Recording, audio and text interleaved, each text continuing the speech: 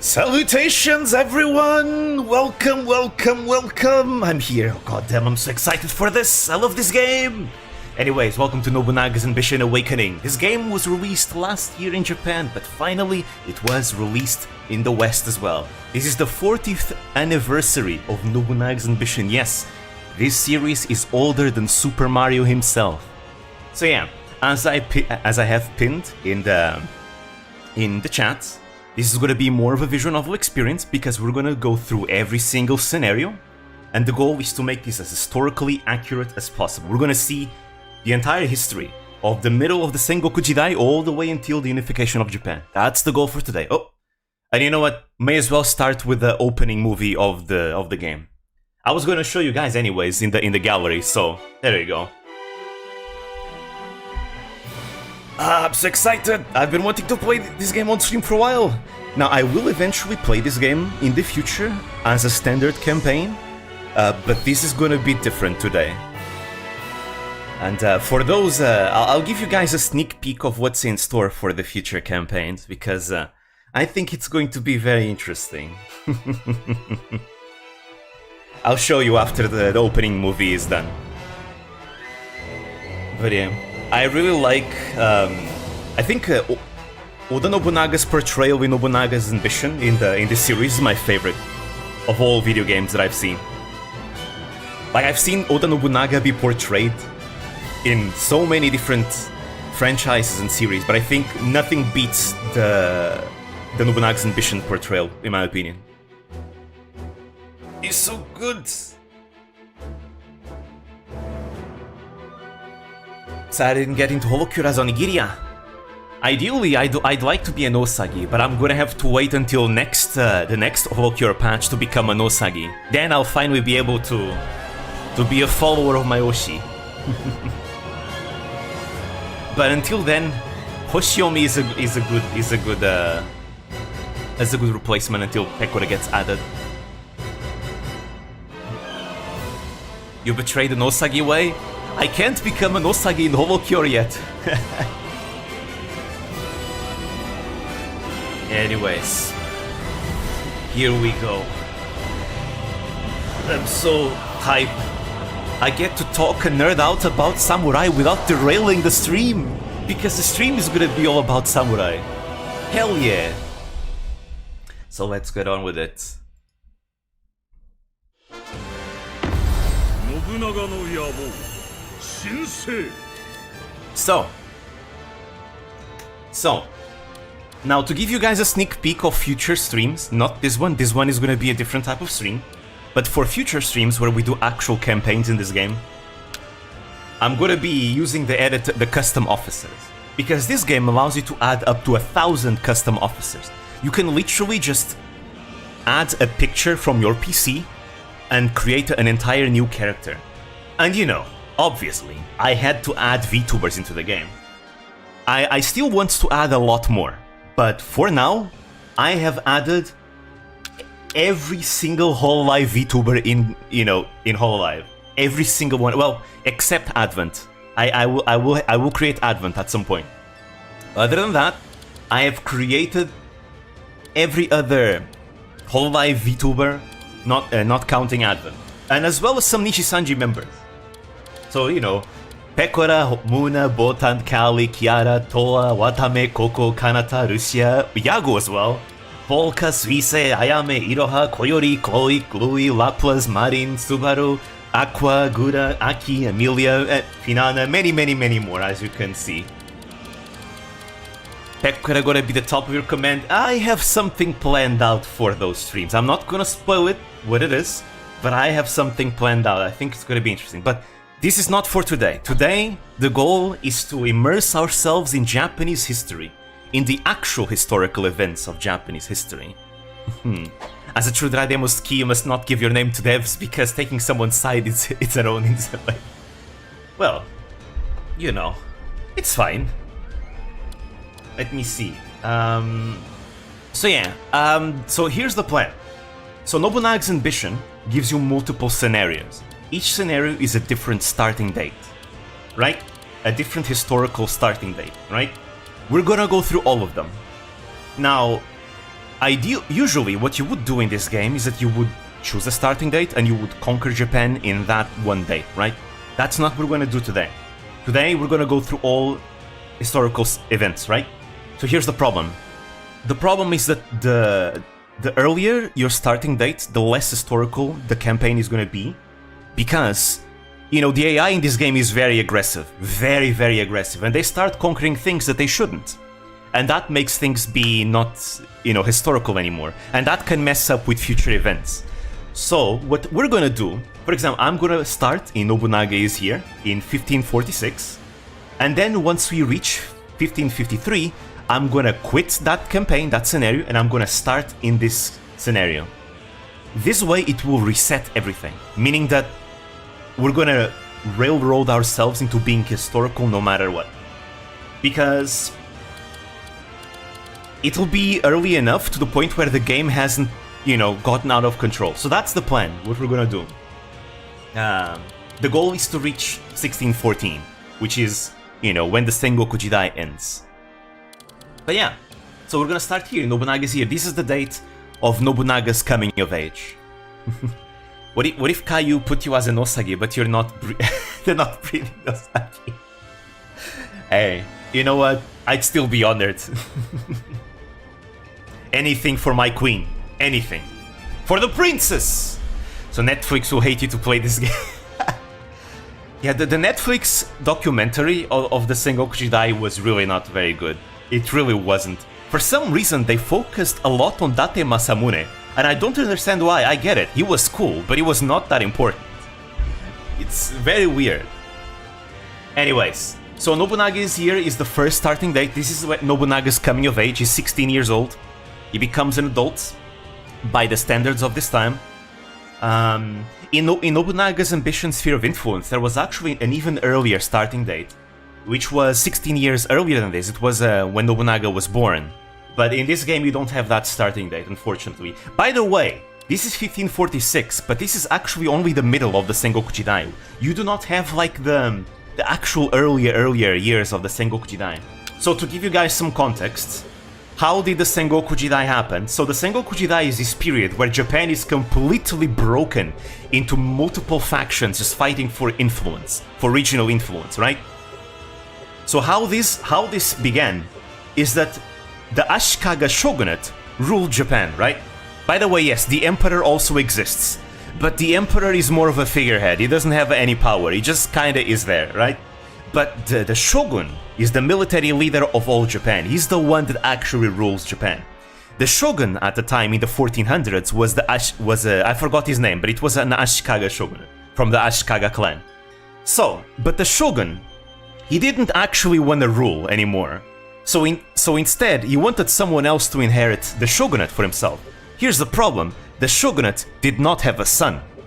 So instead, he decided to ask his brother, who was a Buddhist monk, to become the next shogun. And his brother accepted. But then, the shogun actually had a son. And then he wanted his son to become the shogun. But his brother had already accepted the position. So what do we do now? So begins a civil war. That war was known as the Onin War, where, you know, different clans took sides. I think the Yamana clan took one side, and the Hosokawa clan took another side. I forgot which is which, but basically, it was a huge mess, and Kyoto burned down, and everything was destroyed. And that war was such a mess that the Ashikaga shogunate lost all power, because, you know, the central government was basically broken.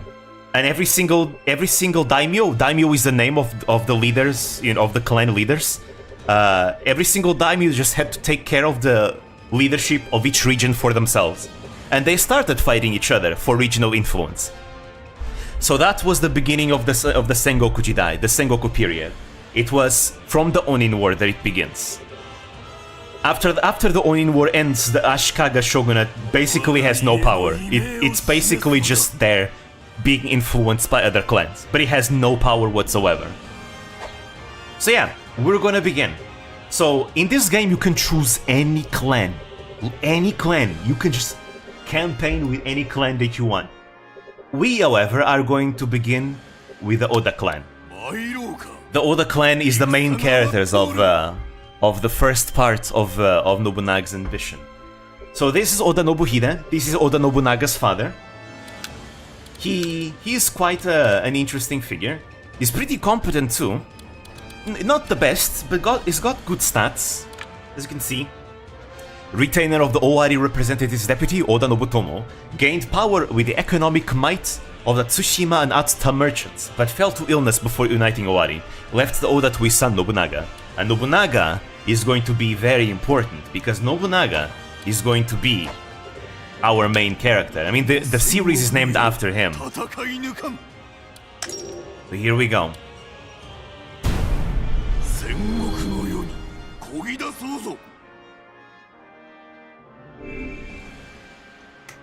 Dota lady, why didn't he choose the League of Legends lady? Reign of the Sengoku area daimyo. Originally, a daimyo's income consisted of rice and other crops collected as tribute. However, since the administration of his domain was divided among his retainers across the fiefs, he would only be capable of collecting tributes from his immediate vicinity. Daimyo would consequently impose provisional taxes, such as farmland taxes, property taxes, and tolls. More powerful daimyo could levy taxes on their retainers, the common people, and temples, essentially the entirety of their territory, which let them enjoy a considerably large income. With the propagation of commerce and the development of the mining industry, higher profits led to great influence. In return for being promised authority of their own dominions, the retainers were made to provide on soldiers, weapons, and provisions, arms of war. This is what gave rise to the concept of Sengoku daimyo, as we know them. How should production be increased with limited resources and manpower? In what manner should retainers be commanded and regulated? The answers to these questions are now up to you. Damn, that was quick. But yeah, please guys remember that word, daimyo. Daimyo is the leader of a clan, basically. Well, not quite. It's kind of something else, but in a nutshell, it's the leader of a clan. Anyways, here we go. Tenbun 15. By the way, another backstory about Japanese years. So, the Japanese calendar always starts from 0 every time there's a new emperor. So, for example, this is the Tenbun 15 year, right? This means that this is the year 15 of Emperor Tenbun, right? So, Emperor Tenbun has been in power, quote-unquote power, for 15 years. This method of calendar is still used today, by the way. I think we are in the Heisei era. The current Emperor of Japan in 2023, I think, is Emperor Heisei, and we are. I forgot which Heisei year we are because I forgot when Naruhito became Emperor.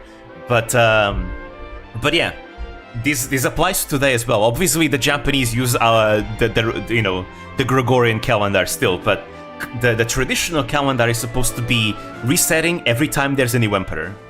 So this is why they're calling it Tenbun 15. But in our calendar, it's 1546. Firearms already are in Japan. They've been in Japan for 3 years. The Portuguese arrived at Tanegashima in 1543 and introduced firearms. Anyways, Kipposhi, the eldest son of the Owari province daimyo Oda Nobuhide, was just about to come of age. So, more context, guys. So, samurai change their names all the goddamn time. Every samurai has a childhood name. Oda Nobunaga as a child was known as Kipposhi, and then when he becomes an adult, he becomes known as Oda Nobunaga. This applies to every samurai, and samurai still change their names for other reasons in the future, but Nobunaga is always known as Nobunaga after becoming Nobunaga. But before becoming Nobunaga, he is known as Kipposhi. Tensions with the Ashikaga shogunate and the Hosokawa clan Kanrei continue to sow discord in the capital, where the Miyoshi clan wielded even more power than their masters. Continuing to butt heads in western Japan, Ouchi and Amago steadily gained power. Mori Motonari set his sights on the dominion of all of Chugoku. Meanwhile, the death of Hojo Ujitsuna had disrupted the balance in power of Kanto. Oh, by the way, yes, this game uses the Western way of reading names. I'm gonna use the Japanese way. So I'm gonna say their family names first and then their actual names, because you know, this is a Japanese historical game, it should be that way. So in this case, Hojo is the family name, Ujitsuna is the actual guy's name. So I'm gonna read it as Hojo Ujitsuna. So just to clarify. Imagawa, Takeda, and Uesugi recognized the opportunity and moved to challenge the new clan Ujiyasu. Most of what I know of Japanese history I learned from Gaijin Gun, but I like to watch him as well. I really like his channel.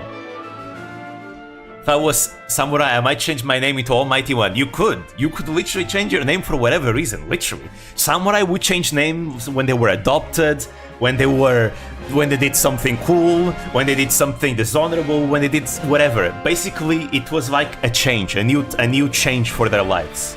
And you'll see, some samurai changed their names like 13 times or whatever. It's really funny. Alright. So there's gonna be historical events happening all over Japan. So here we go. Oda Nobunaga's coming of age. Oda Nobuhide's eldest son, Kipposhi, also known as Nobunaga Saburo, had just come of age. He was labeled a fool by those around it for harboring a great ambition that ordinary folk could not even begin to comprehend. It was in this time that the man who would come to be known as Oda Nobunaga was released upon the warring world. So, Nobunaga, as a child, he was known as the Fool of Owari, because he expressed a lot of, the Nobunaga peace theme. The Oda peace theme is great. Because Oda Nobunaga was known as a fool. We're in the Reiwa era? Oh, so we're not in Heisei anymore. Okay. Thank you for clarifying. Something like that. Yeah, I think we're either in the Reiwa or the Heisei era currently in 2023, but I'm not sure which. Yeah, young Nobunaga looks super cool. So young Nobunaga was known as the Fool of Owari because he had a very unsamurai-like behavior. Basically, Nobunaga, he liked, for example, wrestling with peasants. He liked befriending peasants just in general. He sometimes dressed as a woman and basically expressed a lot of not very samurai-like behavior. So he was known as the Fool of Owari, and a lot of people in the clan did not like him. That's why he's called the Fool sometimes, but as we'll see in the future, that nickname, the Fool, is about to change. So let's see, where is it? Nobunaga, where are you, Nobunaga? Let's see, he's the highest leadership stat in the game, right? Or not? Wait, where is Nobunaga? Wait, is he not an adult yet? But he's a... Oh wait, no, he's not in Nagoya, I guess he's in Narumi. Let me check. Officer... nope, he's not here either. Is he an Anjo? That's kinda dangerous. Oh, maybe he's not in a castle in the first place. Let me see. Politics. There we go. He's got the highest politics stat. He's got maxed out politics. There we go. So this is Nobunaga. He's got super high stats, as you can... I mean, it's Nobunaga. Of course, he's super high stats. He's super good. Really, really, really good. Let me read. Nobuhide's heir. Well, actually, I shouldn't read this, because this is a spoiler. I don't want to spoil the historical events, so I'm not gonna read. So this is his abilities. Awakening increases his attack and defense by 40 each. It's really good, and has a very short cooldown in battles. It's gonna be amazing. Demon King and Dynast are very good, but unfortunately they are not active. They only become active when Nobunaga is the leader of the clan. But yeah, his Demon King ability is gonna be his next nickname. You know, once he loses the Fool of Owari nickname. But basically, when he conquers territory, he becomes stronger. And he likes firearms, so he's got gunnery. So yeah. So, here's the plan. Because I'm trying to do this as historically accurate as possible, I am not gonna attack anything that wasn't taken at that period of time. So for example, you see Inuyama and Kiyosu? We are not supposed to take this until Nobunaga becomes the leader of the Oda clan, because Nobuhide never took these castles, right? So we're not gonna conquer anything, we're just gonna defend our territory. Eventually, we're gonna be attacked here and we're gonna lose this territory, because the Oda historically lose Anjo Castle. Because they took it from the Matsudaira clan here. Let me see. Also, to give you guys some more context on the clans that were being shown at the beginning of the game. So this is the shogunate, right? The Ashikaga shogunate right here. It's this symbol, this clan. They control Shoryuji, Nijo Castle, and Kutsukidani. The shogunate does not have actual any power. They're currently being influenced by all the clans around them. Right now, there's a war going on between two different clans to influence the shogunate. Those clans are the Miyoshi clan, right here, led by Miyoshi Nagayoshi. And then the other clan is the Hosokawa clan, led by Hosokawa Harumoto. Those are the two clans that are fighting each other to basically influence the shogunate right now. And then there's also this Hosokawa clan too, which broke away from the other Hosokawa clan. This happens all the time, by the way. Let's see, in the west, we have Mori Motonari, leader of the Mori clan. Right now, he is a vassal, I think, of the Ouchi clan. But he's about to basically beat everyone else around him and become the powerhouse of Chugoku region. And then, in the east, we have Imagawa Yoshimoto, leader of the Imagawa clan, who's about to become very important because let's just say that the Oda clan's fate, which is our clan, is very much tied with the Imagawa clan. So let's pay attention especially to the Imagawa clan. They're gonna be very relevant for the events that are gonna happen to us. I keep picturing Mamma Mia when you say Miyoshi. Maybe I'll add Mio into the Miyoshi clan when we do the VTuber campaigns in the future. I have some ideas. I'm gonna put Polka in the Oda clan for obvious reasons. As well as many other things. So yeah. So this game, I really like this game. It has a lot of depth for like managing your clan. So you have like your castles, you're supposed to like develop your castles, right? Make them good, make them mighty, to be able to get more troops, you need to develop your economy and develop your crops. More crops means a better harvest, which means more resources for when you are, out in war. Let's see, I guess I'm gonna keep them there. Yeah, I think I'm just gonna develop my territory, because I'm not supposed to conquer anything, because that's gonna go against history. I'm gonna begin by developing my economy. I really like developing my economy because I feel like money is really important in this game. If I am in a very bad spot, I will go for crops first, because crops also increase your army, right? But we're kind of fine. I don't think we're gonna be invaded anytime soon yet, because the Imagawa are not supposed to attack us just yet. Because the Imagawa are still kind of busy in the east, right? The Imagawa are our biggest enemies, but the Imagawa are also enemies with the Takeda clan and the Hojo clan, right here. Yes, the Hojo clan is a Triforce symbol. That's their symbol, their clan symbol. Hello, Lalayo. Hello, Randomness. Hello. Let's see. So in this game, you can also like make policies. Those policies do stuff. They can unlock features in the game as well. They're very important because, for example, if you do a regular campaign, even if you manage to conquer the entirety of Japan, there's no guarantees that your regime will last. So this game has a layer that you need to solidify your regime to make sure it doesn't break after you become the leader, right? And enacting policies to strengthen your regime is going to be very important if you want to have a good ending. As well as, making sure that you truly control Japan properly. But yeah, for now, I'm just gonna let time pass and I'm gonna develop my territory. The officers that you assign to your territory will also automatically develop the territory for you, which is really nice. How fast they do it will depend on their politics stat. Anyways, so as the game progresses, we're gonna unlock these hearsays. This is basically events that are happening in other clans. Events that happen in your clan will trigger automatically without you clicking on them.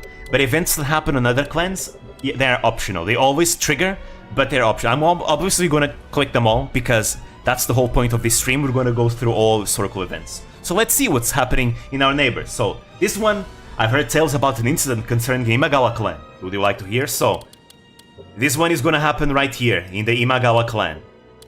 This guy. All right. Revolt in East Tsuruga. Let us see. Also, do tell me if the audio is alright. I think the audio might be a little bit low, so I might increase it a little bit more. I love the music in this game, by the way. It's really cool. There we go.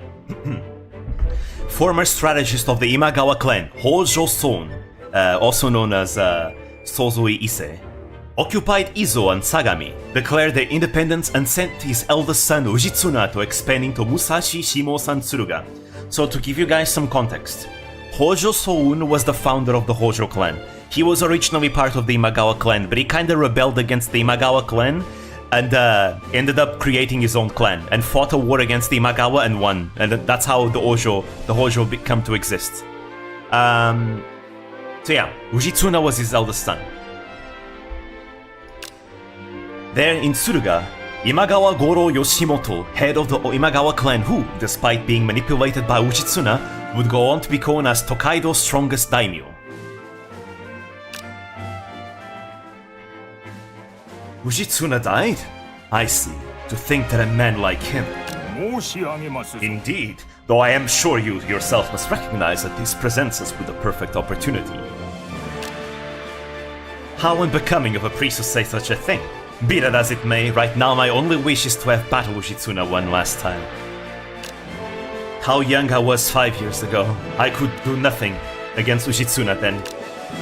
He was the one who showed me just how impudent I had become after defeating my brother and becoming successor. While he may have been my father's cousin, he was a terrifying man. If only I could have faced him again. It seems Uchitsuna was like a mentor to you, Lord Yoshimoto. Haha, you may be right. He was something of a mentor. And perhaps it is time for the pupil to become the mentor, Lord Yoshimoto. Why not teach the ways of our world to Uchitsuna's son, Uchiyasu? The dead leave behind their teachings and the living carry them. Then, when they die, someone else emerges to carry on their teachings. This is how people are made. Even the orator. Ever the orator when it fits you most. Perhaps I will teach him a thing or two. Taking advantage of Uchitsuna's death, Imagawa Yoshimoto sent his soldiers to seize control of the eastern part of Suruga and Kambara Castle. It would be known as the First East Suruga War. Yoshimoto proposed a joint operation to Takeda Harunobu, who accepted and joined his force. Uchiyasu was informed of this immediately. We make for Suruga at once! We must seal it off from the Imagawa and Takeda! It cannot be lost! Reports! Kanto Kanrei Uesugi Norimasa, Ogiga Yatsushi, Uesugi Tomosada, and even Hashikaga Haruji. The Kogakubo himself have joined the attack and are marching towards Kawagoe Castle. Haruji! But he's my brother-in-law! That fool! What is he thinking? That Norimasa must have tempted him. It doesn't stop there. Magokuro. Someone must be supporting Norimasa, ensuring that we'd be attacked from the both east and west. But that would mean... Imagawa Yoshimoto? He's not only controlling the Takeda, but also the Uesugi and Kogakubo. Yes, there is no doubt about it. How many enemy soldiers have been gathered near Kawagoe? Enough that the scouts were unable to count their numbers. At least 80,000. 80,000. Not a number so easily raised. Though the Uesugi and Kogakubo have tens of thousands between them alone. Brother, this is bad. If we lose Kawagoe Castle, Hojo-controlled Kanto will be back to square one. Magokuro, can I leave Kawagoe Castle to you? I will not ask you to be victorious, but please, do all you can to not lose the castle. Are you asking me to die, brother? Don't give me that look. They call me the incarnation of Hachiman, you know? As if I would die so easily. I'm sorry, Magokuro. No, Tsunashige. I hate to ask you to clean up this mess I've made. We should have made peace with Imagawa after father's death. Then none of this would have... Now's not the time to lament, brother. If I come back alive, it will be your turn to listen to my complaining. Yes, indeed. Kawagoe is in your hands. That leaves only East Suruga. Yoshimoto will not withdraw, though he will also not be easily defeated. Then, we have no hope? No. Yoshimoto has us encircled. If there is a weakness, then it is to the west. Perhaps Takeda Harunobu has joined Yoshimoto's forces. Harunobu is difficult to control. I have no doubt that in assisting Yoshimoto, he plans to gain something for himself. We must make use of that. Sounds like you'll have the west covered then. I will go east to Kawagoe. I'm counting on you, Tsunashige. Once I clean up things in the west, I will come to assist you. Do not die before then. You really are asking a lot. I'll do my best. Recognizing the need to defend against Yoshimoto's coalition, Hojo Tsunashige went to Kawagoe Castle. Meanwhile, Uchiyasu attacked East Suruga. So there we go. So this is why we don't have to worry about the Imagawa for now, because the Imagawa are kinda busy with the Hojo, so he can rest easy.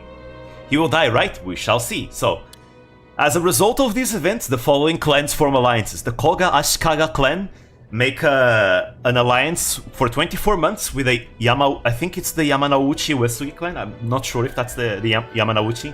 And the Yamanouchi Uesugi clan makes an alliance with the Ogigeyatsu Uesugi clan, and the Ogigeyatsu clan makes an alliance with the Koga Ashikaga clan.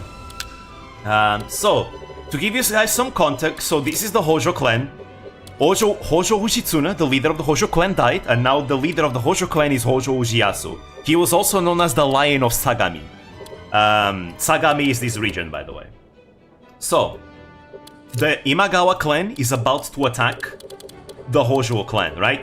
And they have made an alliance with the Takeda clan right here, led by Takeda Harunobu. So Takeda Harunobu, remember this guy. This guy is very important. Takeda Harunobu is the guy that will become Takeda Shingen, one of the greatest military masterminds of the Sengoku Jidai, or Japanese history in general. This guy basically exiled his own father to become the leader of the clan, because his father was not having much success leading the clan. So he exiled him, and his father basically went to take refuge in the Imagawa clan. Meanwhile, the Hojo clan has been expanding into Kanto, into the Kanto region, which is this region. By the way, this is Edo. This is the city that will become Tokyo in the future, in the Meiji Restoration. Anyways, so this is the Kanto region. This is the Ogigeyatsu Uesugi clan. So the Uesugi are at war with these clans right here. These are the Yamanouchi Uesugi clan. Let's see, where's the... No, this is a different clan. There we go. These are the Koga Ashikaga clan. So the Uesugi right now are fighting the Ogigeyatsu Uesugi clan, the Koga Ashikaga clan, and the Yamanouchi Uesugi clan. All these clans. And they're about to be invaded by the Imagawa clan and the Takeda clan as well. By the way, Kawagoe, the castle that we're talking about that's coming under siege, is this one over here. This castle over here. So yeah. Now for the next historical event. I've heard tales about an incident with the Imagawa clan. Alright. The Battle of Kitsunebashi. So there we go. Yoshimoto, Ujiyasu, and Takeda Harunobu. So these three clans are about to be the main characters of these events. Oh, wait. Alright, there we go.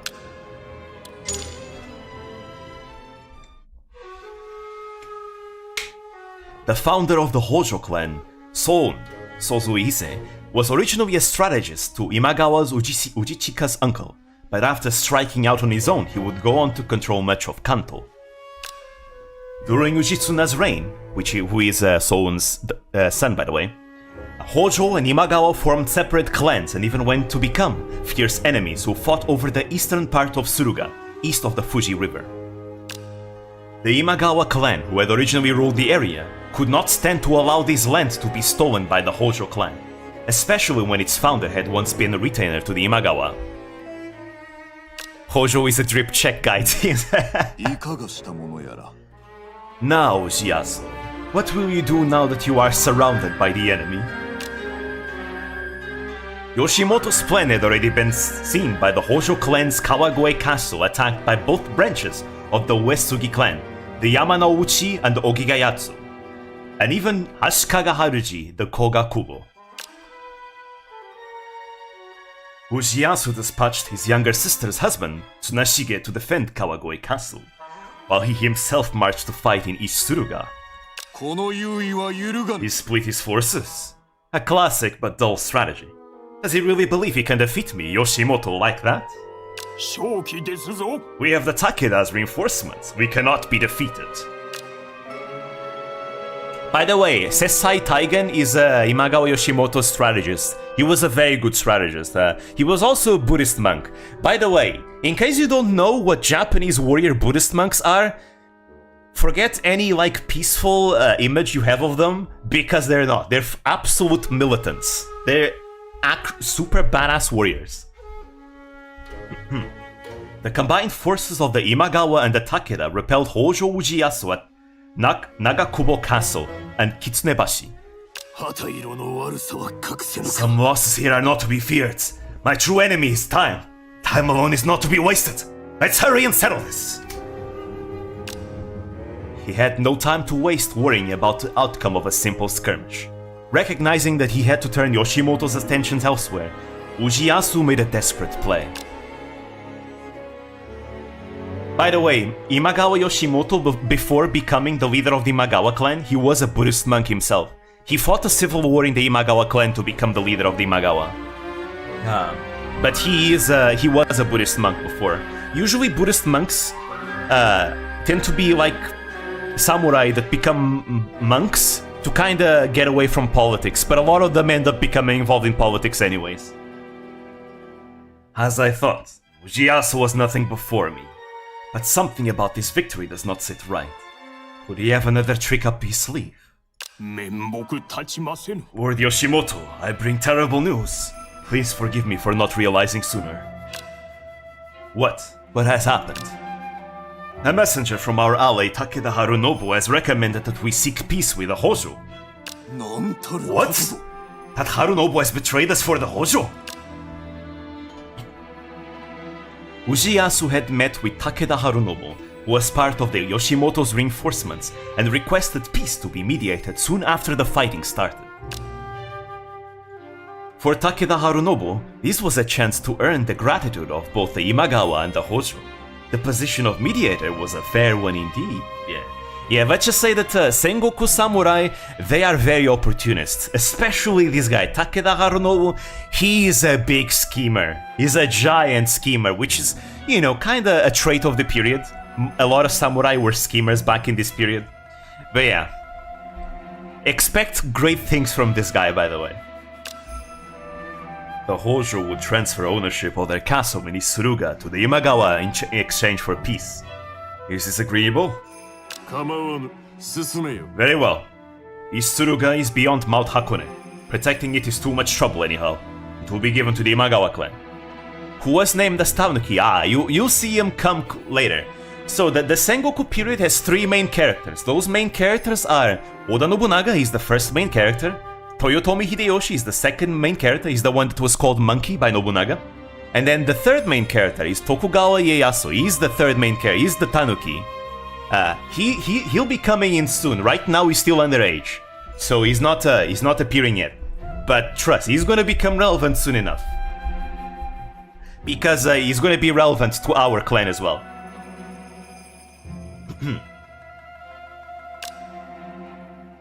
East Tsuruga should have always been Imagawa's.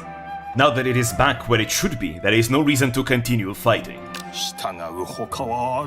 Reluctant as I am to do so, we'll both agree to cease fighting and withdraw our troops. Then we have peace. It seems all the running about by Harunobu was worth it. While this tentative peace would eventually lead to the Koso-Sun alliance between the Imagawa, Hojo, and Takeda, that was still far off future. By the way, this Koso-Sun alliance, when it actually becomes a thing, that's gonna be terrible for us. And you'll see why. With this perhaps unfavorable truce in place, Ujiyasu quickly turned to consider his next move.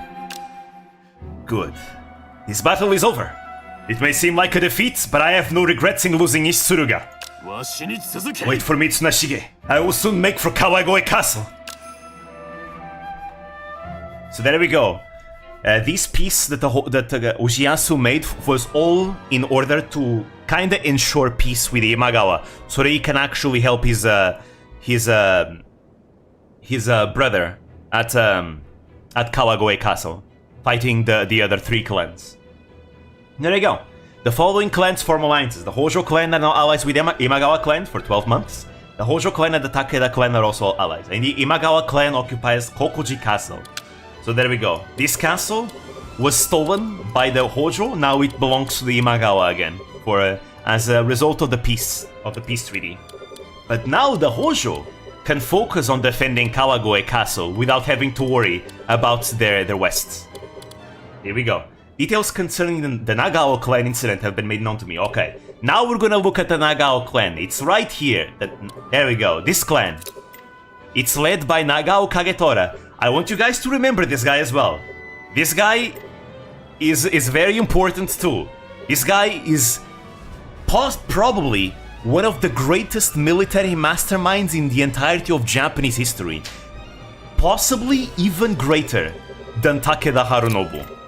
This guy is such a badass, he was known as the God of War, literally believed to be the reincarnation of the God of War Bishamonten, and also known as the Dragon of Echigo. This guy is an actual super badass. You'll see more about him in the future. Here we go. So, it happens right here. So the clans involved in these are the Nagao clan, the Echigo Uesugi clan, and I forgot what this one is. It's another branch of the Nagao. So, context, the Nagao clan is in civil war. Shocking, am I right? It's like every clan is in civil war right now. Like, you remember when I said that Yakuza politics look like samurai politics? This is why. This is exactly why. They're just scheming and fighting amongst each other all the goddamn time and all that. Just families fighting families and all that. Oh, wait. Goddamn, I didn't read that.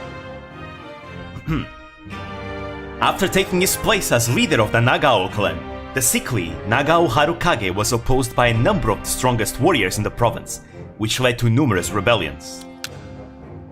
The indecisive Harukage was unable to do anything about the situation, leaving the rebels to his brother Kagetora, who was a number of years younger than him. Soon after Kagetora's first battle, the people began to speak of his skill at commanding that surpassed his years. As such, no small number of Nagao clan retainers, long dissatisfied with Harukage's rule, began to hope that Kagetora would take over as leader of the clan. I refuse to become a warrior with only to support my elder brother. No, that's not what he said. I became a warrior only to support my elder brother. To usurp him would be. But the Nagao clan is doomed under Lord Harukage. Please, Lord Kagetora, we'll do anything we can to install you as leader. Stop this! I will return to Risenji Temple if you do not cease this drivel. Torachio. Temples are... There we go, Torachio is his childhood name. Temples are not something to be used for your own convenience. Master, I swear I speak the truth. I still consider myself your disciple. I am prepared to spend my life at Risenji Temple. That will not do. People are born with certain talents. Anyone can recognize that you have talents that your brother does not. Lord Harukage continuing to serve as clan leader will only cause his health to deteriorate further. You do not wish to cause your brother pain, do you? You have the chance to free him from his suffering. I understand, Master. If it will save my brother, I, Kagetora, will walk the path of thorns. With Kagetora agreeing to take over the clan, Harukage's retainers began to pressure him to retire. Lord Harukage! The retainers have something we wish to speak with you about, difficult as it is. What is it?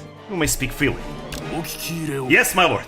We wish to ask you to give leadership of the Nagao clan to Lord Kagetora. Kagetora? You mean to betray me? Is this a revolt? No. There is no rebellion. We wish for you to retire quietly and allow Kagetora to be adopted as next in line. Retire? What foolish nonsense! What is this if not a rebellion? Lord Uesugi Sadazane, governor of Echigo, is in agreement. Lord Sadazane too? When? You've all been scheming against me! Please, Lord Harukage, be calm. You, Tenshitsu of the Risenji Temple? As Kagetora's mentor, and held in high regard by a large number of faithful members of the clergy in the clan, Tenshitsu Koiku also urged Harukage to retire. I understand. Your words have moved me. I will follow your advice. Kagetora will be given the clan. You have made the correct decision. You may now rest easy. Brother, were things to come to this, Kagetora! The path of a leader is not a simple one. However, I believe you can succeed. I leave the Nagao clan in your hands. Yes! And so, Nagao Harukage retired, making his brother Kagetora clan leader. The sickly Harukage was now able to rest as a new clan head was installed. The Nagao clan had taken a large step forward, but that didn't mean all its troubles were laid to rest. Oh yeah, let's just say that the Nagao clan is gonna be fighting everybody. How terrible that Harukage was forced into retirement. Just what kind of man is this Nagao Kagetora? Several highly important people in Echigo backed Harukage's position. In particular, Masakage of the Ueda Nagao clan had a poor relationship with Kagetora. Civil war is brewing. Ho ho. So there we go. As a result, Nagao Kagetora... Wait. Let me just answer a message here. But yeah, Nagao Kagetora succeeds Nagao Harukage as daimyo.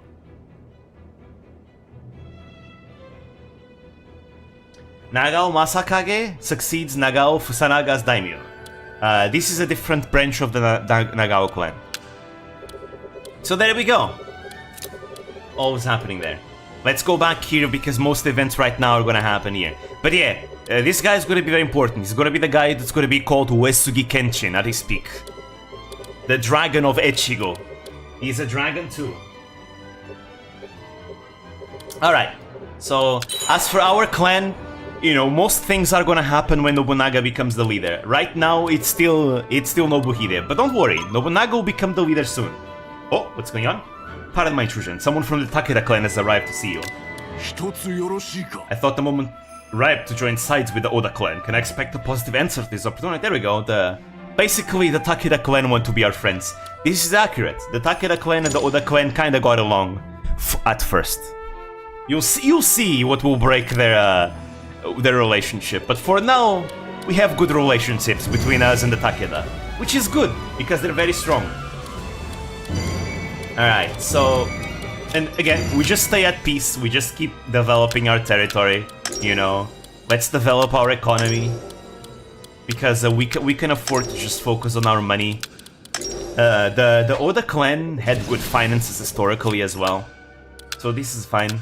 Let me see, strength of years is good, we can increase the loyalty of our officers that have been with us for a long time.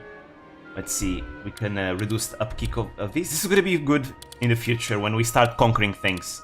The Dawn of Revolution policy is specifically unique to the Oda clan. So let's do that. Anyone that you put here in your inner circle becomes more loyal to you as well. And it gives passive effects for your clan as well. You can enact policies here. And the policies that you enact have effects like, in this case, Dawn of the Revolution is the Oda clan unique policy. March-related county occupation speed increases, and all retainers acquired honor also increases.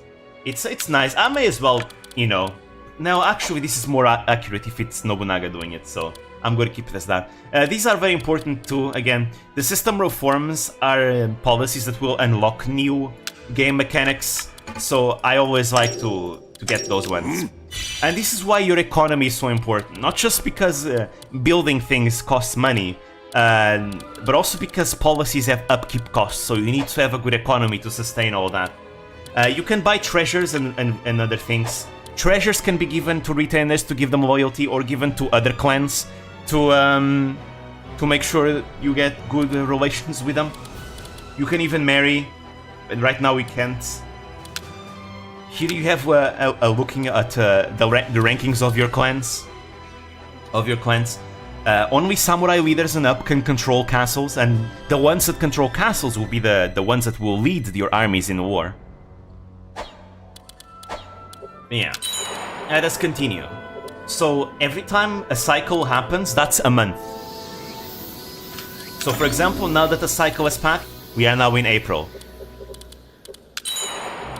And that's when you get your income and all things like that, as well as your harvest. Having a good harvest is good not just for, again, to get more soldiers, but also to make sure that you have enough provisions. Oh, stuff just happened. Oh, let's see. Stuff just happened here. I looked into an apparent disturbance in the Hojo clan. Okay, let's see. As you can see, stuff happened. The Battle of Kawagoe. Here we go. We get to see what happened there. Taking advantage of Hojo Ujitsune's death, Imagawa Yoshimoto of Suruga no longer had anyone to hold him back, and began to plot his next move. In line with Yoshimoto's plan, the Uesugi Yamanouchi, Uesugi Ogigayatsu, and the Koga Ashikaga clans rose up simultaneously to besiege Kawagoe Castle. Most critically, Yoshimoto had won back his Tsuruga, his main target, through an arbitration with Takeda Harunobu. Thus, he was able to quickly make peace with the Hojo. However, instigated by Yoshimoto, the Uesugi clans and Kogakubo were still laying siege to Kawagoe Castle. Protecting the castle was Ujiatsu's brother-in-law, Tsunashige. To think they'd bring 80,000 men, they must truly hate us. Ujiatsu's brother-in-law, Tsunashige, protected Kawagoe Castle against the large force's fierce attacks for months. So yeah, he's been protecting it for like 2 months, I think. Against 80,000 men, you know, keeping it standing for 2 months. I wonder how things went for my brother in Tsuruga. He sounded confident, but then... Oh, great warriors! Whether Hojo rises or falls, this is our final stand! Let us tear apart the sieging force! Watch as I ride to meet the enemy! What? Hojo Ujiyasu has arrived? But how? He should have been fighting Imagawa Yoshimoto in this Tsuruga! The Hojo clan's third head, Hojo Ujiyasu, succeeded in his last-ditch night attack. The combined Uesugi and Ashikaga forces fell into disarray. Yes, I've been waiting, brother! Open the gates! Attack! Get out there! Vanguard warriors flooded out of Kawagoe Castle along with Hojo Tsunashige's forces, destroying the sieging army in a pincer attack. The head of the Ogigayatsu Uesugi clan, Uesugi Tomosada, died in battle. The head of the Yamanouchi Uesugi clan, Uesugi Norimasa, and Kogakubo Ashikaga Haruji abandoned their forces and fled. And so, the force that made up the 3 clans that controlled the Kanto faced a legendary defeat. Let me give you guys a little bit more context, because this game doesn't do it as well as Sphere of Influence in this aspect. So, Kawagoe Castle was especially noticeable. So, basically, Ujiyasu did a night raid against the besieging forces. Basically, he ordered his troops to kinda remove their armor, to be able to silently advance upon the enemy troops without being noticed. He ordered them to basically not bring any banners, take away their armor to remain as agile and silent as possible, and he ordered every one of his soldiers to not collect any enemy heads. Why am I saying this? Because samurai had a very, very big practice of claiming their enemies' heads. Like, head taking was very common. So Ujiyasu forbid his troops from claiming any heads to be able to properly win this battle. That's how he managed to win this as well. This miraculous victory, later known as the Kawagoe Night Raid, would eventually lead the Hojo clan seizing control of the Kanto region. There we go. Sphere of Influence has an actual cutscene that shows this battle, and there's not one for this game, unfortunately. I actually really like the cutscene in Sphere of Influence. But there we go. Nambada Norishige dies, Ogigayatsu Uesugi clan is annihilated, and affiliated officers are added to the Hojo clan. The Koga Ashikaga clan is annihilated, and affiliated officers are added to the Hojo clan. Officers change affiliations. Narita Nagayasu becomes affiliated with the Hojo clan. Narita Yasusue becomes affiliated with the Hojo clan. Oishi Sadahise becomes affiliated with the Hojo clan. Oda Tomooki becomes affiliated with the Hojo clan. Uesugi Tomosada dies. And there we go. And just like that, the Hojo clan has a better grip into Kanto. And this is gonna be very important because now the Yamanouchi Uesugi clan is kind of fighting alone in Kanto, you know? They just lost all their allies. The Yamanouchi clan, their allies here just got destroyed by the Hojo. The Imagawa are in an alliance, a temporary alliance with the Hojo, and the Takeda are not concerned with the Hojo either. Because the Takeda right now are more concerned with conquering Shinano, this region right here. We're gonna see the Takeda try to conquer this territory. And let's just say that all these clans are gonna be asking the Nagao for help. All of them, which is gonna bring the Nagao into the conflict as well. Again, it's a huge clusterfuck. This is what makes the Sengoku period so spicy, is that it's an absolute chaos of clans just bringing each other to fight other clans and all that. We're gonna be in the middle of a lot of chaos too in the future, once Nobunaga becomes the leader. But for now, we can still chill. Nobuhide, historically the leader of the Oda clan, Nobunaga's father, he tried to invade the Saito clan here in the north, as well as the Matsudaira clan in the east, but he failed multiple times. I mean, technically he succeeded in conquering Anjo Castle. Anjo Castle belongs to the Matsudaira clan, but Nobuhide managed to conquer it. Right now we have it. But yeah, supposedly we are at war with the Matsudaira clan. Now let's not forget the Matsudaira clan are going to become vassals to the Imagawa clan, so you can kind of imagine how that's going to bring the Imagawa clan to, to us.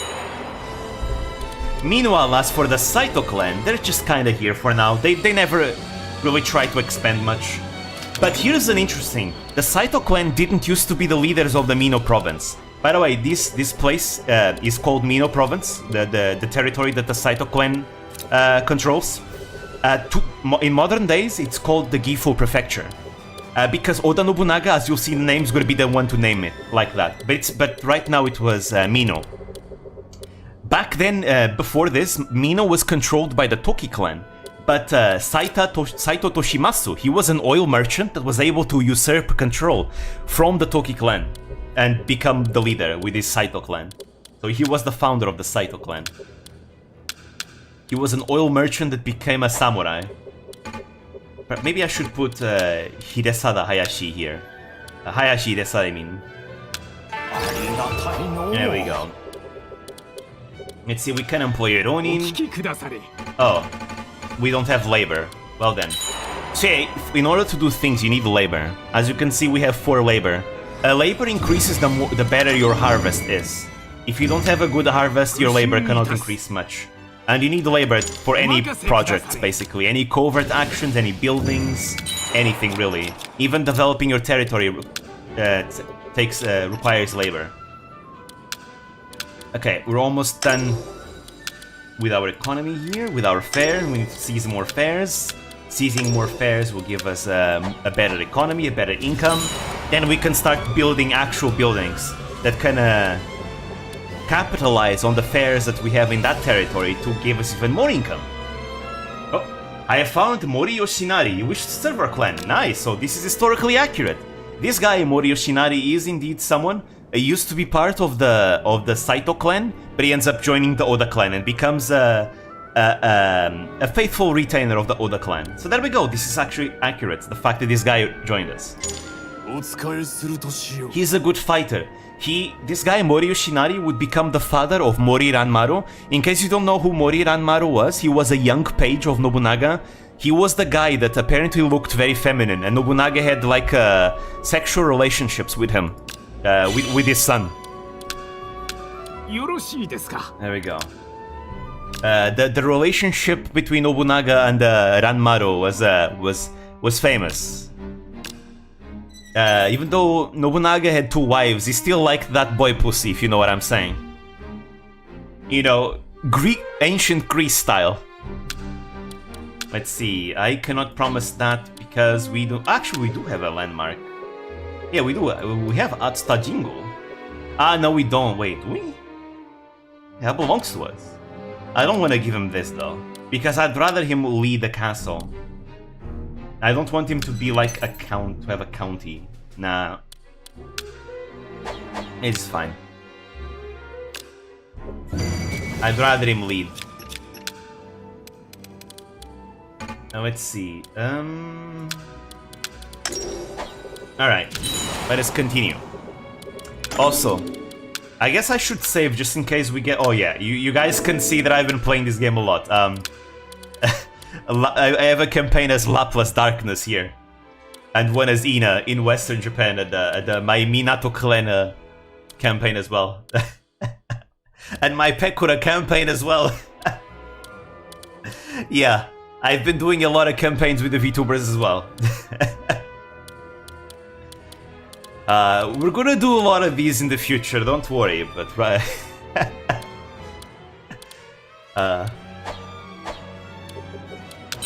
What? Yeah, you know, it wasn't actually that far-fetched that certain samurai had conjugal relationships with other samurai. Ranmaru is I think Ranmaru and Nobunaga's relationship was the most popular one, because Ranmaru was said to be particularly feminine looking, right? So you know, Nobunaga was into them femboys, you know? Let me see. Okay, stuff happened right now in the Nagao clan. Let's see what's going on in Nagao. Also, people are fighting.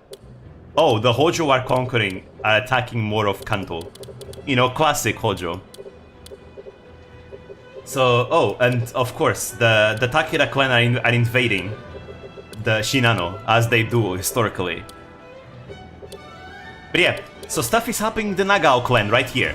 Right here. Let's see what it is. Ah, okay. It concerns the Uesugi. Wait, no, it's... Never mind. It's the civil war between the Nagao clan. Because we have two Nagao clan. Well, not anymore. But it's the civil war of the Nagao clan. Nagao Masakage surrenders. The Nagao clan was known for producing many conservators for the Uesugi, the Yamanouchi Uesugi clan. All these names get confusing. Which held the title of Kanto Kanrei. The Nagao clan, basically, Kanto Kanrei means is the governor of Kanto. It's the title of the person that's supposed to govern the Kanto province in the stead of the shogun. But as you can imagine, the shogun has no power, so nobody fucking cares who the hell Kanto Kanrei is. Which is why, even though the Uesugi clan is supposed to be the Kanto Kanrei of Kanto, the Hojo clan don't care, just conquer the territory and call themselves the new Kanto Kanrei. Because again, the shogunate has no power. There is no central power anymore in Japan. The shogunate exists, but they're just puppets. Because of the Onin War. The Nagao clan of Echigo was a branch of theirs. However, despite the Fucho Nagao clan and the Ueda Nagao clan, both belonging to the Echigo Nagao clan, the two families had always had a contentious relationship. As Tamekage attempted to expand the territory of the Fucho Nagao clan into Echigo, the Ueda Nagao clan rebelled and the expansion ended in failure. Tamekage's son Harukage tried on many occasions to gain the military strength of the Ueda Nagao clan as kin, but negotiations progressed at a slow pace. Later, Harukage was replaced from clan leader by Kagetora, who believed that seizing control of Echigo would be impossible without the Ueda Nagao clan. After being instated, Kagetora worked swiftly to build up Echigo, and Masakage of the Ueda Nagao clan began to fear that they would become isolated. Kagetora recognized that the two clans depended on each other and grew impatient with the sluggish negotiations. In the end, he decided to advance on Sakato Castle, where Masakage resided. There we go! Kagetora doing what he can do best, what he knows best. Warfare! They call him the god of war for a reason. Time to go and fight. Nagao Kagetora may be young, but he's a strong leader all the same. His orders reach even the lowest ranks. His army advances with immaculate form. They know what it means to march.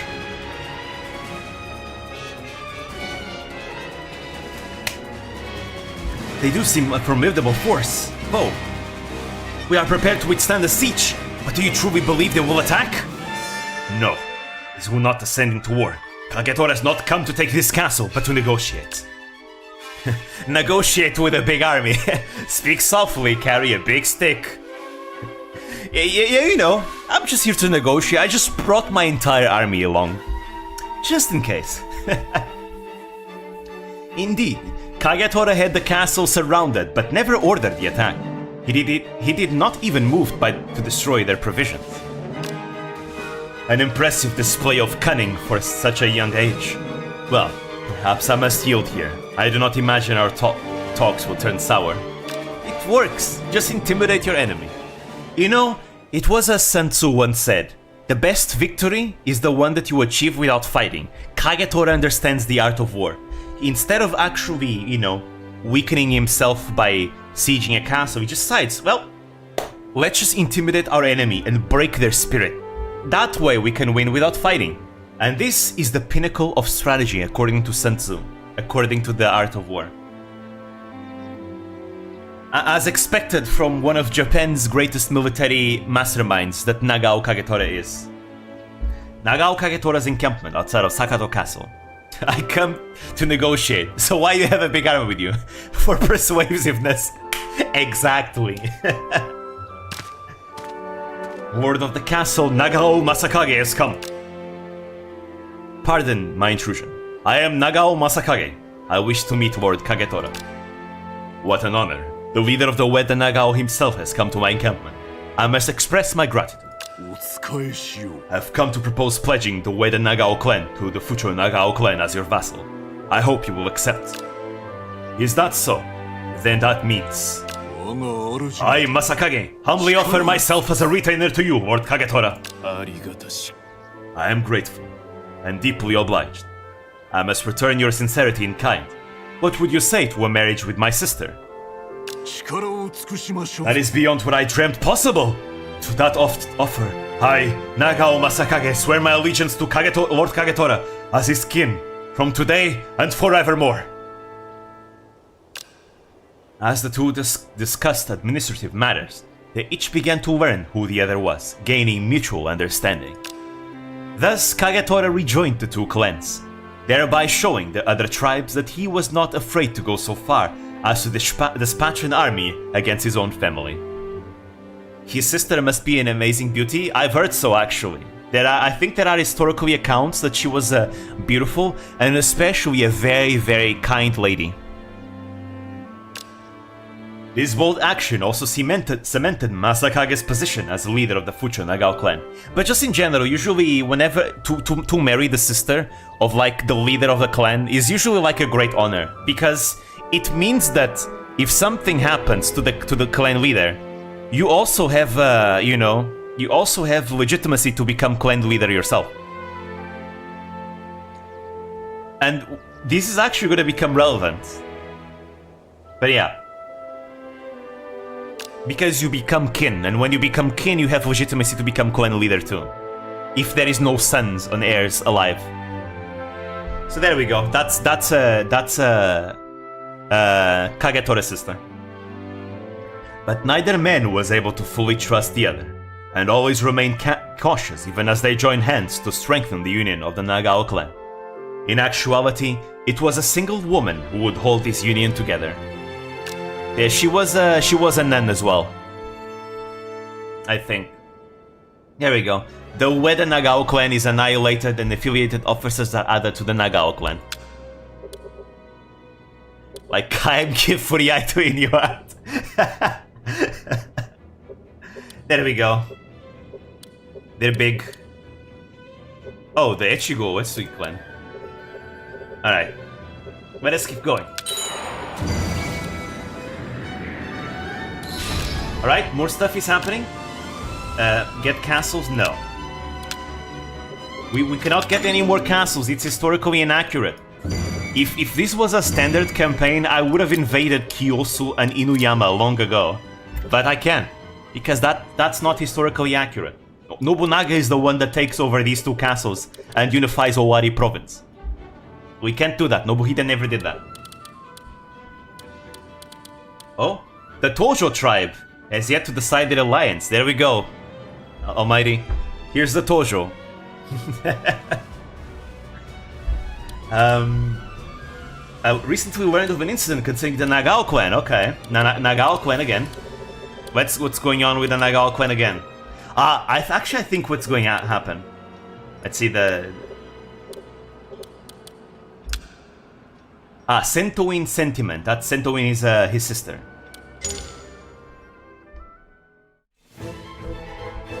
The many years of like a lot of Yakuza groups actually originate from like samurai clans and all that, so it's not far-fetched.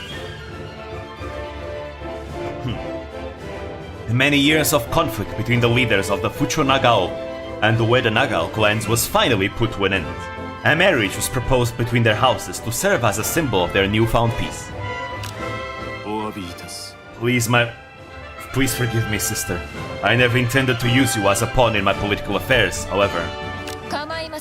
I understand, Kagetora. I will not look back on this wedding with regret. A leash has been put around the necks of you and our brother. Lord Masakage has forced you to recognize your place, and I will become his wife, unpleasant though it may be.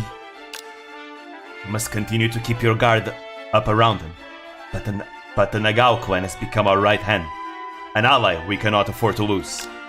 From here on, Lord Masakage will be my brother-in-law, and neither he nor I will treat you with cruelty. So please, go into this wedding with your heart at peace. And thus, Kagetora's sister Sentoin married Nagao Masakage, the leader of the Ueda clan. As I am lacking in experience, I ask for your patience and understanding. Of course, I ask for your support as well. You are now my wife, and I will strive to be a good husband to you. Then, I suppose I should strive to be a good wife to you, too. Thus, Masakage became brother-in-law to the clan leader. From then on, he would work with Nagao Kagetora as his kin, and grow to be an influential member of the clan. And despite their marriage having been brought about for political ends, Masakage and Sentoin formed a healthy relationship, bearing 2 boys and 2 girls. See, they got busy. They really got busy, those two. 4 children. There we go. Alright, let me see. I still want to go for... This one is being developed by someone else. There we go. And I guess I'll go for crops now as well. If I grow myself to be big, others will not attack me as much. There will come a point where clans will start invading each other regardless if it's historically accurate or not. In fact, I think it's already happening. Yeah, I think the Hojo clan is not supposed to conquer these clans so quickly, but it's fine. It's completely fine. Also, I kind of forgot when. When does the next let me just check one thing though. Hello Dream, hello. Hello. I want to just check one thing. I forgot. What's the date that I need to change into another scenario? Someone I was in contact with recently was being disrespectful about Japanese culture, then asked me for advice flirting with Japanese girls, so I taught him to wax lyrical in Japanese for his love of PP. Okay, it's 1553. That's the date where we load a new scenario. I need to remember this. Conquering Oware, yeah. That's the date that Nobunaga conquers, unifies Owari province. Okay, 1553. So we're gonna have to play for a few other years.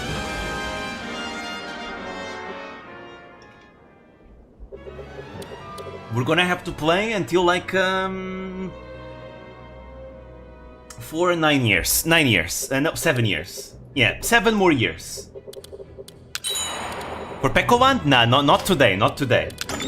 That will be in a future stream, potentially. Yeah, let's appease the Tojo tribe. Let's make the Tojo tribe become our allies. Why not? If an invasion begins, they will support us. Well, to be fair, this belongs to the Matsudaira clan, but...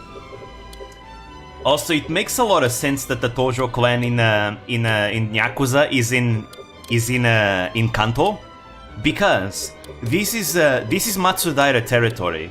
And here's the thing. The Matsudaira clan is the clan that's gonna become the Tokugawa clan in the future, right? And the Tokugawa clan is gonna become the lords of Edo in the future, because they're gonna be moved there. So it makes sense they would bring all their retainers along to Kanto with them. So the Tojo clan being in Kanto, in Yakuza, actually makes sense historically too. Now, don't get me wrong, I don't know if this is the same Tojo clan though. If this Tojo tribe is the same Tojo clan as the Yakuza, but if it is, it makes a lot of sense if it is. Have you considered making Pekor in Baldur's Gate? I've been considering playing Baldur's Gate, actually. I've been hearing a lot of good things about it. So maybe I will consider it for the future. What is a retainer? Imagine like a vassal. Like someone who is our vassal. Oh, and the Asakura clan is declaring war on the Ikoiki.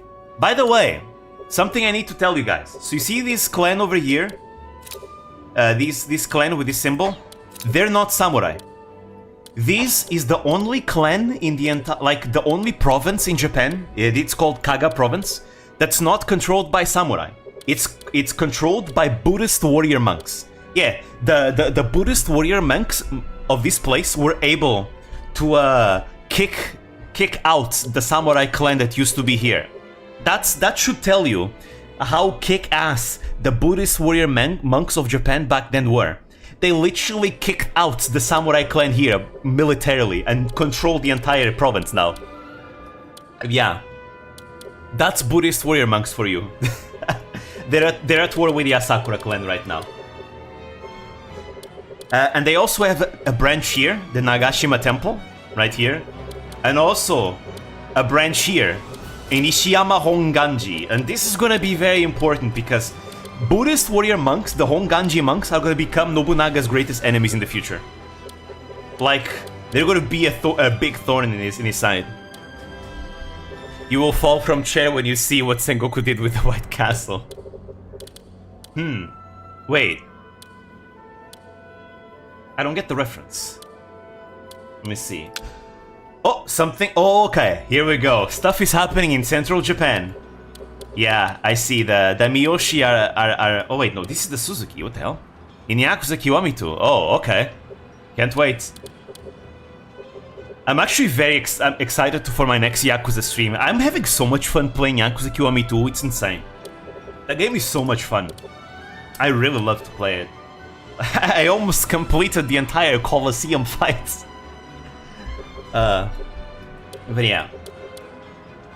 So yeah, so something is happening with the Ashikaga clan. So again, to remember you guys, because again, I assume not everyone knows, you know, the names of all those clans, and you know, to make it easier, I'll always give you guys some context.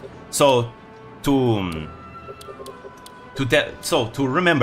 remind you guys. The Ashikaga clan is this clan right here, right? They are the shoguns, but even though they're supposed to be the leader of Japan, they have no power. And they're being influenced by the clans around, especially the Hosokawa clan and the Miyoshi clan. Why am I telling you guys? Because stuff is about to happen with them. Appointment of the 13th shogun. And again, I feel like I should remind you guys because there's a lot of names being mentioned all the time, and it can get kind of confusing for people that don't know these names already. That's why I'm repeating myself. But there we go.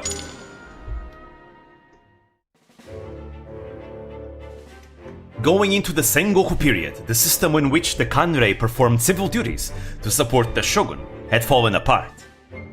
Because again, everyone just started fighting amongst each other. The shogun Ashikaga clan and clan of the Kanrei, the Hosokawa, grew divided. Following the splits, the 12th shogun, Ashikaga Yoshiharu, was forced to come and go from the capital multiple times, embroiled in battle with numerous opponents. In this year, the fight between Harumoto and Jujitsuna over who would take over the Hosokawa Keicho clan intensified into a fight so fierce that Yoshiharu was forced to once again flee the capital. Yoshiharu, along with his eldest son, Kikudo Omaru, fled to Omi's Kutsukidani. By the way of Tamba, there Kikudo Omaru came of age and took the name Yoshifuji. Yoshiharu was only 11 years of age when he first became shogun, and ruled for a quarter of a century. Tired of the constant fighting, he had no desire to be shogun any longer. Yoshiharu gave his son, who also came of age at 11, his seat as shogun. Thus, Yoshifuji became the 13th shogun of the Muromachi shogunates. So yeah, an 11-year-old shogun. This is sure to make the regime stronger, am I right? He's definitely not going to become a puppet. Also, he looks a bit bearded to be 11 years old, you know? Lord Yoshifuji, please accept my congratulations on your appointment as Shogun. He's a bit bearded and mature looking to be 11 years old, you know? Oh well. Oh, Fujitaka, we're friends, you know? You don't have to speak so formally. Never mind that. I hope you work tirelessly for the good of our land and the Shogun. Yes, I shall do all I can. Life was hard in all times. Yeah. Fujitaka, it was my father's dream, as it is mine, to return the shogunate to its former glory. But that dream was not made a reality. Do you know why that is? Why, my lords? Simple. You lack the strength. The strength to cut down the enemies of the shogunates. Shoguns are born differently. They're born fully mature men. Yeah. Guess the samurai back then were on a whole another level, man. Is that they say? 25 years old is the new 75 years old. I mean, as Nobunaga said, a man lives 50 years. Strength, you say? In this world, those without strength are doomed to die. That's why I've been learning the way of the blade with you. Oh! Wait. The yeah. Of course, being able to use a sword is not enough to strengthen the shogunate. The shogunate first and foremost requires a powerful shogun to keep the houses in line. I agree, my lord. I will become a powerful shogun and return the shogunate to its former glory. I promise you this, Fujitaka. And I, Fujitaka, will support you even if it costs me my life. Or so I say. Not even strength can stop the decline of the shogunate now. It would likely be best to wait until a person of sufficient strength will be appointed a title, but I am not one to use such means. What is it I should do? As you can see, the being scheming and opportunist is very in line for the Hosokawa clan. Ashikaga Yoshiharu gave up his position as shogun not only because Yoshifuji had come of age. It is thought that he wished to raise his son with the intent of giving him the seat of shogun before he became old. Yoshifuji would go on to study under Tsukahara Bokuden, developing sword skills never before seen in a shogun. However, this led him to overestimate his strength, putting the shogunate in further danger. Yeah, the Ashikaga Yoshifuji, also known as Ashikaga Yoshiteru later on, he was known as the swordsman shogun, because he actually learned to fight, with a sword, and he was apparently a very good swordsman. Apparently. We'll see more about his sword skills later on. They're gonna become, actually relevant. So Ashikaga Yoshifuji succeeds Ashikaga Yoshiharu as daimyo, as the leader of the Ashikaga clan. The Hosokawa clan occupies Niju Castle, the capital. So yeah, the shogun does not even have the capital anymore. Niju Palace is Kyoto, by the way. And Ashikaga Yoshifuji is appointed as Seitai Shogun, which is the official title of shogun. So as you can see, the capital, Kyoto, is controlled by the Hosokawa clan, and the shogun only has the Kitsukidani and Shoryuji. But let's not forget, there's still another Hosokawa clan, and the Miyoshi are still fighting for control over there. Anyways, let's continue just developing our territory to make sure nothing, beats the shit out of us before we're supposed to go out conquering things. See, if we cannot attack anything yet, we may as well just defend as best we can, and growing as mighty a territory as we can. Ooh, you know what I should do? I should definitely tell my retainers to develop by themselves. There you go, the Tojo clan is on our side. We can call upon their aid. Let's see. Yeah, there we go.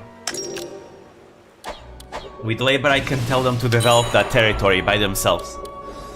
I'm gonna develop them for attack. That means they'll develop buildings that will give us more troops. Alright, what we got here? There's an open county. I guess you can be appointed to control Anjo over there. Alright. Something is happening in the Mori clan. They will send Kiryu to aid. That would be great. So there we go. Stuff is happening in the Mori clan. Again, context. This is the Mori clan. It's led by Mori Motonari. He is one of Japan's greatest schemers. He was a really, really giant schemer. He was really good at war, by the way.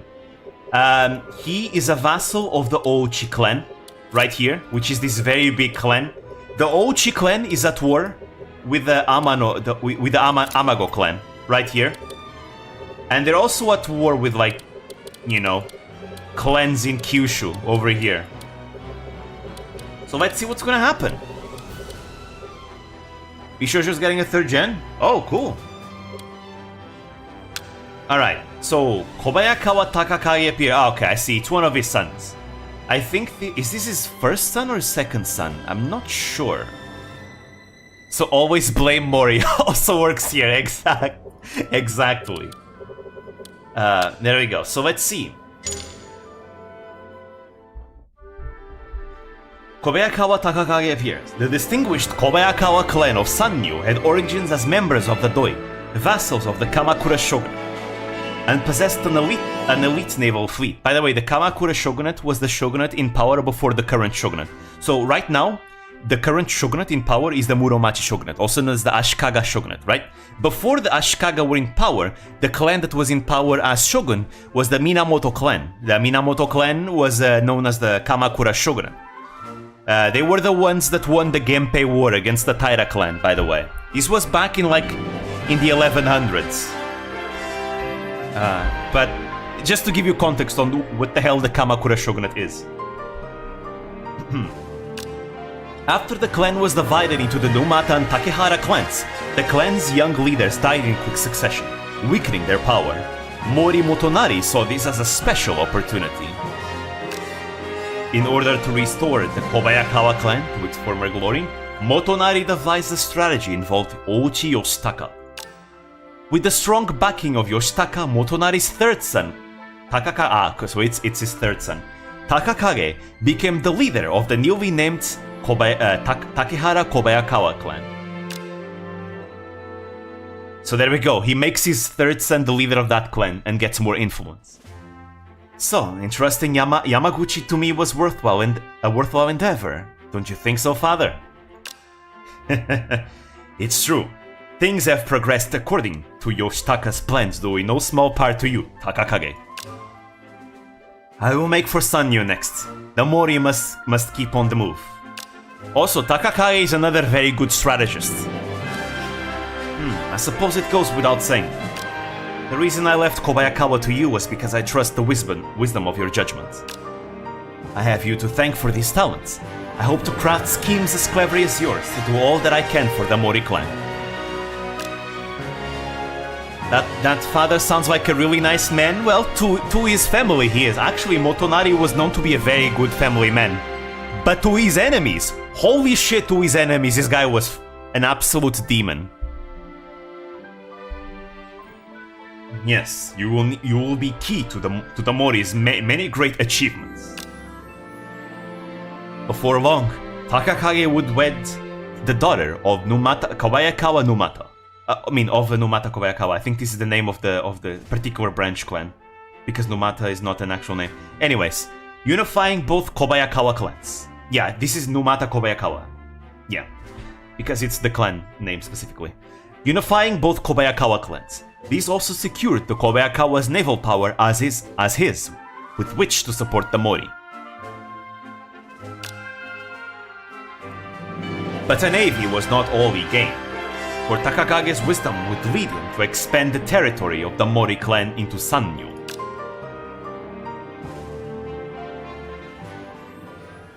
Tasaka Zenkei dies. There we go, that's it. It's just basically a succession. You'll see a lot of these smaller events of succession or name changing. And you'll see how many samurai change their name in this game, because the game will let you know whenever a samurai changes their name. There's always an event whenever someone changes their name. Ooh, people are fighting. People are fighting in central Japan, in Kansai. Look at that, look at them going at it. Anyways, we just stick to ourselves and develop a good territory. Just to make sure nothing invades us and beats the shit out of us. Alright, now we go for crops. We can't anymore. Alright. Look at them go at it. Woo! Oh! Oh! Wait! Look at that! The Ashikaga clan just retook the capital for themselves. They just expelled the Hosokawa clan from there. Interesting. Now, keep in mind, not every Hosokawa is under the actual Hosokawa clan. Some Hosokawa members are under the Ashikaga clan. Like, the Hosokawa are divided, very much divided. Oh. Yeah, the Takeda want an alliance with us. This is good. We accept this. Because look at how mighty the Takeda clan are. Them wanting an alliance with us is good. And again, they want an alliance because historically, before Nobunaga commits a yab, they were allies with the Oda. That's why they're doing this. Historically, it makes sense. So... Oh, right, I can also do this. Yeah, I'll do this. Let's bestow a title for my daimyo. Statesman. Oda Nobuhide. You can also get one, but I'd rather something that makes him fight. Alright. Oh, we have more labor now. We may as well use it. I want Ajima. So yeah, I am not engaging with all game mechanics just because I'm not conquering things right now. Alright, I'm gonna pay attention here because stuff is gonna happen here. Oh, we have more labor. Let's see... I hope the clans don't get greedy and start attacking things that they shouldn't. Because that's gonna ruin all the historical events. And I will not do repeats. If something happens that's not historically accurate, I'll just tell you guys what's supposed to happen instead. Oh, see, for example, this! You see this? The Nagao clan conquering this? This is not supposed to happen until 1577. But for some reason, the Nagao clan AI loves conquering this region. For some reason. It's still too early. It's still 30 years too early for them to conquer this region. Like, what the hell? Now, fortunately, this is why I am gonna, load a new scenario. Because if I load a new scenario, it resets everything. So, I'm gonna railroad things to become historical. So no problems there. No problems there. But now you guys know why I am gonna load a new scenario and not do a regular campaign. Because of this. Because of, clans conquering castles like 30 years earlier. Alright. Alright, let's see. I looked into a disturbance in the Miyoshi clan. Okay, so stuff is happening in the Miyoshi. Hosokawa Harumoto falls. Oh, there we go. One branch of the Hosokawa is gone. The Miyoshi clan, a branch of the Ogasawara, served the Awa Hosokawa using Miyoshi County in Awa as their base. They gained power after the Onin War, when Miyoshi Yukinaga fought in support of Hosokawa Sumimoto, who had been adopted from the Hosokawa Awa into the Kanrei Hosokawa Keicho clan. Again, to remind you guys, the Onin War was that war where, the Ashikaga clan was split in two because it was the son fighting the uncle for control who's gonna be the next shogun, and then the Hosokawa clan supported one side while the Yamana clan supported another side. That's what they're referencing here. That's the war that caused the Sengoku Jidai. However, Miyoshi Yukinaga's successor, Motonaga, after being slandered by Miyoshi Masanaga, a member of a branch family, would be opposed by Hosokawa Sumimoto's son Harumoto. Driven into a corner by his lord Harumoto's foul schemes, Motonaga took his own life. Seppuku. Motonaga's son Nagayoshi succeeded him, but found himself in service of his father's enemy, Harumoto. So yeah, the Miyoshi clan technically, is a vassal of the Hosokawa. For now. Brother, how long will we have to follow the Hosokawa? The strength he wields is our own. It has nothing to do with his abilities. Without us, without the Miyoshi, his battle against Ujitsuna for leadership of the Hosokawa clan would have been as good as lost. Is that not true? We cannot afford to be reckless. If the dishonor of having killed our lord were to besmirch our name, the surrounding clans could use it as a pretense to attack.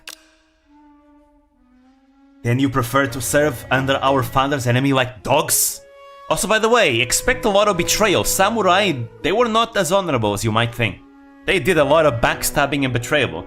Usually, the only reason why they would stay honorable is just to make sure that they would give an excuse for other clans to attack them. That's more big for that reason. Miyoshi Masanaga is just as much as our enemy. The blame for father's death lies with his slander. I have heard that Ikeda Nobumasa in Setsu was also forced to commit seppuku as a result of Masanaga's slander. I cannot bear to associate with him. Be calm now. Masanaga matters not. I simply wish to say I did not want to become known as a lord killer. Here's another villain of the period. Matsunaga Izahide. I see. Then what if Hosokawa Harumoto were no longer our lord? Precisely. One who kills a person who is no longer their lord cannot be labeled a lord killer. If Harumoto were not our lord, we could eliminate him and his lackey Masanaga both. Which would mean joining his enemy Hosokawa Ujitsuna's forces. Yes, Izahide, go to Lord Ujitsuna immediately. Yes, my lord. And so, Nagayoshi betrayed Hosokawa Harumoto and chose to join Hosokawa Ujitsuna. As a result of Nagayoshi switching sides, the battle who would succeed the Hosokawa Keicho clan intensified, leading to further chaos in the capital. And let's see the result of that battle. That's why they were all fighting each other right now. The Miyoshi clan and Hosokawa clan's alliance, marriage, and vassalage is terminated, and the following clans form alliances. The Miyoshi clan I forgot what the T means, but they're Hosokawa as well. And now the results. Oh wait, no, never mind. So as you can see, the Miyoshi clan right now is now allies with this Hosokawa clan. And they're at war with this Hosokawa clan.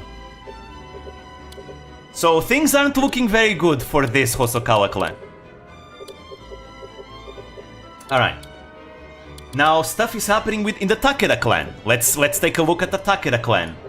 Right here. So the Takeda clan is right now sieging Toishi Castle in Shinano, in North Shinano. Let's see what's going on. The route of Toishi. Oh.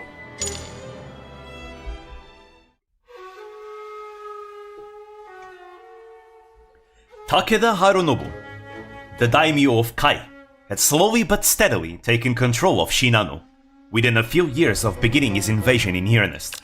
Shinshu is our land! We will not allow Harunobu to have his way with it!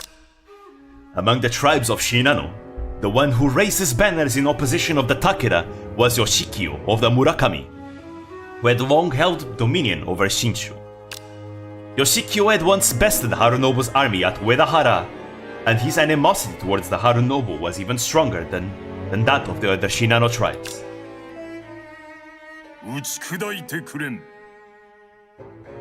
I think I just realized that one historical event that's supposed to happen didn't happen. But I'll tell you what happened. I'll tell you guys what happened if I see it didn't happen. If I could only defeat Murakami Yoshikyo, all the tribes in central and northern Shinano would yield to me. I must beat him down until no part of his being is left unwounded. While Yoshikyo and his soldiers... Yeah, I think so. The Takeda war theme is playing right now. So Takeda Harunobu attacked Toishi first before, and he fails to take it. Let's see. While Yoshikyo had his also, by the way, I love the Takeda war theme. It's so good. While Yoshikyo had his soldiers dispatched elsewhere, Harunobu took the opportunity to launch an attack on Toishi Castle, a strategically important location in Chiisagata. With his history of achievements and experience at war, Harunobu believed taking Toishi Castle would be an easy feat. However, oh wait, never mind. The defeat is gonna happen here. Never mind, I'm full of shit. However, Daga. Harunobu has come! Everyone, to Toishi Castle at once! As soon as he learned of the impending attack by the Takeda, Murakami Yoshikyo rerouted his troops to defend Toishi Castle. I was not expecting Yoshikyo to react so quickly. I will prevail so long as we claim the castle before his return. However, although the Takeda army boasted an infantry 10 times larger than the castle's defending forces, their attack floundered. Harunobu's impatience grew fiercer and fiercer. You underestimated the strength of Toishi Castle and the Murakami. Your arrogance will cost you your life, Takeda Harunobu!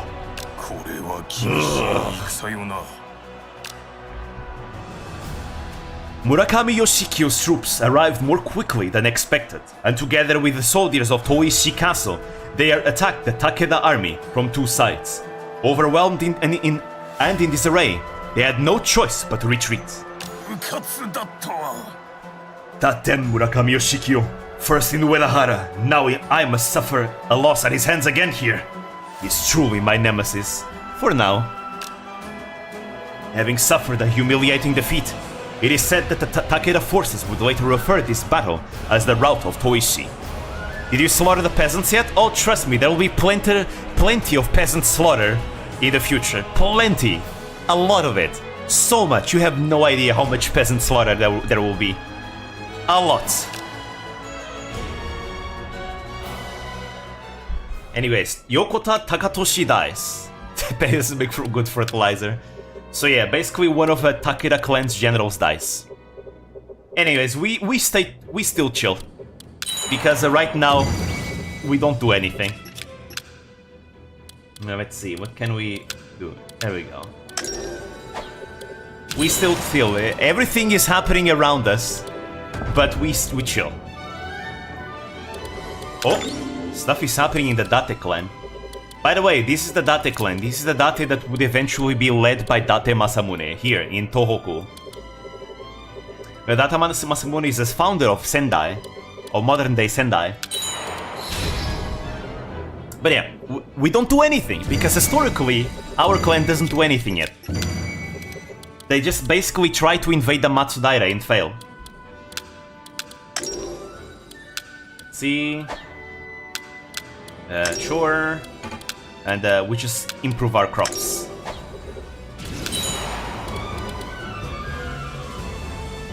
Alright. Oh good, okay, good. The historical events are actually happening as they should. That's good. That's good. Alright. Something is happening in the Miyoshi clan. So, oh, I can see what happened in the Miyoshi clan. More like they just took over everything. So let's see. Let's see what the Miyoshi clan is up to. The Battle of Eguchi. The Hosokawa clan is gone. The struggle between Harumoto and Fujitsuna over the succession of the Hosokawa clan continued. The scales tipped in Fujitsuna's favor when Miyoshi Nagayoshi defected from the Harumoto side. It was finally time for the two sides to clash. Harumoto stationed his retainer Miyoshi Masanaga at Eguchi Castle in Setsu, then faced Fujitsuna with his allies Rokkaku and Ashikaga clans. Are you the Demon King yet? No, Nobunaga's father is still the leader of the clan. He's still alive. On the other side, Miyoshi Nagayoshi led Fujitsuna's forces, organizing a raid after judging that they must take Eguchi Castle before reinforcements from the Rokkaku clan arrived. We cannot hold! Denmyu Senkumamaru! We must retreat!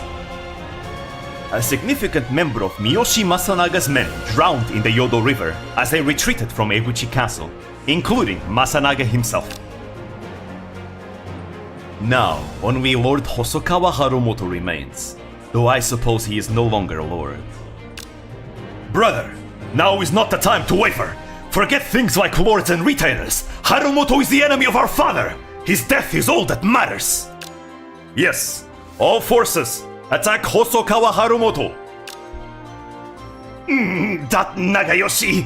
Has he forgotten what I have done for him? How dare he betray his lords? Gah! Retreats! Unable to fight at full strength without Miyoshi Masanaga, Hosokawa Harumoto was forced to retreat. He returned to Omi along with Hashikaga Yoshiharu and his son Yoshifuji. It was here that the fall of Hosokawa Harumoto occurred, and Hojitsuna became the new successor of the Kanrei Hosokawa clan. Meanwhile, Miyoshi Nagayoshi, having led his lord Ujitsuna to victory, gained great power over the capital. With both the shogun and Kanrei gone, who had the potential to become the true ruler of the capital?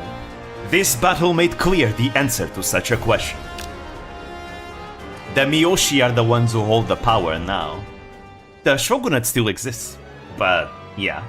There we go. The Hosokawa clan is annihilated and their officers are added to the Miyoshi clan. Miyoshi Masanaga dies, and Hosokawa Harumoto becomes affiliated with the Ashikaga clan. Do Japanese warlords all focus on conquering territory? Don't they ever just take a trip to the beach and see if some sake are electing? They do also, enjoy themselves, but the reason why they're all focused on conquering territory is because there's no more central power, right? The central government, which is the Ashikaga shogunate, completely lost power. They are weak as fuck. So every single regional daimyo is just using this opportunity to expand their regional influence, right? That's what they're trying to do. It's a result of the Onin War, which broke the central government. But a lot of them do chill, and well, not everyone has the luxury of going to the beach, I suppose. Well, you'll see.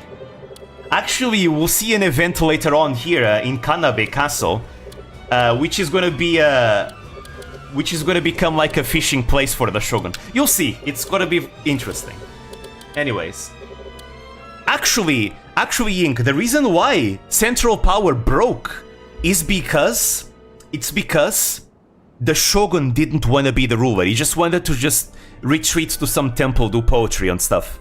And he decided to make his brother the next shogun because he didn't have a son. Here's the problem. He then had a son.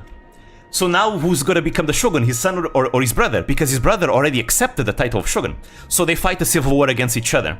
And that's what breaks the central government, because they destroy Kyoto in that war, in that civil war amongst themselves. And that kind of makes the shogunate weak, and then every single lord can do whatever they want. That's why everyone is out for blood, because the leader of Japan just wanted to chill. And he couldn't do that. That's why. Anyways, more Miyoshi clan stuff. But this is still tame. The real carnage will happen soon. Alright, so stuff that's gonna happen here. Government was a mistake. The Miyoshi administration begins.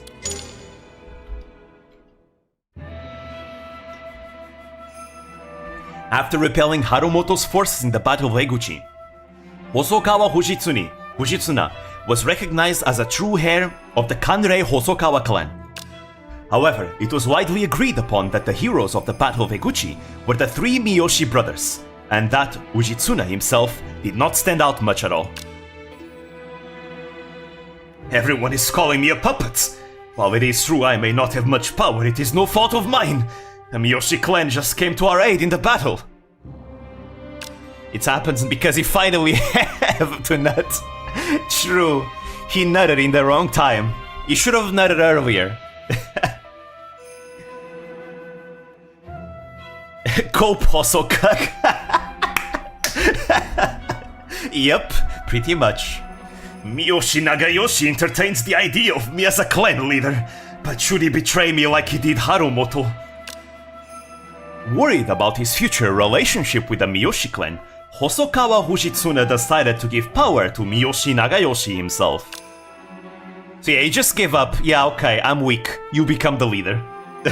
In a time where ambitious subordinates were common, Hojitsuna decided that rather than attempting to keep his position, he would rather ensure his safety by giving authority to the one he could trust. Yeah, just better keep your head in your neck rather than lose your head. Respecting this choice to transfer power, Nagayoshi would rule with integrity, never betraying Yujitsuna as he did Harumoto. And thus, the Hosokawa clan slowly morphed into the Miyoshi clan. There we go. Sometimes this is just like the Nagao clan. Sometimes the peaceful solution is the best. So there we go. No more Hosokawa, the Miyoshi clan. As you can see, the Miyoshi clan, which is the clan with this symbol right here, they just rule like a bit of Shikoku and a big chunk of Kansai right here. And they puppet right now the Ashikaga shogunate. So there we go. These people need better hats. This is a fashion disaster. Those hats are very common for like samurai lords, you know, just in general, especially in the capital, but just in general for samurai lords. It's like the norm for like just in general like shogunates. Well, actually, they used to have different hats back before. There's different types of hats that they use at court, at the imperial court. It's kind of cool. I like the hats actually. I mean, well, more like I say, I grew to like them. I found them weird at first too. The amount of territory to conquer is ridiculous. You have to conquer each and every one. For the ultimate conquest ending, yes. So there's multiple endings in this game. You can have the regional ending where you unify your region. So for example, I am the Oda clan. The regional ending, you achieve it once you conquer the Tokaido region, which is this region here in Ise with Mino province and also all the way here to Kokokuji, right? But then you have the ending where you can become a shogun or the great minister or the imperial advisor. You need to conquer like 100 castles plus conquer the capital and its area. But you might not have the best ending because your regime might be too weak. So you also have an ending where you make everyone in Japan your vassal, or to get the best type of ending, you have to conquer everything yourself. Now, you don't really need to conquer everything if your regime is powerful enough. And to make your regime powerful enough, you need to have a very strong territory with, I think, with like a succession in place, a proper line of succession in place, so that it doesn't just break after you die. You know, with strong social policies to make sure that things are fine, with a strong economy to make sure that your economy doesn't just break after a natural disaster and things like that. I like it. This is something that previous Nobunaga's ambitions were missing, and they actually added in this game. Actually, they incentivize you to make sure your regime is strong. But right now, I'm not gonna do much conquering because, again, I'm not really doing a regular campaign. We're trying to make sure everything goes as historically possible. Because, again, I would have conquered these two castles already, right? But I'm not gonna conquer them because Nobunaga is the one that conquered them, but Nobuhide, his father, is the one that's in power still, so I cannot conquer them yet. I will not. Otherwise, it's gonna become unhistorical. That's why. I have to go to sleep. Sleep well, almighty! I think this stream is gonna be longer than I thought. I might have to stream it tomorrow as well to continue.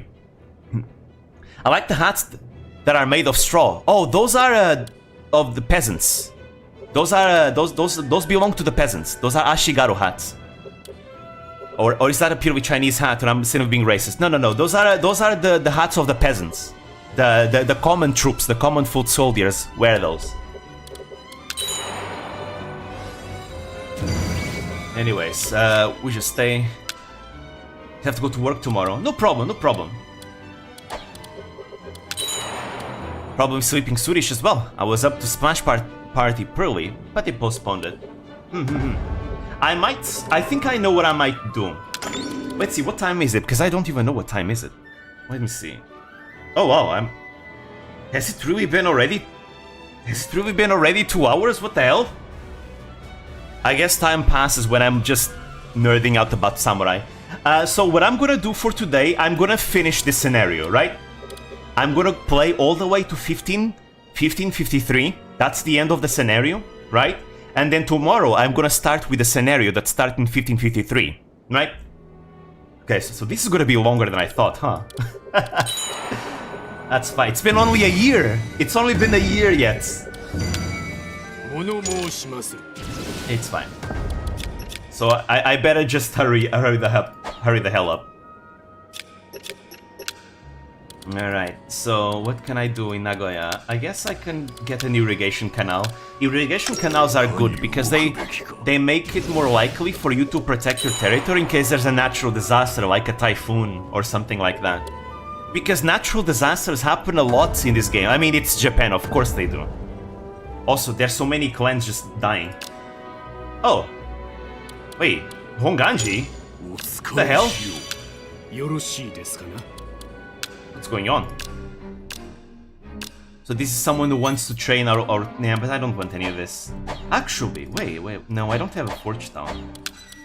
I guess I can bestow him Dominion and he can give me a buff to my troops. Sure, you can take Yahagi. And take a bit of gold. There we go. So, I see why. See, Kaga province is being destroyed. That's not accurate. Kaga province remains under Honganji control for a long time. So you see why I want to start scenarios independently. This is why, to keep things historically. Alright, let's keep it up. Let's see. Nice, there we go. And now we just make more training grounds here. Actually, I should probably make the other castles also start building things on their own. Because I always forget about that. Narumi Castle is good. We shouldn't make Shibata Katsuhiro either of those.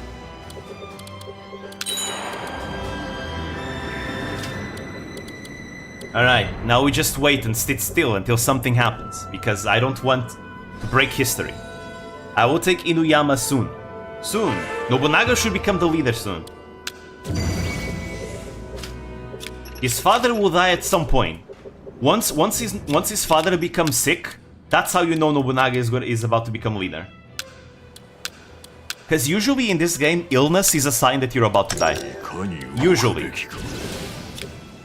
Like if the particular samurai is old and they're getting ill a lot, it's because they're about to die.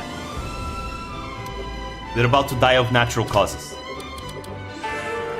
There we go, more troops. See, now I'm getting a lot of troops there. There we go. But yeah, you have an absurd amount of territory to conquer in this game. But that's fun, you know, there's a lot of castles in this game. But it's accurate, right? It took like... The Sengoku Jidai lasted for like 250 years or something. Ah, these events. Okay. So these events is more of a liberty that they're taking. And I'm gonna tell you guys why after this. In Owari, you know, Owari, by the way, is the province that the Oda clan, you know, is situated in. It's our province right now. In Owari, there was a powerful local clan known as the Ikoma. The clan leader, Iemune, was a merchant as well as a warrior, and many people came and went from his residence. With so many people from other provinces passing through, it was all the better for gathering information. The young lord of the Oda clan, Nobunaga, who was a lover of all things novel and possessed dreams of conquest beyond just Owari, often stayed at the Ikoma residence. But Nobunaga was not only after information, there was another reason for his frequent visits. My, how nice to see you, Master Saburo. Yes, hello. Is there anyone interesting from outside Owari staying at the moment?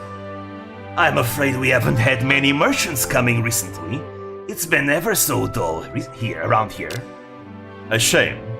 I hope I have the chance to speak with those from beyond our borders next time. So, is your daughter here? Aha, is that what you're after today? No, not exactly. But well, is she here or not? She is, of course. Lord Oda is visiting. It would be rude not to greet him. Ikoma Iemune had a number of daughters, but among them, his second daughter was said to be particularly beautiful. She was one of the reasons for Nobunaga's visits. Good day, young master. I see you have come to visit us again. I could not stay away. Though I had to hide my face to stem the rumors surrounding my frequent visits. I tire of coming here from castle to castle. Won't you come with me? You tease me. For a once divorced woman like myself to join the young master, it would be unthinkable. The girl returned home to her parents after her husband, a man of the Dota clan, died. Besides, you will be wedding a hime from Mino, are you not?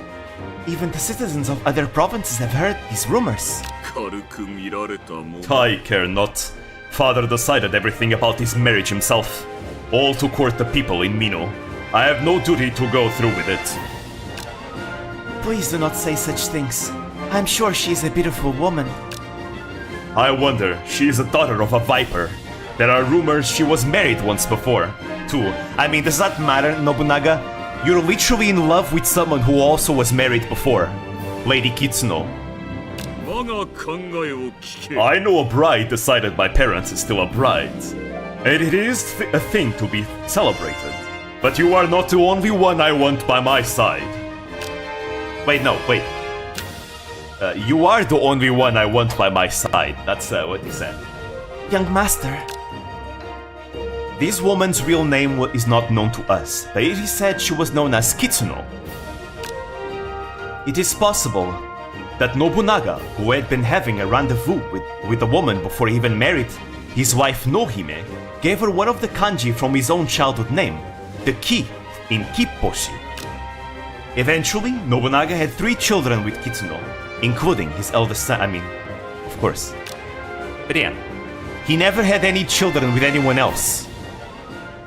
Kitsuno and Nobunaga are married, so let me explain why this is a bit of a liberty.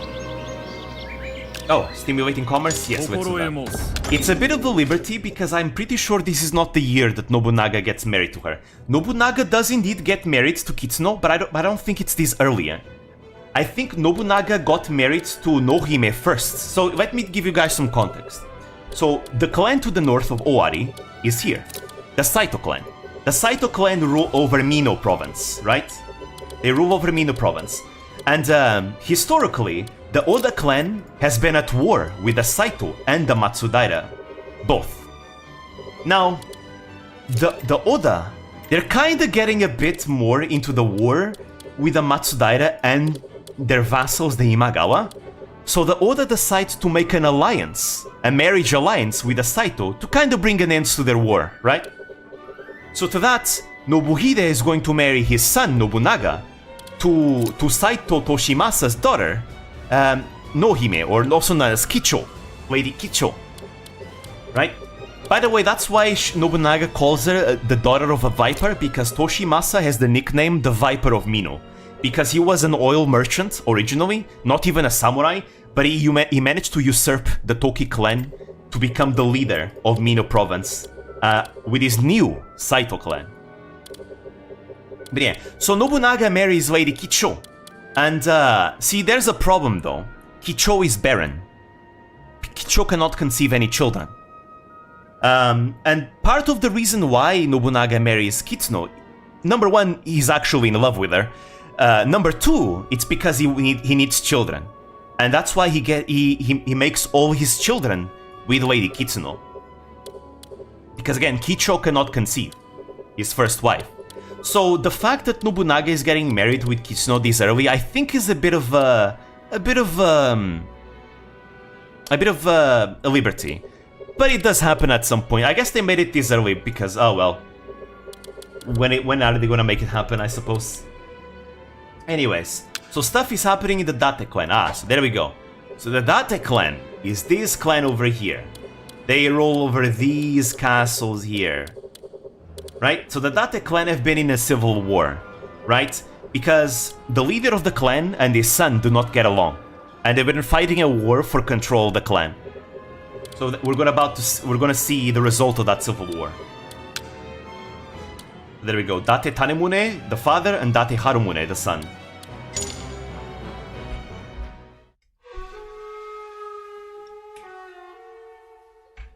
Date Tanemune, 14th head of the Date clan.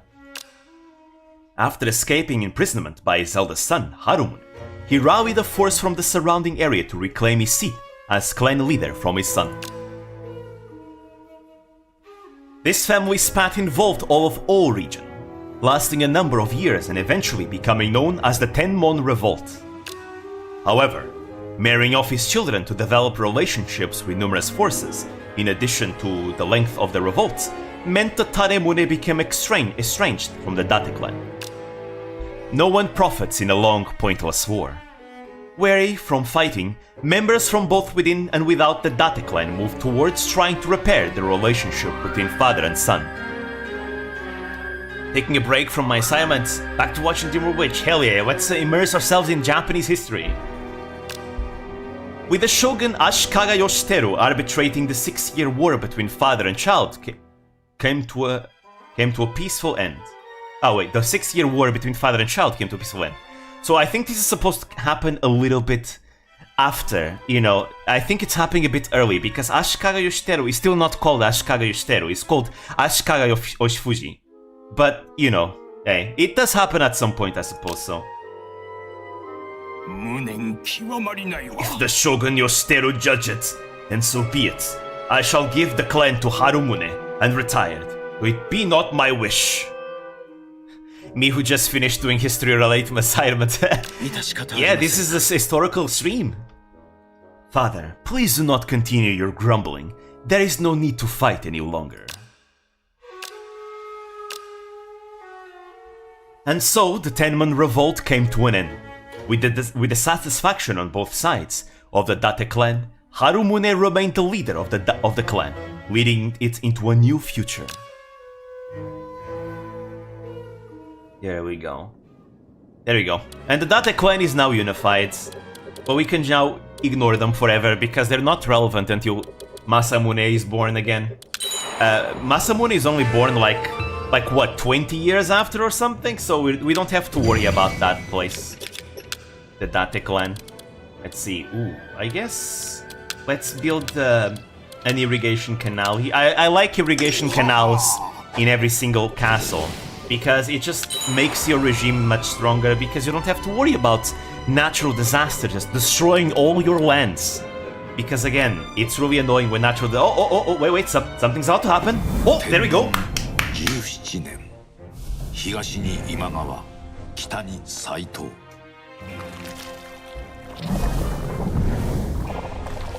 両面に敵を抱えた尾張の織田信秀は宿敵美濃斎藤家との和議を画策する。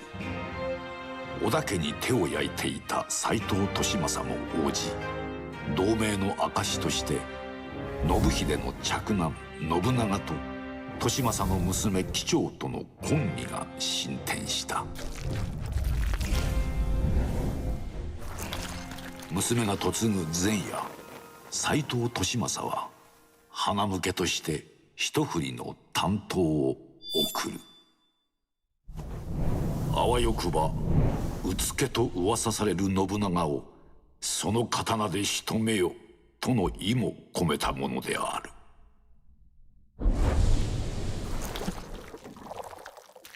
花嫁一行はにぎにぎしく濃尾国境を越え、新郎の待つ名古屋城へ向かう。祝言を翌日に控え、貴長は信長と初めて出会った。夫となるその男性を一目見て衝撃を受ける。確かに父の言う通り、信長はうつけであった。だが想像をはるかに超えた桁違いのうつけである。貴長はこの破格な男が見られた世を大胆に変えていく様をその傍らで見届けたいという衝動を抑えきれなくなった。Fluffy hair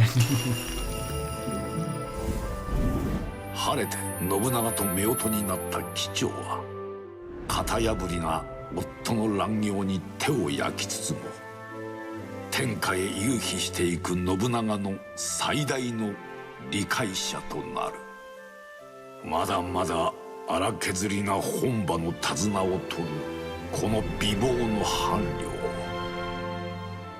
人は濃姫と呼んだ。 There we go. And there we go. Nobunaga and Nohime are now married. Kicho. Nobunaga clans Nobunaga and Saito clans Kicho get married, forming a marriage alliance. By the way, marriage alliance in this game remains so long as both parties are alive.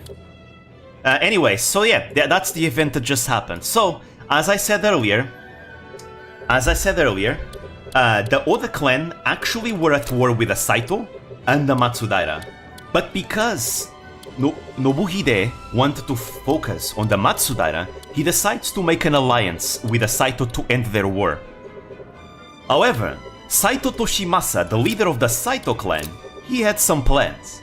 He was going to go for this alliance, but it is said that he gave a dagger to his daughter. If Nobunaga was a fool, his daughter was to kill Nobunaga, and Saito Toshimasa would immediately invade Owari and take over the territory. However, Nohime, she married Nobunaga, and she ended up actually believing that he was no fool. I mean, okay, in this game they call him a bigger fool, because he wanted to conquer all Japan, but like, Nohime actually sends messages to her father that Nobunaga is actually quite competent. So it actually ends up going well. So there we go, Nobunaga gets married with Kicho, because again, as you guys know, they kinda get a bit estranged later on, because again, Nohime is barren, she cannot conceive children. So that's one of the reasons why Nobunaga eventually marries Lady Kitsuno, and he conceives children with her. Because Nohime is barren, she cannot conceive children. But yeah, there we go, that's... Alright. That's one of the first major events. This is gonna be relevant because it's gonna drag along the Oda into a lot of conflicts later on. Alright, let's get more training halls so I can get more troops. Again, we're not gonna invade anything yet.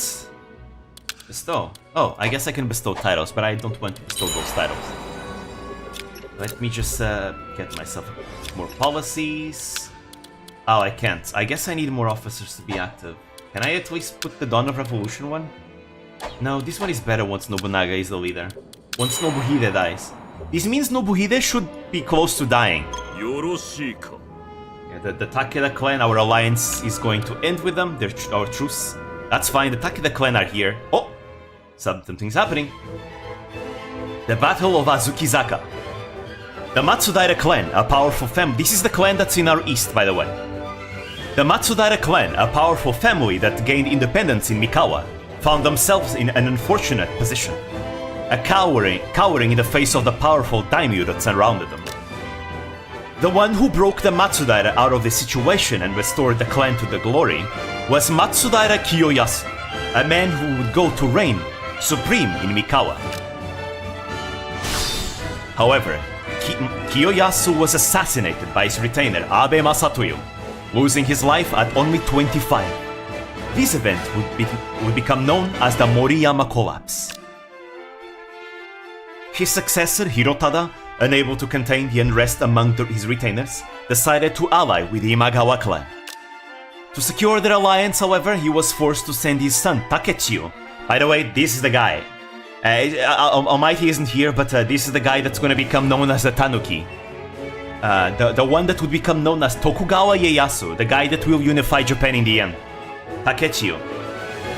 To secure their alliance, however, he was forced to send his son Takechiyo to the Imagawa clan as a hostage. On his way to Sumpu, those accompanying Takechiyo were tricked by a scheme laid by Toda Yasumitsu, sending the boat in the opposite direction to Owari. Instead, Owari is the province where we are, by the way. Takechiyo found himself in the clutches of the Oda clan, a longtime enemy of the Imagawa. So there we go.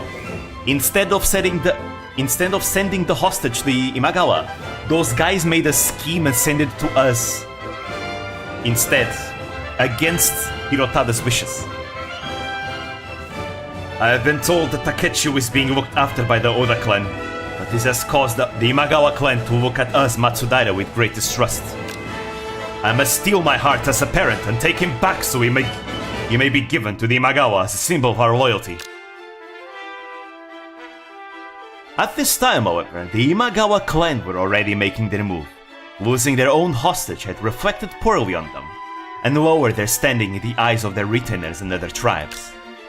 With clan leader Imagawa Yoshimoto searching for a plan to fix the situation, his strategist Taigan Sessai suggested that he lead a force himself. You mean to attack the Oda clan and take Takechio by force? No. The enemy is in a powerful position with Takechio as a hostage. I believe that Oda Nobuhide is likely to attack our territory first. That is when I had an idea. It is perhaps not the most elegant plan, but please lend me your troops. The Oda army had in fact already advanced on Okazaki Castle. Sessai engaged in battle with Nobuhide's eldest son, Nobuhiro, who was leading the Oda's vanguard. Gah! We should have expected such trouble from Imagawa's strategists! Retreat! Everyone, retreat! We will not let you escape so easily. I am coming for you! With great skill, Sessai handily defeated the Oda army and captured Oda Nobuhiro alive. Led by Sessai, the two groups agreed on an exchange of prisoners, swapping Nobuhiro for Takechio. Thus, Takechio was freed and taken to the Imagawa clan. Father, I have no excuse. Fool of a child! Fool of a took! To be defeated by a monk! But it is enough to have you back and injured. Though losing Takechio is a bitter pill to swallow. Let us meet again one day, Takechio. Thank you again for taking care of me. Until next time we meet, Kipposhi. Now then, Takechio, we make for Sumpu. You will be raised to become a powerful warrior that can support the Imagawa. As a result of the Oda and Imagawa's negotiations, Takechio was taken to Sumpu, without a mind for how his father, Matsudaira Hirotada, might feel. And there we go. That is the results. We fought them, we lost, we attacked Okazaki, we lost, we were defeated, we lost the hostage, now Takechio is in Sumpu to be educated by the Imagawa clan. Oh, we can employ something, come on. We don't have labor to employ anyone. I'm very scared though, because I feel like the Imagawa could actually attack me at any point. The Nikaido clan has fallen, the Matsuyama clan, the Jimbo clan has fallen to the Nagao clan. The Date clan captured Soma Nakamura Castle. Let's see, is there anything else here? Oh, I guess I can make some more markets. Ikeda Tsuneoki. Oh, that's a historical one that we get here. Tsuneoki is supposed to be one of Nobunaga's childhood friends and one of his faithful retainers. For example, right now we have... Oh. You see this? This is the problem. He conquered Toishi way too early. God damn it. Let me just check one thing, guys. Just in case. Just one small thing. Battle of Kawanakajima.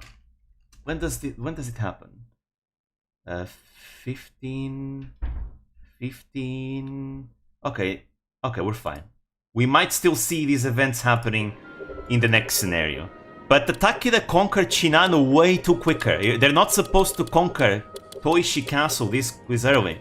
So we're not gonna see the event of the Takeda conquering Toishi. So to give you guys some context, because we're not gonna see the event. Basically, Takeda Harunobu failed to conquer Toishi Castle, right? Already. He tries to conquer Toishi Castle a second time.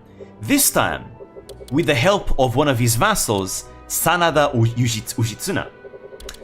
So Sanada Ujitsuna had a plan. Instead of brute forcing the castle, he entered in contact with people inside the castle And when the Takeda army arrived, those people inside the castle opened the gates. And the Takeda army just enters and takes the castle easily. And there we go. That's how he takes Toishi Castle. The leader of Toishi Castle, who is Murakami Yoshikyo, he flees, he runs away. And takes refuge to the Nagao clan. And asks them for help to retake back his land. Meaning that the Nagao clan and the Takeda clan become enemies. That's what's supposed to happen. Right now the Takeda clan is attacking the Anegakoji clan, and that doesn't happen. And there's other things that are supposed to happen. Let me see. Don't tell me that Murakami Yoshikyo is in the Takeda clan. I feel like it is. Yeah, most likely Murakami Yoshikyo is now in the Takeda clan. That's annoying. Let me see one thing. Start unavailable. That's fine, that's fine. Yeah, see, that's what it's supposed to happen. 15... Started with a scenario that begins before May 1551. See, that's the problem. We're not going to see this event now anymore. That's a shame. Well, actually, I can still show you guys. Let's see. Yeah, this is 1553. That's fine. We can still see that one. What is this one? 1555. Okay, this is all fine. This is the events that we missed out on. It's not that bad. Basically, what happens is what I just told you guys. And for again, the AI of this game is really aggressive. They sometimes start going crazy and invading things that they shouldn't historically, which in a regular campaign is great because it means that the AI keeps you on your toes. But like trying to play a historical campaign is difficult. Oh, there we go. Okay, so here's a fun event. We're going to go, although actually I can show you guys the events. Let me save. Because this game has a gallery of all the events in the game. So I'm gonna show you guys the events. So allow me to show you in the gallery. See, gallery, events, let's see. Refine. Let's see. Annihilate clan. Kawagoe, there we go, it's this one. This is the events that place. Murakami Yoshikyo, who had hounded Harunobu through countless ordeals, was finally facing his own bitter defeat. The schemes of Sanada Yukitaka, never mind, it's not, okay, I was full of shit, it's not Sanada Yoshitsune, it's Sanada Yukitaka. For some reason I called him Yoshitsune. The schemes of Sanada Yukitaka, with support from the Takeda army, led to a string of clan betrayals.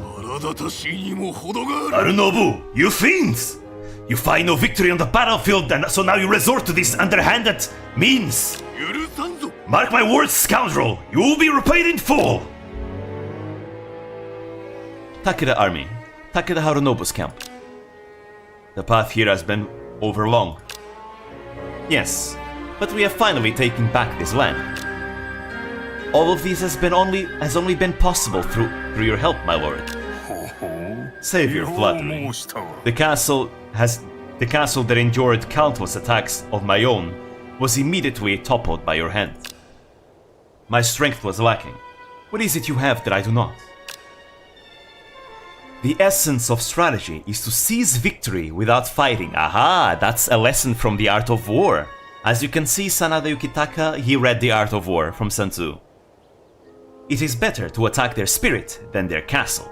Such tactics have won most of my battles.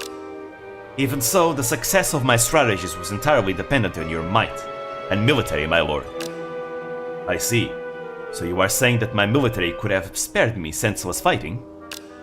To seize victory without fighting. I thought I understood, but seems part of me was overeager. The apple was not fallen far from the tree, after all. He's referencing his father. Takeda Kagetora, his father, was someone that was known to attack castles a lot and fail. And be a bit too aggressive. Which led to Harunobu exiling his own father to become the leader of the clan. I thank you, Yukitaka. You helped me realize how much I have left to learn. A few days later, Nagao clan, Kasugayama Castle. I come before you in humility, Please, lend me your lowly servant Yoshikiyo your aid.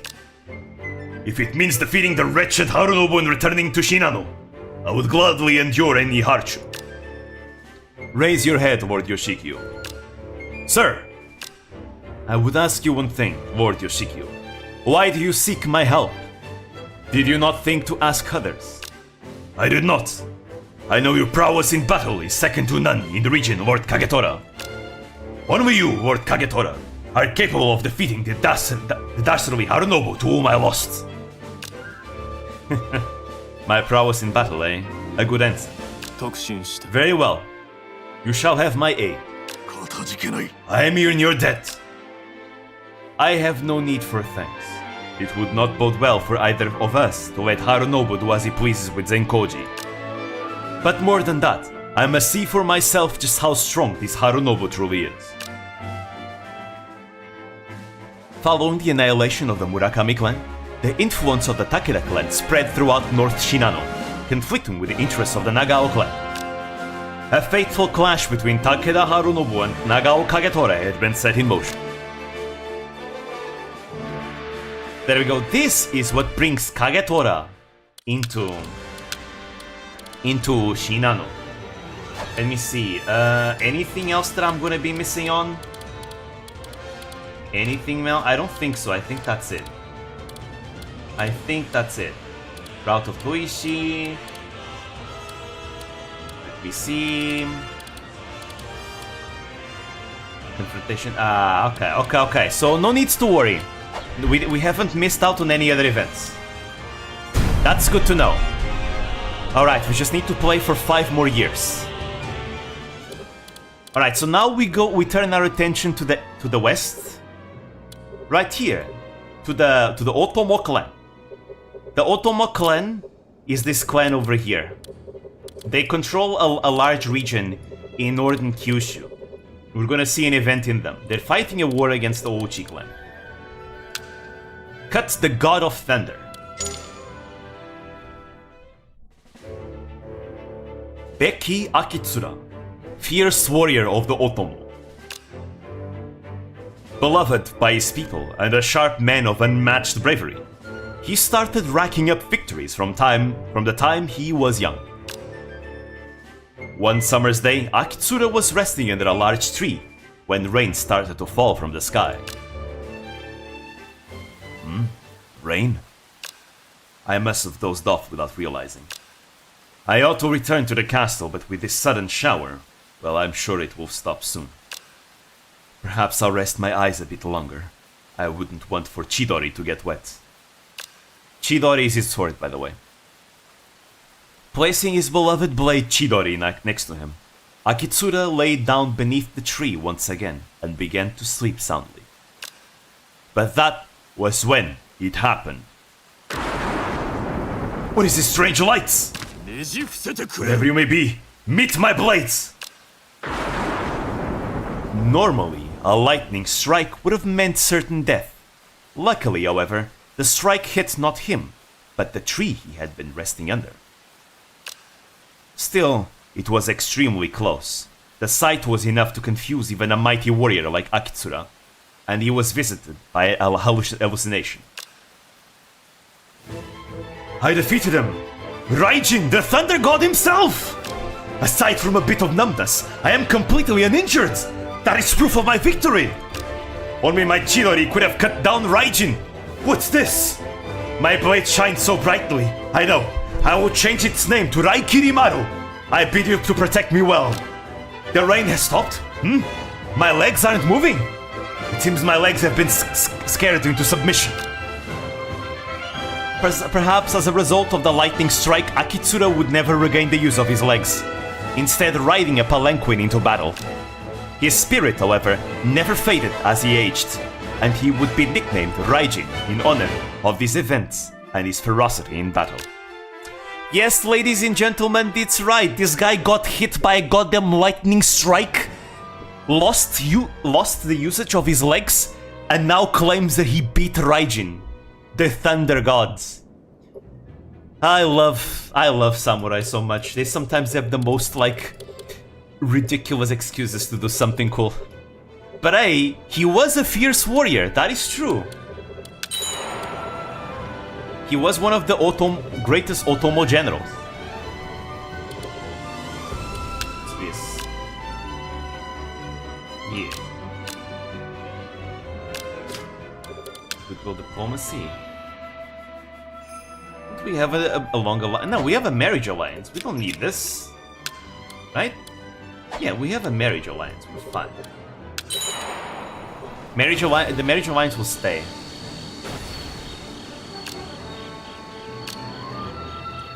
Have 10 or more castle facilities. I wish. Oh, actually, it's facilities. I can do that. I can do that one just fine. Also, damn, I'm struggling with money.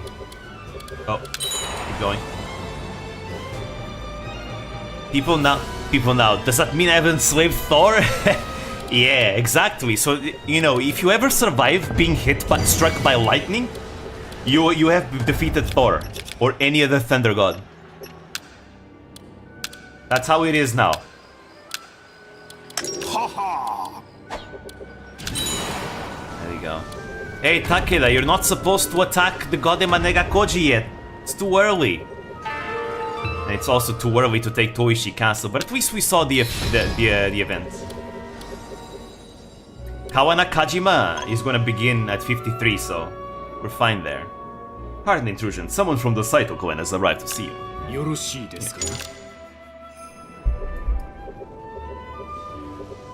And we just chill, because we're not supposed to do anything, historically. Oh, hell yeah, the Takeda wants to be our allies too.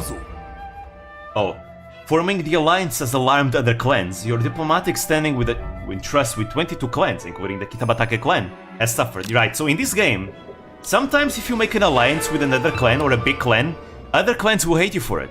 So you need to be very careful who you make friends with, because you might not be able to make friends with everyone.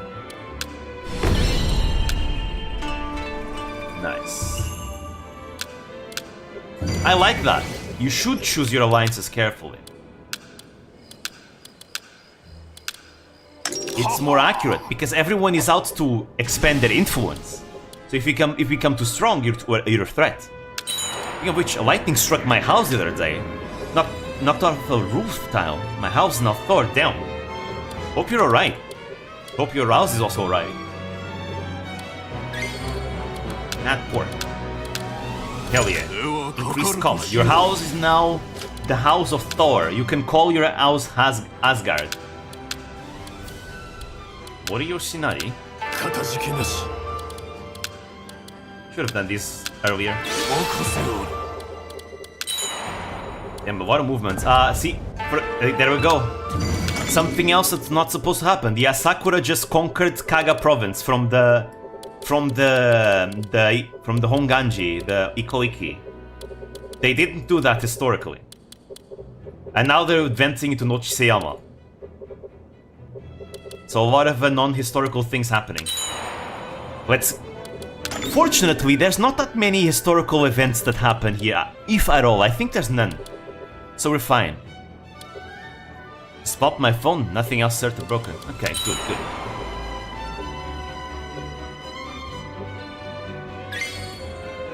The Rokaku clan have an alliance with Yazai. I'm getting hungry. All this speaking is making me super hungry. Ba-bam, ba-bam. Ba-ba-ba-ba-ba-bam. But yeah, I am so hyped, guys. I've been wanting to talk about samurai for so long. I love samurai so much. So getting to talk about samurai history, especially my favorite period, which is the Sengoku period, is so cool. I have so many other games in the future that I want to play about samurai. I'm saving them all though, for a specific moment in time. But yeah, I really want to play this one. Again, I'm not really playing it properly. Because again, if I was playing this game properly, I would be out conquering stuff. But I would do those campaigns, again, as I have pinned down in the chat, I will do those campaigns in the future. Anyways, Nobushige and the Koshu Ordinance. So, let's focus on the Takeda once again. Once again on the Takeda. Let's see what's going on there. Takeda Harunobu's younger brother, Takeda Nobushige. Unlike Harunobu, Nobushige was viewed in a more favorable light by their father, Nobutora. From the time he was a child, his skills were seen as more promising, so much that he was intended to eventually become the leader of the Takeda instead. Takeda clan, Tsutsujigasake Palace. Nobushige, what are you doing? Oh, fuck. Oh, my lord, I was creating a list of clan precepts for the children that are born. Please, please, you must stop calling me my lord. We are brothers before anything else. Now, what kind of precept have you created? Will you show me? Of course, brother. If it would please you. Here, have a look. Article 1. The lord of the clan shall in perpetuity never be disobeyed. Article 2. Any stipend granted by the lord of a clan must not be received ungratefully. Just how many articles have you written like this? There are 99. You don't say. Do you believe that sometime soon you could be of service somewhere outside of the Takeda? Absolutely not. A life outside the Takeda is unfathomable to me. I should have expected such an answer. Why is it that you are so strongly devoted to me? Come to think of it, father intended you to take the position as leader of the clan. To that end, certainly he must have secretly gifted you some family heirloom. Yes, but I have offered it all to you, brother. It would seem father's favor has gone unreciprocated. Brother, you are the one with the power to bring these lands and their Takeda to control. My talents are few. The most I can do is have faith in you and obey your command. I am in your debt. If ever you are in trouble, I will come running. I will give my life if it would save yours. Enough, I hear you. I feel the fool for having questioned you. I'd rather not hear you talk of dying. You will not die on me. Understood? Of course. But it does not change that I will do all that I can for your sake, brother. Thank you, Nobushige. As a retainer, there are few better. But he is my brother. By bloods, we ought to have affection for one another. Or am I naive to think so? The 99 precepts of the Takeda were not only about swearing loyalty to Harunobu, but also concerned rules of standard conduct for samurai. It is said that these precepts set the precedent for what would become the famous laws of Kosho for generations to come. So there you go. Not every samurai is a scheming backstabber, some of them are actually loyal. Actually. And Takeda Nobushige is one of them. There are a lot of tales of loyalty, to be fair. A lot of them. Oh, nice. Our economy is doing good. We have all places. Good. Let me now work on the facilities for the castle. Let's see. Let's make more markets.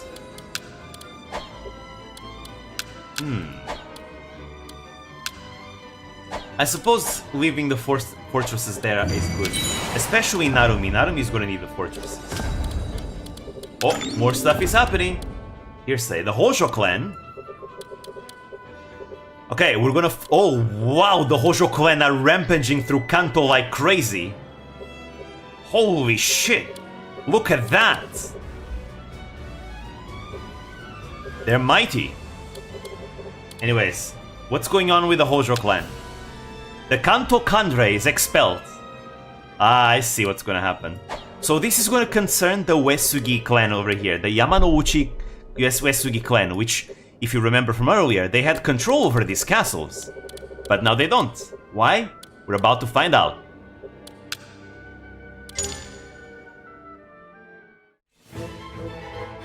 An advisor to the Kamakura Kubo, the Kanto Kandre occupied an important role. And excluding the early stages of the Muromachi shogunate, the shogun in the capital had always appointed clan leaders of the Uesugi clan to the position. Of all the Uesugi clan's various branches, the main Yamanouchi Uesugi clan adopted many members from the Echigo Uesugi clan, including Norizane and Akisada. Following the Kyoto incident, they came into conflict with the strengthened Ogigayatsu Uesugi clan, ultimately instigating the Chokyo War. The Kubo Koba also became embroiled in the civil war, and as ruination swept Kanto, the Ogigayatsu clan invited Hojo Soun into the fray and reaped the benefits of his ferocity. Though originally no more than a strategist for the Tsuruga Imagawa clan, Soun absorbed not only the Ogigayatsu clan, who had requested his aid in the first place, but the forces of the Yamanouchi clan as well. When Soun's grandson Ujiatsu came into power, he annihilated the Ogigayatsu clan at the Battle of Kawagoe, and attempted to do the same to the related Yamanouchi Uesugi clan. Ujiatsu, you bastards! As clan leader of the Yamanouchi Uesugi clan, the Kanto Kanrei, I will not tolerate your insolence! A foolish word of the Yamanouchi, with nothing to cling to but its olden authority. How far from grace will your ancient clan fall? Just how precious the title of Kanto Kanrei. Even my father Ushitsuna bore it once long ago. Is lineage what really matters, or is it true strength? I will soon have to teach that thoughtless lord the way of the things. Gah! The Kanto Kanrei, leader of the clan of the Uesugi, cannot perish in such a place. I will not be vanquished. Kanto will be mine again. Still your resolve. Escaping the Hojo army's blockade, Uesugi Norimasa fled to Echigo, and the very thing that had brought war to Kanto, the title of Kanto Kanrei, went with him. Echigo, Kasugayama Castle.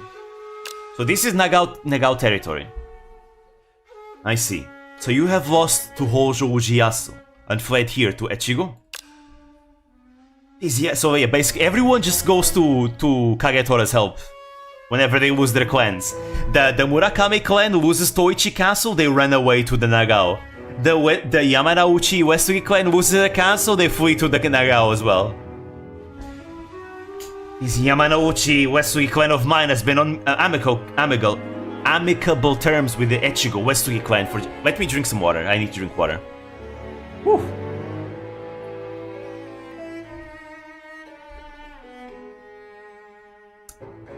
Better. Much better. Oh, I'm running out of water though. The Echigo Uesugi clan may be no more, but their conservators, the Nagao clan, are as kin to us. These Hojo bastards named themselves Kanto Kanrei as representative of the Uesugi. I cannot abide it. The Hojo must be destroyed, whatever the cost. That is why I think it may prove wise to cede the positions of the successor to the Yamanouchi Uesugi and Kanto Kanrei to you. Gracious! You would make a low-ranking vassal such as myself successor to the Yamanouchi? The honor is far greater than I deserve. However, the title of Kanto Kanrei is meant to be appointed by the shogun in the capital. I will refrain from accepting it here. Proper procedures can be followed later. For now, just wipe out the Hojo and return Kanto to the Uesugi clan. I beg of you. Kagetora, I will not forget what you have said. When the time comes, and everything is in order, I will escort my lord Norimasa to Kanto, I swear. That was how Uesugi Norimasa, the displaced Kanto Kanrei, came to retreat to Echigo, after promising to consign to them the roles of successor and chancellor. He found himself under the protection of the Nagao clan. Norimasa, who was said to have built and stayed at a palace named Otate in Fucho, modern-day Joetsu, where the Echigo Uesugi clan had once situated the governor's office. Everyone just goes to ask the help of the Nagao and officers in affiliation. So Sanada Yukitsuna, affiliated with the Takeda clan. Yazawa Yoritsuna, affiliated with the Takeda clan. Tokida Takanaga is affiliated with the Takeda clan. Obata Norishige becomes affiliated with the Takeda clan. Kambara Yukisaga becomes affiliated with the Takeda clan. Uesugi Norimasa becomes affiliated with the Nagao clan. Yamanouchi Uesugi clan is annihilated and affiliated officers are added to the Hojo clan. Nagano clan is now formed, led by Nagano Narimasa, not to be confused with Norimasa. Norimasa and Narimasa are different people, I know, confusing, but things like that happen. The following clans form alliances. Nagano clan forms an alliance with the Nagao clan. Not to be confused with the Nagao and Nagano. It's really funny. I imagine what it must be from like someone who's not really used to Sengoku Jidai history. What it must be to listen to all these names.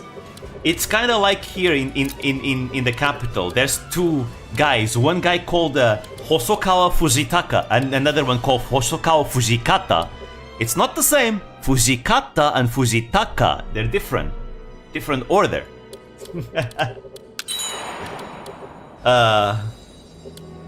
I swear samurai names are something else entirely. Oh, this one is relevant to us. Matsudaira clan annihilated. This is our eastern neighbors, by the way. It happened suddenly. The daimyo of Mikawa Okazaki Castle, Matsudaira Hirotada, died without warning.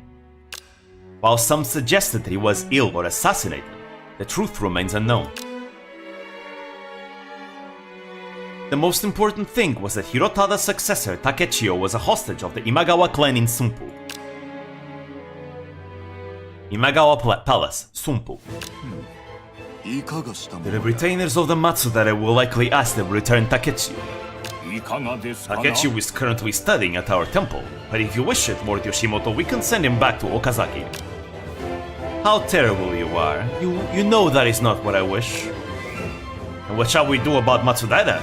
The Matsudaira in Okazaki? They will join our clan. Send the governor and some troops to Okazaki. We will rule it over it ourselves. The Matsudaira retainers will not be happy. But if we agree to return Okazaki to them when Takechiyo comes of age... Even though we have no intention of doing so? Sure. We will let them dream for as long as Takechiyo is still a child. Hirotada's death ended the Matsudaira clan's time as daimyo. They, along with the Okazaki castle, became a part of the Imagawa clan. They had no choice but to accept. The Matsudaira retainers could only cling to the hope given to them by Yoshimoto's empty promises. Only a few more years. Once little Takechiyo becomes of age, everything will return to how it was. This is how the former Matsudaira retainers endured the Imagawa's reign. There we go. Matsudaira clan is annihilated and affiliated officers are added to the Imagawa clan. Matsudaira Hirotada dies. Crazy to think that this will be the clan that will unify Japan in the end. The clan that will, begin in the, be victorious in the end, at the very end of everything. They're gonna be a clan whose existence was like in danger right now. Even more than the Oda clan. Kinda crazy to think about that. Let's see, we can get another system reform.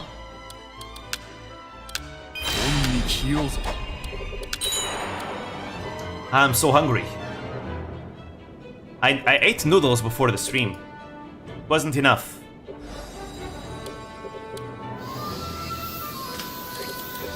But I suppose this stream will go without any warfare. On my part, huh? I apologize if it is not as interesting to watch. This is definitely more of a visual novel stream this time around. But don't worry, we will see plenty of action once we start conquering stuff. Once Nobunaga goes into his Tenkafubu ways. Oh, natural disasters affecting the Takeda and the Hojo. We're fine though. Then again, I guess this can be like a bit of a Zatsudan stream in a way, don't you guys think? It's not really Zatsudan, but I'd say it's probably the type of stream that you can enjoy casually, I'd say. One of those that you just listen to instead. I'm having a lot of fun though.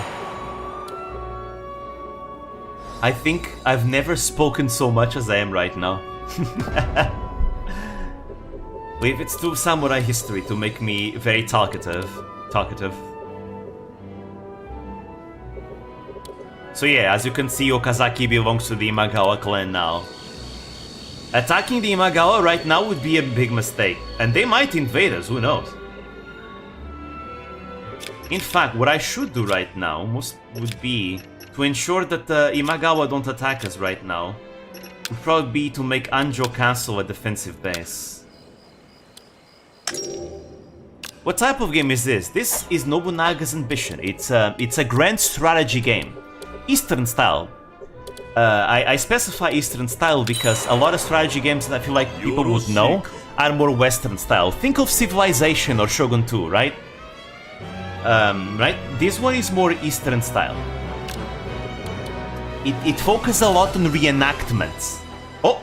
Stuff is about to happen. Christianity arrived. Ah, there we go. So, as you know, the Portuguese arrived earlier, I think in 1543, and they introduced guns, right? But later on, we would have another ship come here that would introduce missionaries. And this is that ship. Bonotsu Satsuma. Ah, there we go. Francisco de Xavier. He is a Spanish missionary who embarked within the Portuguese ships into I think Goa da Mão I think, and then later to Malacca, and then to Macau, and then eventually to Japan, to basically begin, you know, converting the Japanese into Christianity. This guy was the guy that started that. Yeah. Ah.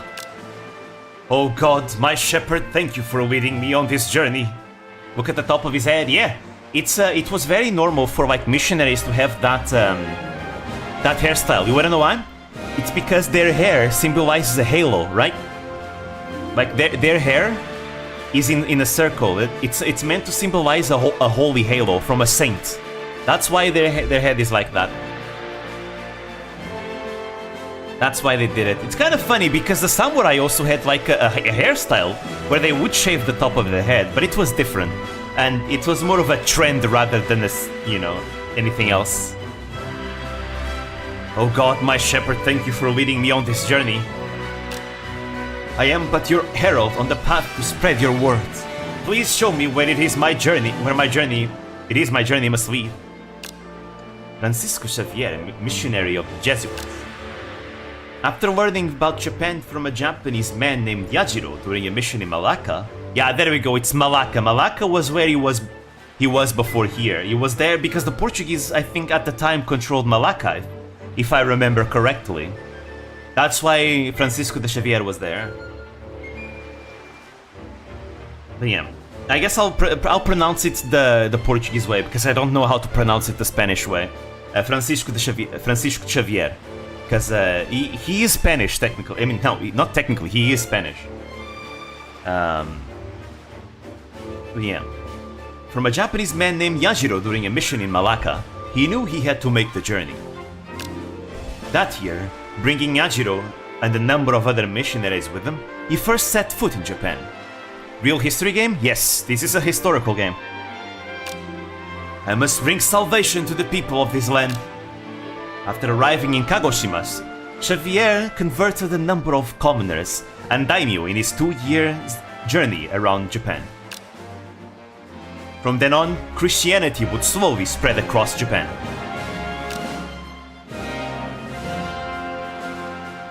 So there we go, Christianity arrived, so any policies involving Christianity are now available. There we go.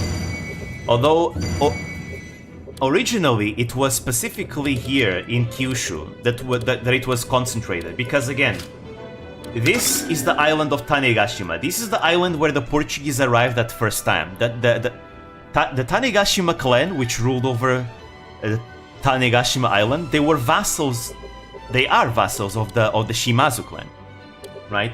So Christianity would spread through here, and it would be especially adopted by the Otomo clan here. Their leader would eventually become a Christian himself, in fact. And there were some samurai leaders that did become Christian. Some of them would do it because they actually believed in it. Others would do it because the Western merchants would give them like discounts on firearms and other, merchandise if they became Christians.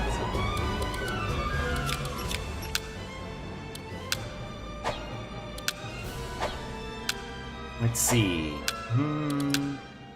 I suppose some comments would probably be nice too. The Mogami clan have fallen to the Date. That's not historically accurate, but we don't have to worry about events there until the next scenario. So that's fine. We just stay put. Oh, it's winter. Oh, I found Mori Shinsuke, but he rejected offer. That's a shame. He's supposed to join us. So the Date clan is also growing in power here. Have multiple ways to end? Yes, there's multiple endings depending on how strong your regime is. Right now I'm not conquering stuff because I'm trying to follow history as faithfully as I can. And in this period of time, the Oda clan doesn't conquer anything else, so I'm just staying put here, doing nothing. Until Nobunaga becomes the leader, and then he conquers Owari. Which is these two castles here are all that left to conquer Owari. Ah, Oda Nobukatsu. So there we go. This is Nobunaga's brother, Oda Nobukatsu. He's gonna become relevant once Nobunaga becomes the leader because, well, you'll see. There's gonna be a civil war. But yeah, he's... Oh, there we go. See? Ugh, I seem to have fallen ill.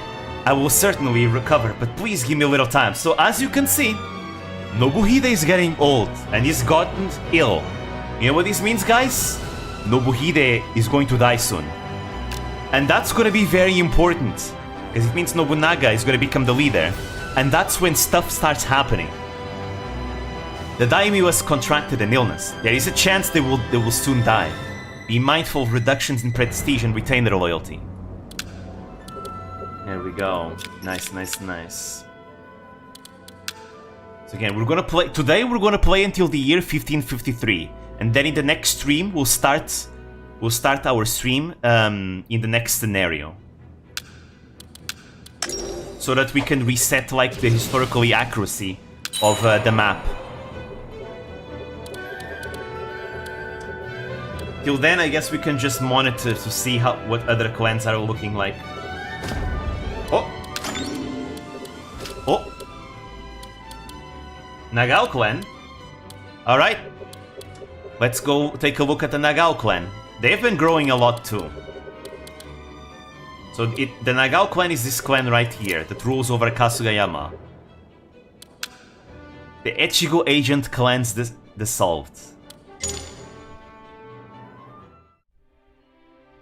The Uesugi clan, whose leader served as Echigo agent, was a branch of the Kanto Kandrei Yamanouchi Uesugi clan. It was a prominent house of the time, with many of its members sent to be adopted into the parent clan. But after 46 years governing over Echigo, Uesugi Fusasada was laid to rest. The acting governor succeeding him was Nagao Yoshikage, who suffered under the pressures put on him by Tamekage. Although Sadazane, the final leader, had mediated peace between Nagao Harukage and his younger brother Kagetora and gained respect, in the end, with no successor to take the role of Echigo agent, he remained alone until his final days. The tribes of this land have all become obedient to Nagao Kagetora, with his natural talent for war. Perhaps the Echigo agent is no longer needed. Besides, I am without a child. Like a thinning column of smoke, both the Echigo agent and the Uesugi clan shall fade away, as it should. I remember now that I once spoke with Lord Date Tanemune about adopting a child from the Date clan, but they have been so plagued with internal conflict nothing ever came of it. Oh, how I would like to revisit those times of before. Upon Sadazane's death, the Echigo Uesugi clan was dissolved. Without a governor, the Echigo was left to the control of Nagao Kagetora. So there you go. Nagao Kagetora now has complete control over Echigo, which this entire region that you're seeing right here all belongs to the Nagao clan, the mighty Nagao clan. Let's see, now we have another event happening in the Otomo clan right here. This clan. Ah, there we go, Otomo Yoshishiga. This is the guy that converts to Christianity. There we go, the second floor disturbance.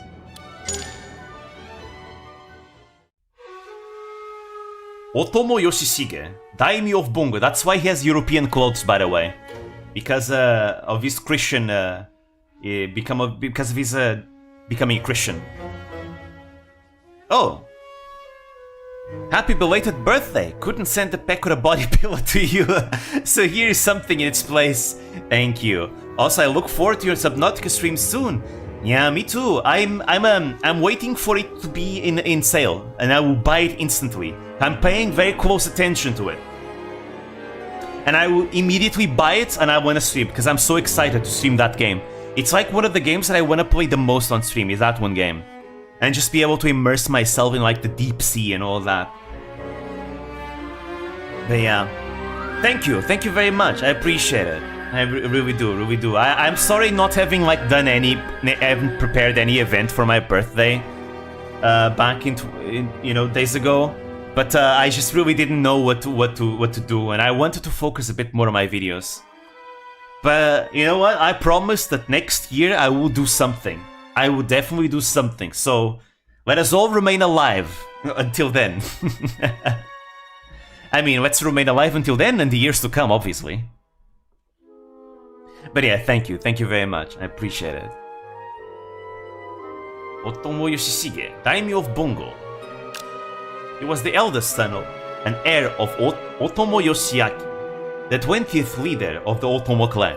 Though he had a sharp mind and many talents, he was susceptible to illness. One day, Yoshishige announced that he was off to visit a hot spring. No one gave it a second thought, but in truth, he had something else in mind. His payment is a pain in my ass. It doesn't want to accept and kept saying that I don't have enough talents even though I have double the amount. Maybe you've been donating too much. I think your bank is telling you to chill. They're getting worried. How are things proceeding, Akitsura? Everything is going according to plan. Very good. So you will soon slay Nuda. Give me like 15 minutes to reset the payment method. Damn, really? Yes, sir. Just as we discussed.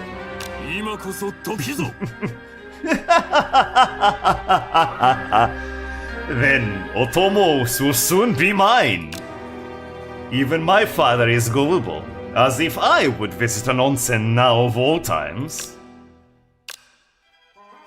They thought they could rid themselves of me? How naive! I will not die, not before I have all that I desire in my grasp. There is a darkness in Yoshishige's ambitions. When he lets it show, it chills even me to the bone. Yet, he's a temperamental man. At times he seems an unparalleled hero, and at times an overindulgent buffoon. He must be kept under control. Yoshishige was hated by his father, Otomo Yoshiaki, who was planning to have the child born to him by his concubine succeed him as the leader of the Otomo clan. But Yoshishige eventually became aware of this scheme. Under the pretense of visiting a hot spring, he laid the groundwork for a revolt, and ordered his subordinate to assassinate Yoshiaki. As the assassination was carried out on the second floor of the Otomo Palace, it became known as the second floor disturbance. Yoshishige overcame his father through brute force and became the leader of the Otomo clan. Again, it's very much like Yakuza Kiwami 2 Yakuza politics, you know? Yoshishige overcame his father through brute force and became the leader of the Otomo clan. Bekki Akitsura and other superior officers followed his rule, and before long, they would begin to storm across Kyushu.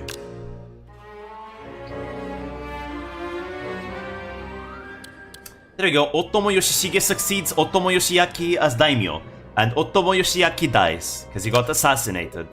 And now Yoshishige controls northeastern Kyushu. Also, the Shimas were also conquering things too early. They're not supposed to own this yet. But again, no problem. We just need to go at it for 3 more years, and we load a different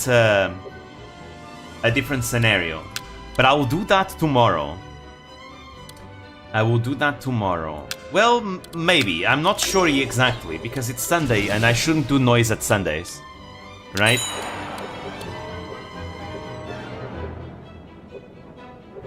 Because a Sunday is like a day that by law in Portugal you should not like do noise that will, you know, that will disturb your neighbors.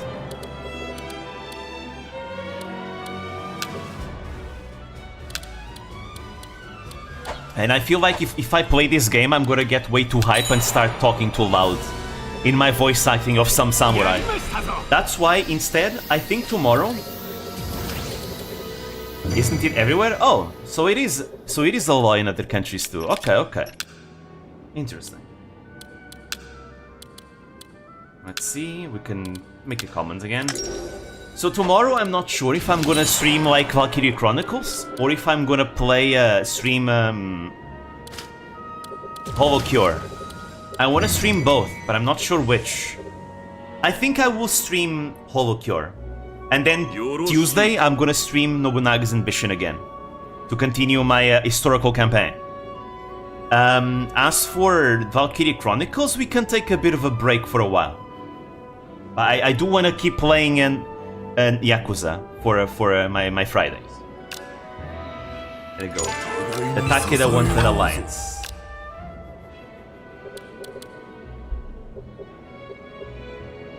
Or I could potentially do the opposite instead, just stream Nobunaga's Ambition in Saturdays for now.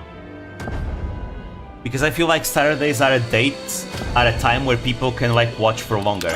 And since my Nobunaga's Ambition streams are gonna be just overall longers, I think it's gonna be good. Your walls aren't concrete? I think they are, but you can still like hear people talk loudly. Anyways, hearsay. Okay, stuff is happening in the Mori clan. Let's see what's going on in the Mori clan. The Mori clan is this clan right here, the yellow one. Let's see what's going on. The Mori clan are supposed to be vassals of the Ochi clan, by the way. No sex on Sunday. Damn, how loud would you moan?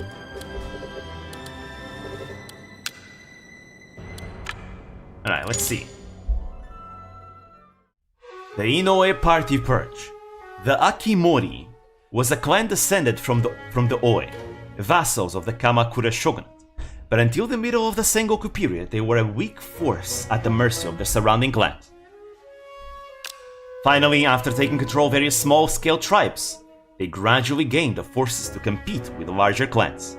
The Mori clan had made great strides under the leadership of Motonari, but there were several people within the clan who were equally qualified as Mori, such that not even Mori himself had a power over them as their leader.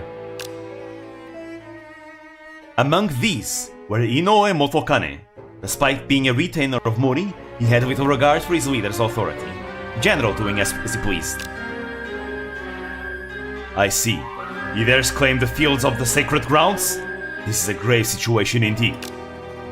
Yes, and they did not stop there. The Inoue party has gone on to rob the other retainers of their domains, even going as far as to murder a samurai who sought to oppose them. I cannot ignore such brazen actions. I will call Inoue Motokane to council. He will explain his behavior directly to me in the face of the public. Determined to put a halt to the Inoue party's violent crusades, Motonari called Inoue Motokane to his castle. However, citing a variety of vague excuses, Motokane has refused to make his appearance. You will not even obey a summons to council? I am left with no choice. Devilish deeds must be dealt with in kind. So, Motonari sent an assassin in secret. The defiant Inoue Motokane was finally pacified through death. The palace of the Inoue party was stormed, and over 30 members were purged in one fell swoop. Soon thereafter, Motonari issued a public pronouncement to the members of his clan, denouncing the Inoue party and convincing them of 11 crimes. Like a bolt of lightning, Mori's purge struck fear into the hearts of his retainers. Over 200 of them submitted written oaths swearing their loyalty to him. Well, though I have lost much, perhaps this has tightened my grip on the retainers. If it is true that after a storm comes a calm, then so be it. The influence of the Inoue party once had over the clan was completely wiped by Motonari's clever albeit tyrannical decision.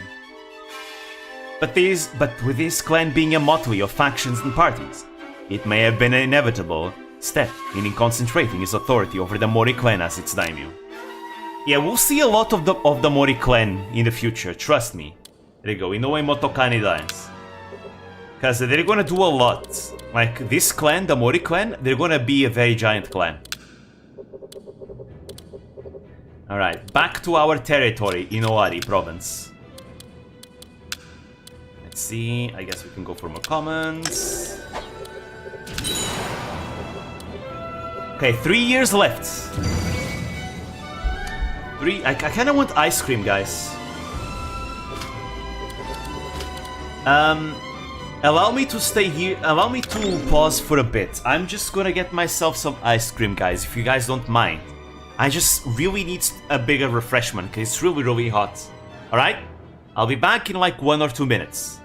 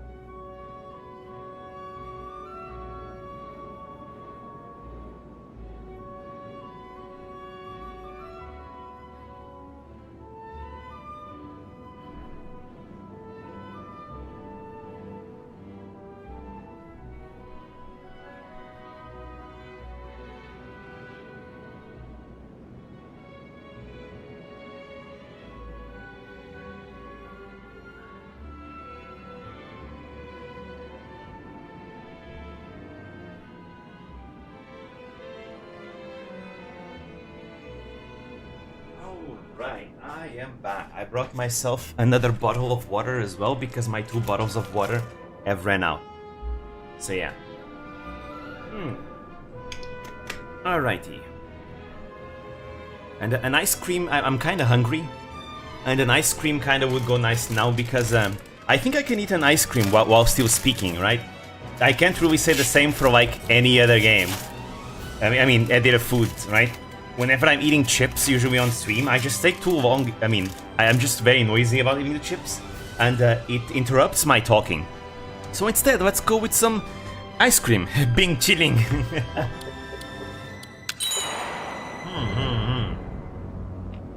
Yeah.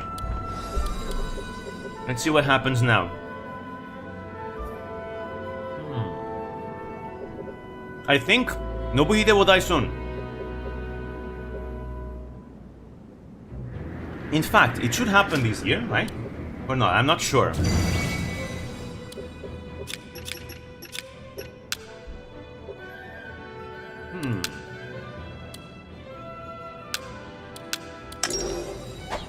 Oh, this is actually nice. It's a very small ice cream, though.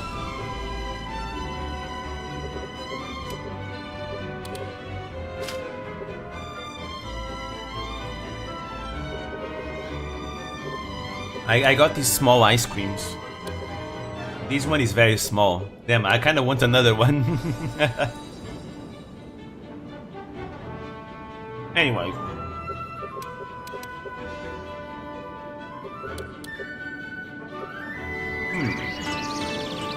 Oh-ho.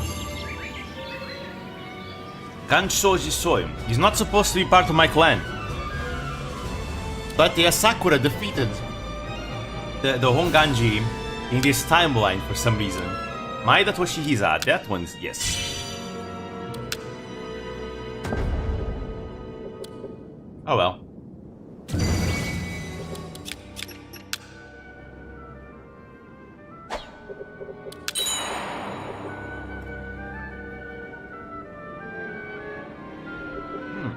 Uh-oh. Uh-oh. It happened. I knew it. It was about to happen. I knew it. There we go. Wait.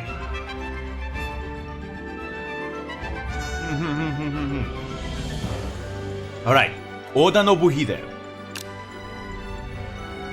The lord who seized control of such merchant cities as Tsushima and Atsuta and used that financial power to solidify the foundations of the Oda clan. Yet this same person remained locked in the role of governor and ultimately united neither his clan nor Owari. Again, this is why I didn't conquer those two castles in Owari, because Nobuhide never did it. He wanted to do it, but he never did.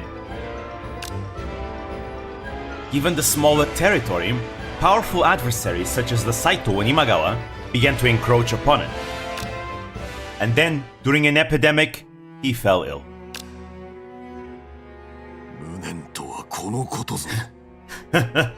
What a pity! Nobunaga's grand undertaking is set to begin, yet I cannot even hand the reins to my successor. Nobunaga, I shall be watching from the next world. Show me a nation under Oda rule. Show me your nation. Oda Nobuhide, the tiger of Owari, passed away. His death shook the Oda clan to its core. Unlike Nobuhide, many within the clan harbored great anxiety about their next leader, Nobunaga. And an incident that would justify their concerns occurred on the day of Nobuhide's funeral. What is he thinking?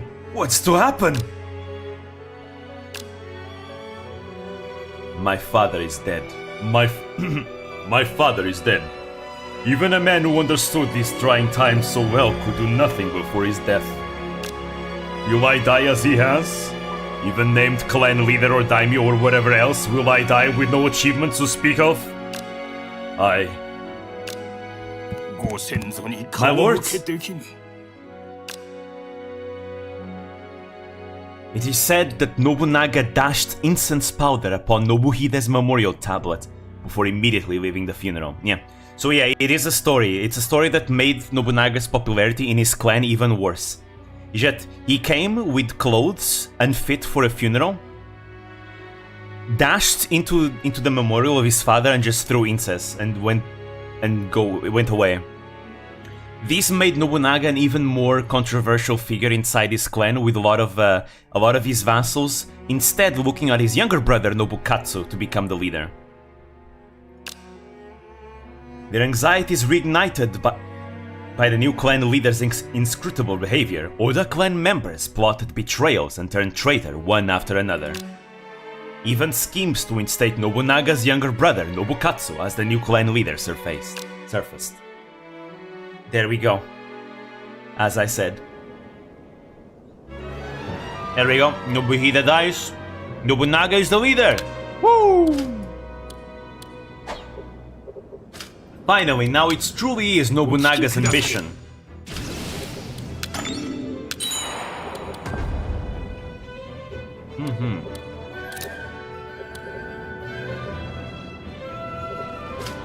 Should I take Inuyama, I wonder? Oh! These guys recognize his name? Kinoshita Hideyoshi. That's a very important person. Guys, say hello to the second main character of this. Kinoshita Hideyoshi is our second main character. After Nobunaga. Let's have him join.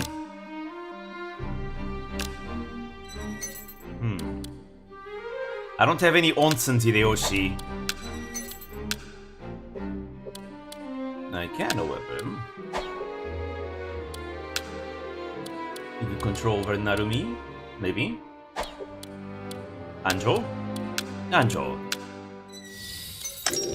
ありがたやありがたやわしの働きとくとご覧あれ So context on Hideyoshi. Hideyoshi is a peasant. He technically didn't even have a surname. His name was just Tokichiro. In this game he's called Kinoshita Hideyoshi. I guess they skip parts that. Basically, his name was Tokichiro, and then he was granted a surname, Kinoshita Tokichiro. And then he becomes Kinoshita Hideyoshi. And then in the future he will become Hashiba Hideyoshi. And finally, Toyotomi Hideyoshi, when he becomes a very important person. I mean, he's gonna be important under Nobunaga, just regardless. But anyways, 2 more years. We're gonna play in this scenario for 2 more years. Oh, Imperial Courts. They want money. Again, by the way, about these dialogues that I'm not reading, I will be reading all that when we do the VTuber campaigns in the future. The VTuber Nobunaga's Ambition campaigns. Nice. Those are the ones where I'm gonna be reading and making us more immersed into the whole decisions of the clan and all that. But I still need I still want to add a lot more VTubers into the game. I've added 69. Nice. I've added 69 VTubers into the game, but there's far more that I need to add. You know, every single Hololive member is in the game. I still want to add a few more Holostars. I want to add more Nishi-Sanji members as well, from some indies and some other corpo VTubers as well. So we're gonna have at least, you know, more than 200, if I had to say. Ooh, nice, that's a bounty.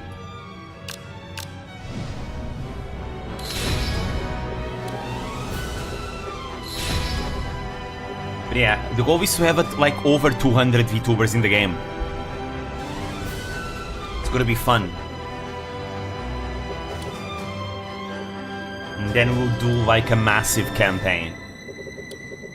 Alright, we're not allies with the Takeda anymore. Not that we need to. But the Saito though. Oh. Okay, an incident has happened in the Ochi clan. So the Ochi clan is this pink clan right here. This clan. Right? So to give you some context, the Ochi clan, not only have they been at war here, the Ochi clan are the lords of the Mori clan, the suzerains, and they are enemies of the Amago clan. And they tried to conquer Gasan Toda once, but failed. And ever since that failure, the leader of the Ochi clan, he just doesn't want to do any more warfare anymore, because he believes himself unsuitable. And that is important because it's about to become relevant here. The Taineji incident.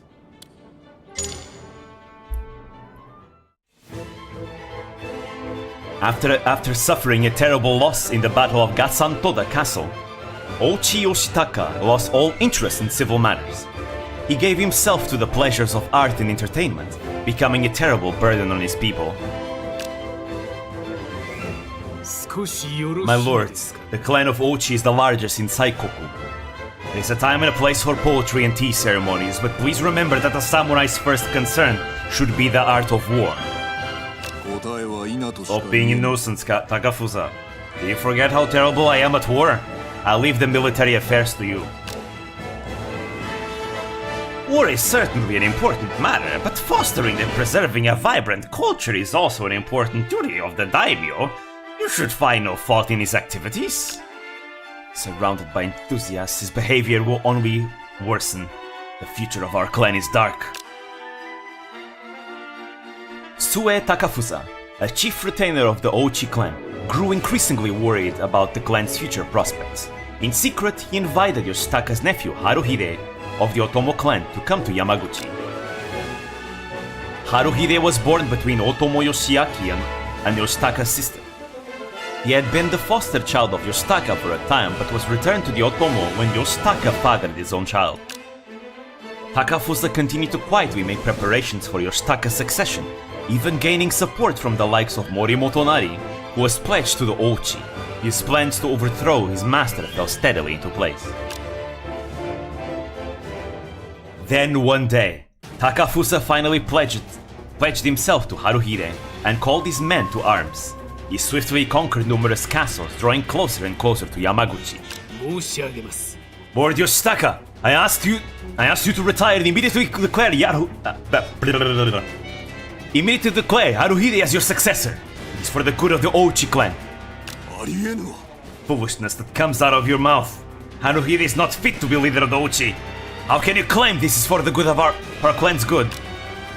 Haruhide heeds my advice, which makes him more better suited to lead the Ochi than one who spends day in, day out, humoring themselves in pleasures. And you wish to prop up Haruhide as your puppet while you make the Ochi yours.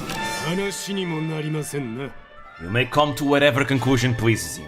Every action I take is done for my devout loyalty to the Ochi clan. I misjudged you greatly. I didn't know this was the kind of man you were. What the Ochi clan needs is not you, but Sue Takafusa. Now, abandon your position at once. Damn it. I'm cornered. There's no escape for me. You mustn't give up. Hurry, this way. Stop. You're not getting away. Reizei Takatoyo, an attendant of the clan, fought fiercely against the Sue army, allowing Yoshitaka to escape and flee to Taineji Temple in Nagato. Yet in spite of it all, Yoshitaka once again found himself surrounded there. Takatoyo, it's over. The only choice I have now is to perform seppuku. I ask that you take my head. The history of the Ochi clan ends here. Both the victor and the vanquished are like drops of dew or lightning, as are all things in this fleeting world. My lords! What? Suicide? So that's what this has come to. Takafusa was shaken by the report of the suicide. Despite his intricate scheme to transfer the clan's leadership to Haruhide, he had not anticipated that it would take Yoshitaka's life. But his misgivings soon faded. He tended to the aftermath with sobriety, bringing peace back to the Ochi clan. And so, Haruhide was positioned as the new leader. And by his command, Takafusa changed his name to Harukata. Haruhide himself received the kanji Yoshi, meaning honor, from the shogun and changed his name to Yoshinaga. However, Harukata's coercive methods had sown discord. He was blamed for the death of the previous leader and lost the support of Mori Motonari. Harukata, the man who once known as Takafusa, would be drawn into a course of events quite the opposite of his expectations, as the Ochi clan sunk into an ever-intensifying vortex of unrest. Yeah, let's just say that the Ochi clan is not gonna live for long. Ochi Yoshinaga succeeds as Ochi Yoshitaka as daimyo. The following officers die: Ochi Yoshitaka, Sagara Taketo, Reizei Takatoyo, Sugi Yokikazu. They all dead. They all died. Sue Takafusa names changed to Sue Harukata. There we go. That's what's going on in the west in Chugoku. In the Chugoku region. But back to Owari, our home. La la. Ha ha! Ha ha! Damn, Nagashima is big! 22,000 troops hold. Okay, to be fair, I guess we're not doing that bad. Yeah. Imperial courts. We give them money. We have a lot of money, actually. Our economy is doing really good. I might as well enact some more policies, honestly. Let's see. Bodyguard formation, defense infrastructure, marine transport. Yeah, we don't have anyone available. I like marine transport. Better harvest is good. Actually, where is Suemori? I hear fighting. What's going on? Oh, the Asakura are fighting the Shogunate. Yeah, that's no. Oh. Uh-oh. Guys, you see this? You know what this means? We're being targeted by the Imagawa. They're gonna invade us soon. Well then, that's not good. Wait, where's Suemori? Suemori... Isn't Suemori supposed to be around here? Huh. Weird. Am I not supposed to conquer Inuyama? I don't really remember when he conquers this. Okay, this might be historically inaccurate. Well, I can't attack now that the Imagawa are gonna be coming after me. Never mind. Let's stay put. We will defend against the Imagawa. We just need to last one more year. Actually, wait, no, 2 more years, actually. 1 year and a half, maybe?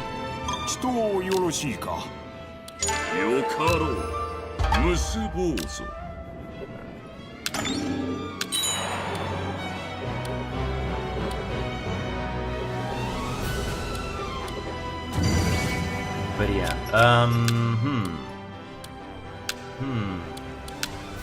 yeah, let's just militarize a bit more. We have that as a defense castle. Very good. Let me see. Can I enact any policy that will aid our defenses, I wonder? Defensive infrastructure? No, we can't. We don't have anyone available. Arigatai no. Actually, I think we have an open... Oh, no, we don't. Wait, if I am going to defend this place, I better bring someone here. Nobukatsu will be the attendant here. Let's see. Ooh, Takigawa Kazumasu.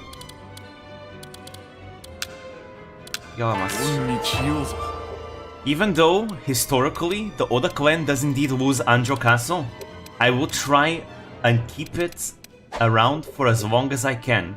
Because if I don't, I feel like I'm just gonna get destroyed. There we go. Don't mind the Laplace Darkness save file. Here he comes. Alright, the time for war has come. Rumor has it that Tokaido's strongest daimyo, Imagawa Yoshimoto, was invaded with about 130 caged soldiers. Yeah, this is not good. Information befitting of the name Tokaido's strongest daimyo. Defending against this may prove to be difficult. Can request reinforcement from ally, the Saito clan. Alright. Let's ask the Saito for help. That's why we have an alliance. Can't we ask help from the Takeda? No, we can't. They're allies with Imagawa, of course they can't. Negotiate a truce. We're gonna do our best. We march. Come on, we just need to last 1 more year. Just 1 more year. We will fight. We will protect Anjo Castle to the last. Actually, it would be preferable if I could flank the enemy, I believe. Wait, where's Nobunaga? The hell? Why are you...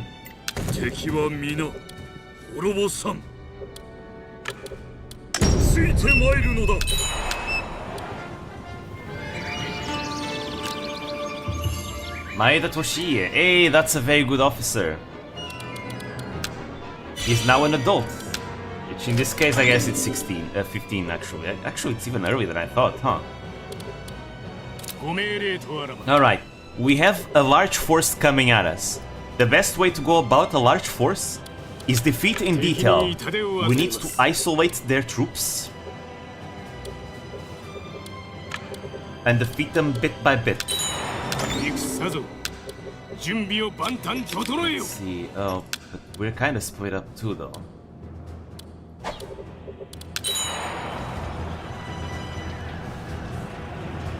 There we go. We can now begin the battle.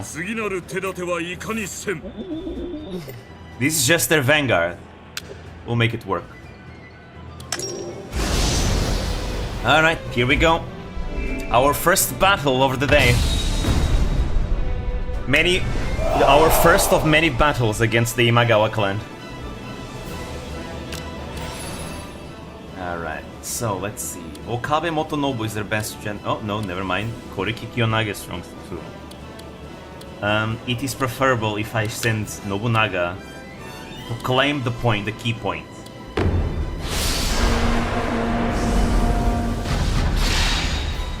I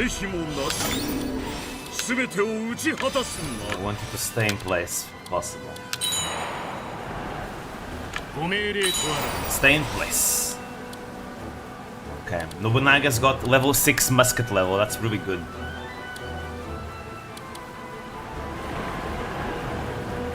Alright, the enemy's coming, we have an advantage over there. But I prefer to win this battle with as less losses as possible. Because again, we still have their entire vanguard to fight. But it's best if Nobunaga fights that guy though.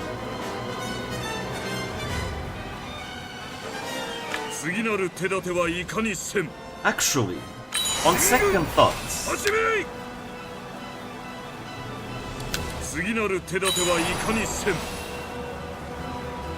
wait.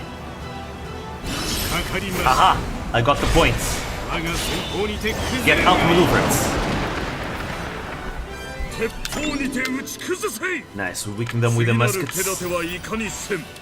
So capturing key points is important because they give you buffs. They increase your morale and they give combat buffs to your units. So now all of my units are much stronger now.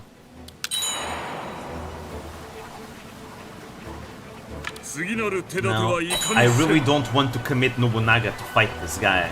So I'm actually hoping that Nobumitsu can defeat this guy quickly so we can go there and destroy their disengagement point. Until then, we have to just wait. I'm gonna speed it up. Come on, let's go. Nobunaga is going to proc his awakening.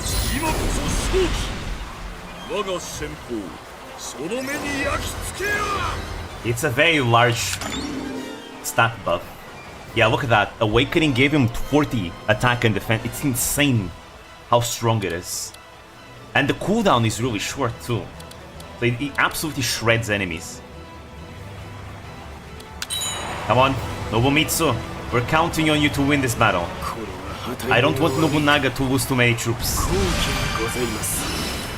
We have to march over there. There we go, almost there. Yeah, we're getting exhausted. I think the enemy has an ability which decreases our stamina. Alright. Oh, we captured one of them. Okay, now that we got that. Wait, actually we can hold them here. I can do this actually, just to relieve some. Alright. He's going to return, and I don't want that. Let's rest a little bit. The enemy also gets to rest, but that's fine by me because we're gonna pincer the enemy, and they lose far more fatigue in pincers. And there we go. We proc awakening again. We do more damage like this too.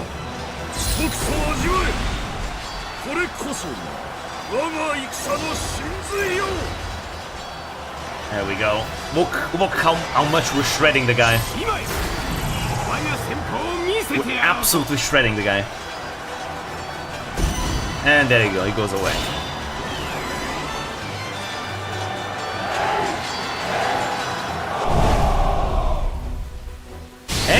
Hey! Oh!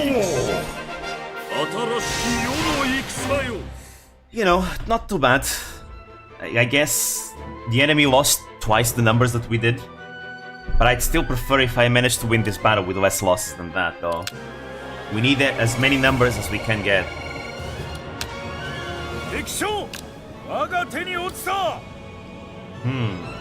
I'm gonna execute.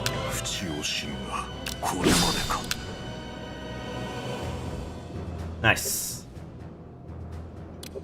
Alright. We continue our resistance. Nobunaga into Anjo. Nobumitsu into Anjo. Can we take this? Ah, it's not ours. That's a shame. Well, I can call upon the tribes here. The Tojo tribe would have been nice. It's fine. I'll call upon the Kariya tribe. We have a Saito reinforcements coming up too. Oh, okay, nice. Dosan is coming with a large army as well to help. That's good. That's very good. Don't let me take the territory. Defeat them while they are split up. Defeat in detail is what we're gonna do. Because their main army is yet to come, right? But if you can beat them bit by bit, we're fine. Okay, this is just one small unit. We're fine. Alright, he's retreating.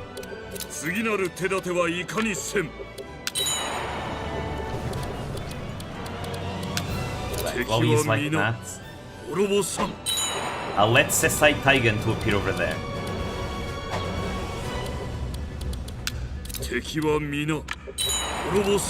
I'll leave the defense of this to the side. Here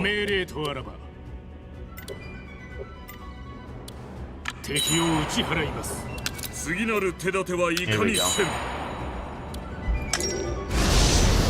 Our second battle. Here we go.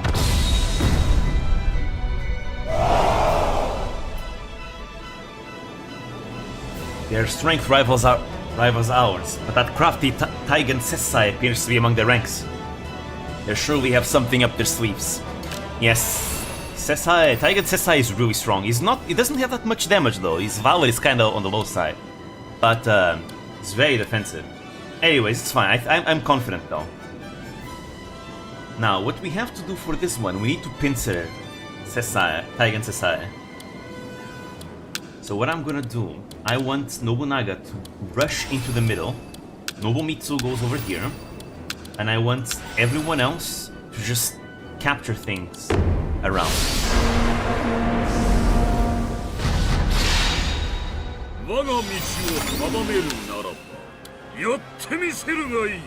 I mean, I feel like what I should do is probably let the Imagawa conquer Anjo Castle, because I'm pretty sure that's what they're after, right? They now own, supposedly, Mikawa. And, but Mikawa is not complete without Anjo Castle, which I do have.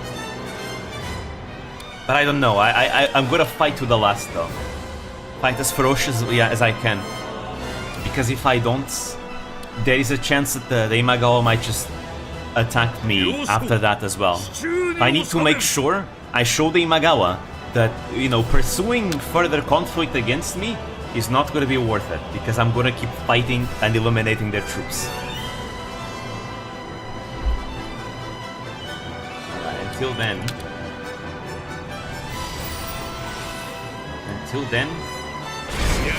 we'll use defeating detail strategies. Yeah, go over there, this is good. If we fight Sesai, I want to fight him in this area, if possible. I don't think he will though, I think he's gonna defend his disengagement point. Hey, why don't you capture the point? It will buff us up.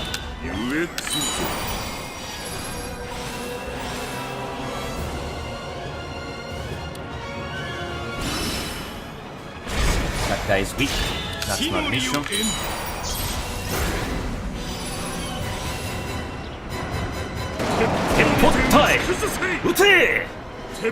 And destroyed. I love muskets so much. Completely obliterated.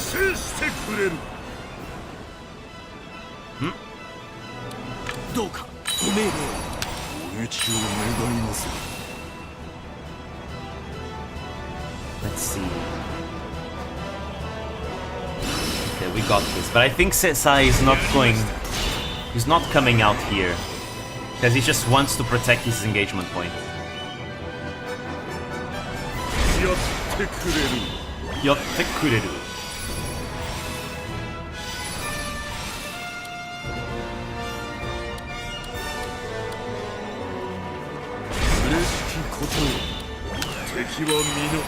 I have an idea.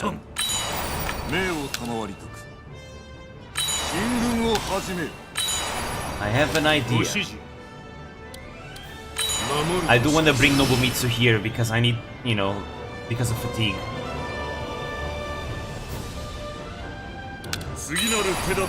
Alright then. You're gonna retreat there. Then I'll attack your disengagement point. If we can destroy this before Sesai can get here, that would be preferable. Because we will win the battle without losing anyone. I don't think we can do it in time. We're too slow. That's alright. Yeah, let me bring some replacements.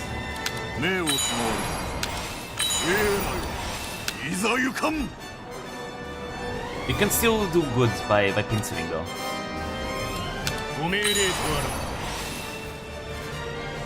Alright.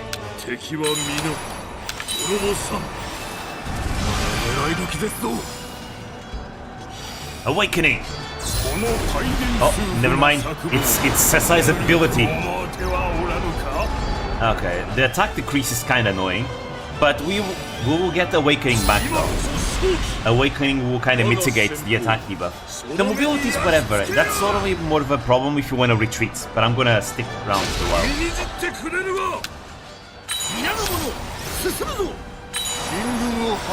There we go. We're doing good. He can barely do damage to us because Awakening is so strong. We have 167 defense. See, he's already super tired. We aren't. Right? Okay, let me this. Replace him with fresh troops. There we go. Victory. We barely lost any troops. Let's go.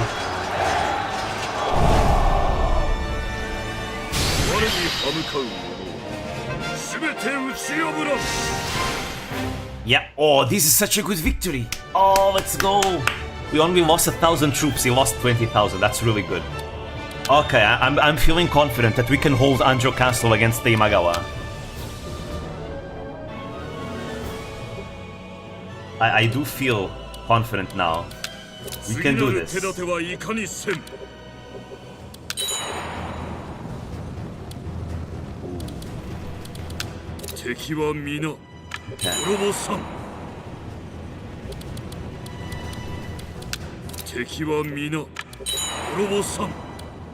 Wait, okay. There we go. We'll defeat this guy before he can reunite with the other unit that's coming up. Because otherwise we're gonna be in trouble. Alright, we can go all out. We're fine.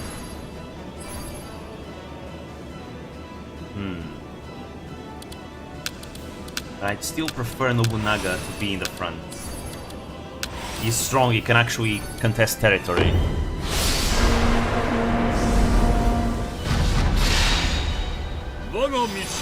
Also, Nobunaga is very important because in this game you can only begin manual battles if your daimyo is present. If your daimyo is not present, then enemies and allies will fight automatically. And I usually prefer to fight myself because, well, ends up being better.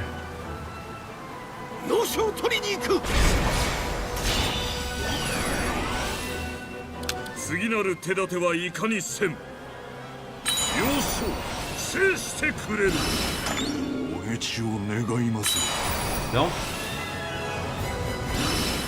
That guy is alone, he's gonna get destroyed quickly. His stats are not as good as Sesai's. Nice. Yeah, we're fine. He actually hits harder than Sesai.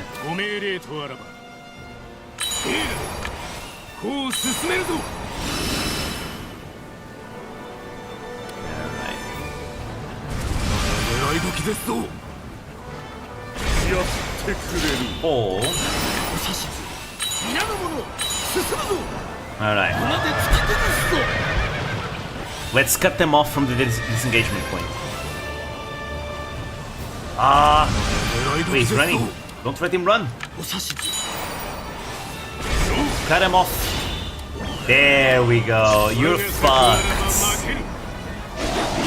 We trapped them. We trapped them. Now we can destroy the disengagement point. It will help with our losses, mitigate losses.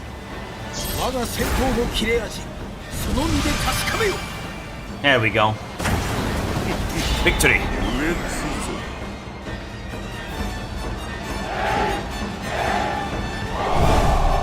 That's the only way we can win this war, guys. We need to win while mitigating our losses as much as possible. Yeah, this is good. Again, this unit is gone from now on. Nice. Let me see if there's anything here I can get. Stone, nothing. Okay. Anyways, we just need to outlast the Imagawa for this entire year. Just one more year, and we're done.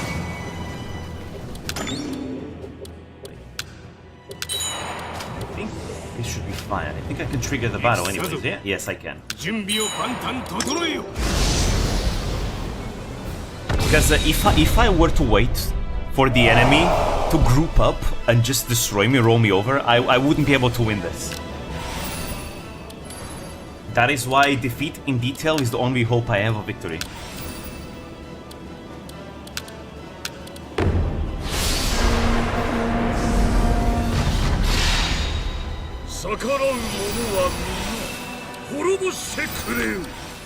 There. Over there.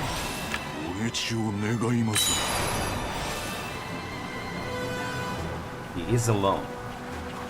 Having multiple units in this game is actually more important than to have lots of troops in the same unit. Because of how the fatigue works.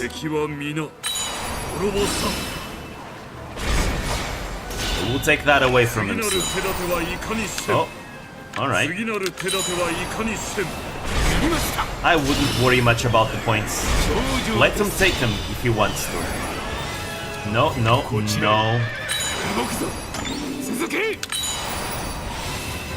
We'll let him take that. That is completely fine. He's gonna have to come back to his point. Wait.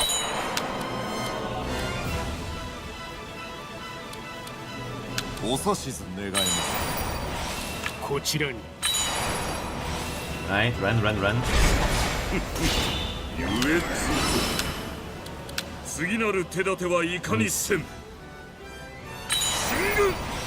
Nobunaga can do it.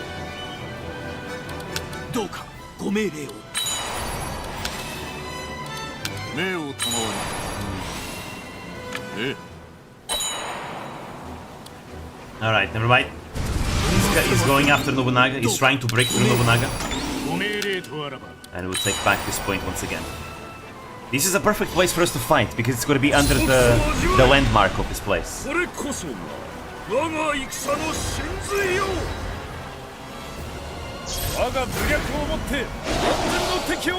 Go. We get this. Even if our fatigue goes low, we have this.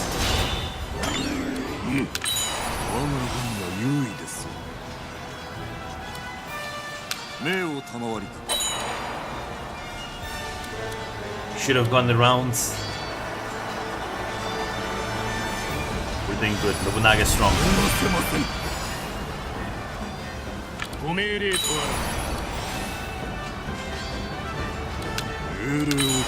There you go. He's halfway done. Halfway charged. Nobunaga is getting tired a lot. That's weird. He has a lot of leadership though. Leadership should make your tiredness go less. Decrease less. I mean, I guess he's doing better than his opponent. Unless the opponent has some kind of ability to reduce the stamina. There we go, and we pincer the enemy now.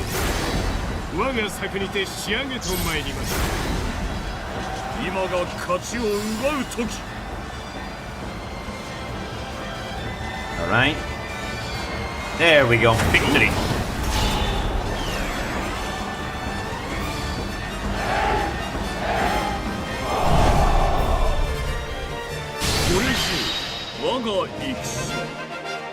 Not even the might of the Imagawa army can face me.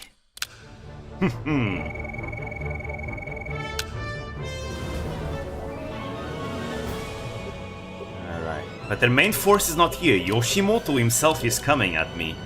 And he's a strong one. And there's still more troops coming. Oh look, it's Takeda Nobutoru. That's Harunobu's father who got exiled.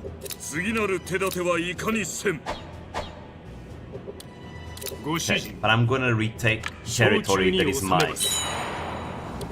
And that Toshimasa is coming to help us, which is nice. We've been fighting, but not at our full force.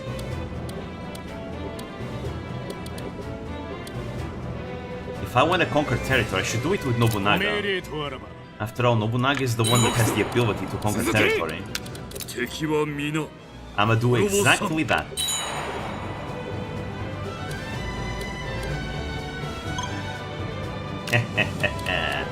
There we go. Nobunaga can conquer a territory instantly. He's broken. And every time he conquers territory, he gets buffed. All his stats get buffed because of his Demon King ability. Which makes it even better. Anyways, anything else I can improve? This is gonna be good for the future.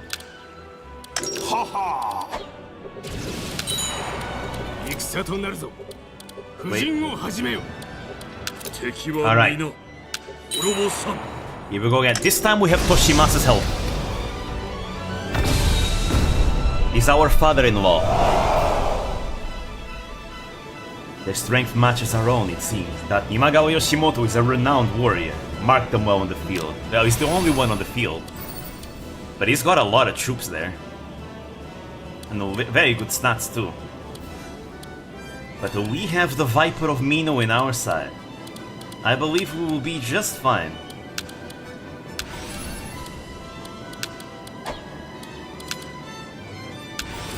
There we go. Alright, we'll do it like this. Always like my front line to be my units that have more troops.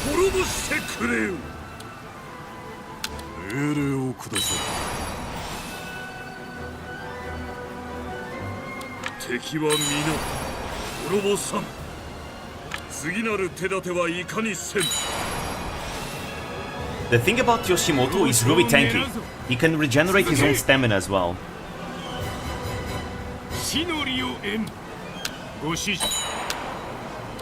He shouldn't go through here, you know? Yoshimoto might contest us. And if possible, we have the advantage of units. I'll go Prince Arun if I can. I guess this is no issue. Go there.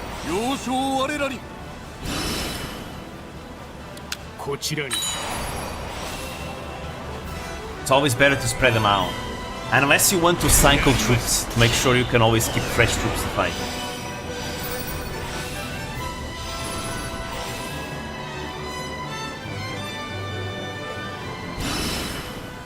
Okay, we'll have to beat him with a pincer maneuver. But he has an ability that regenerates stamina, so I'm gonna have to cycle troops. That's fine. We do have Dosan here. Dosan is really strong. He can confuse enemies as well.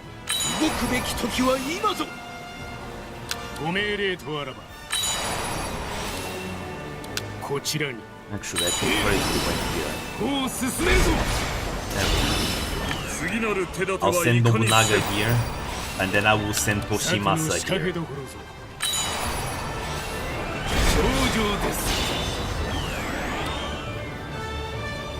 Oh, wait. Well.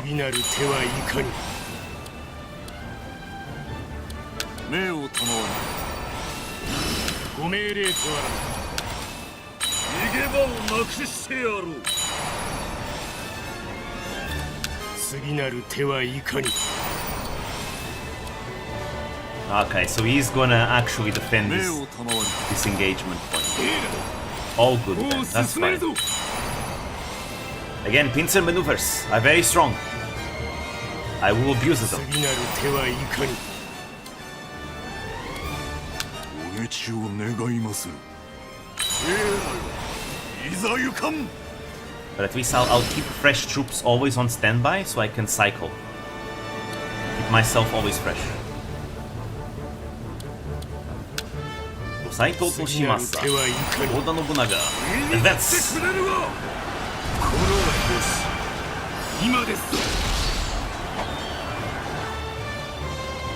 Here we, oh, okay, he's gonna activate Tokaido's best. That's alright. We've got a card up our sleeve too. Awakening!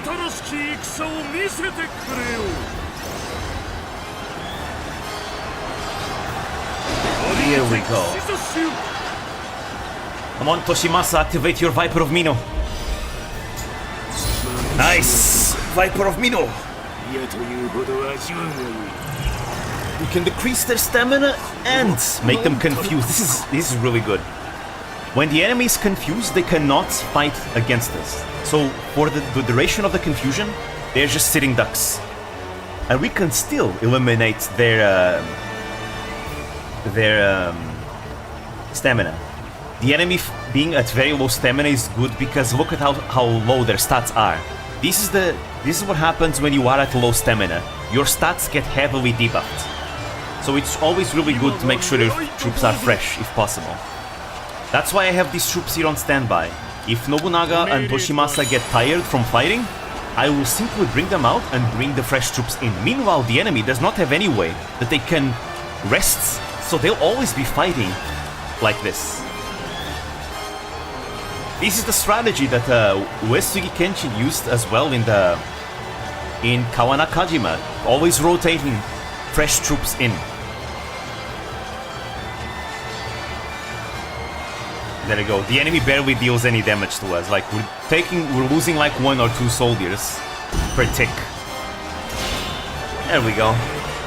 And with that, we've beaten their daimyo. Their daimyo is gone. He's running away. I mean, he's not actually dead. He's just running away.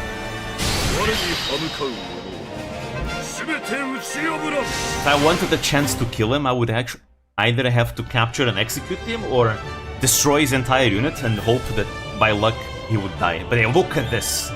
This is an amazing victory. 268 soldiers lost. I killed 25,000. There we go. I'm very confident we can do this. If I was doing a regular campaign, honestly, I would march out and take Okazaki because like we're doing. I mean, there's still more troops coming, but that's all. But I would definitely march and take Okazaki if this was a regular campaign.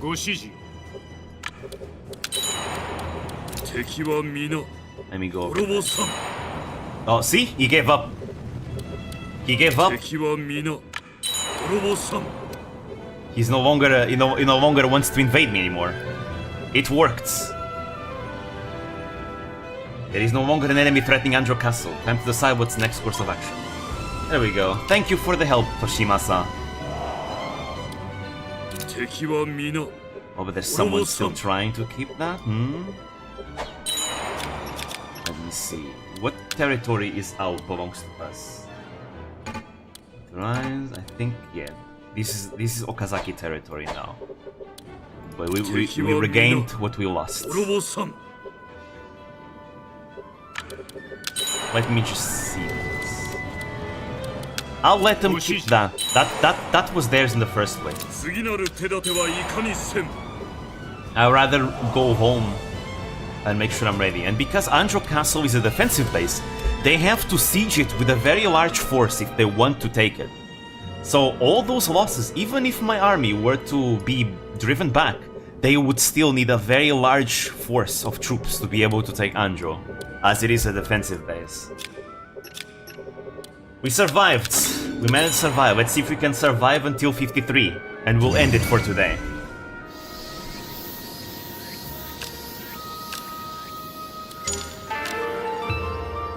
So this is why, even though I'm not really going out to conquer things, this is why I develop my territory to be strong. To make sure, you know, when we get attacked, I would be ready.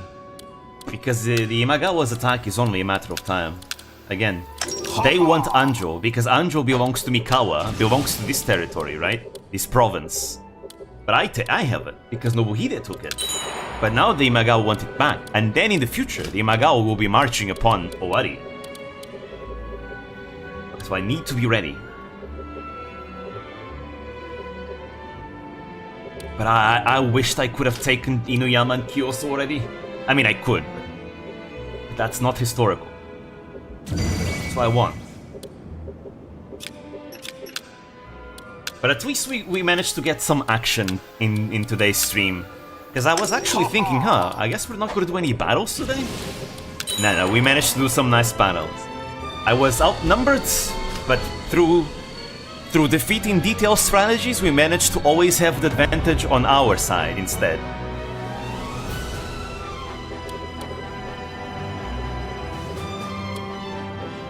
Always attack the enemy where they are weak, as they say. That's a lesson from Sun Tzu. Alright, let's keep improving this. It will give us more troops. Actually, if I remember, there should be a policy that's standing army, right? Where is it? Can I get that? And standing army. Wait, we can't get standing army yet? Oh. We lack the prestige? Oh, Nobuhide died. He was the leader. Nobuhide was the one that had all the prestige of the clan. Because Nobuhide died, we no longer have the prestige. We lost it. So it is a good thing that the Imperial Court is coming to us, ask for money. Because if we keep giving them money, they will give us a title. And that title will give us prestige. And we need prestige to enact advanced policies. Extending army would allow us to get more troops just in general in every territory. Oh, there we go. A messenger arrived from the Imperial Court. Nice. Alright, yes. Get it. There we go. We got the prestige that we needed. We got a lot of prestige from this. So there we go. We can now... Oh, but... We're busy. Okay, let's wait until he's not busy anymore.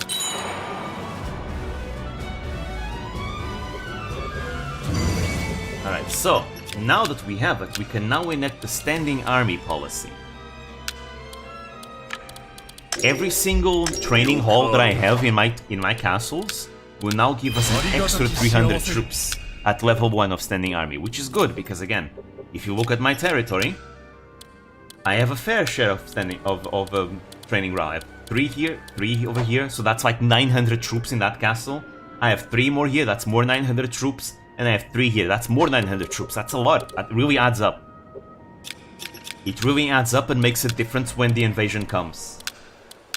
Right, we'll make Maeda Toshiie take care of that. We have a lot of money, like holy shit. At least our treasury is not gonna struggle. I mean, this is accurate. The Oda clan was, you know, was good with finances. Nobunaga especially was really skilled with finances. So money wasn't really an issue for the Oda. There we go, we got the standing army policy. I'm gonna try and enact more policies actually, because those are really good. Defense infrastructure would be good, but right now I think I can defeat the enemies on the field. If I couldn't, I would probably go for defense infrastructure, but since I can actually beat them in the field, maybe I don't need that. Maybe I don't. Gunner instruction. I like that. I like muskets. Right now is not a good time. I'd say going for a harvest is better.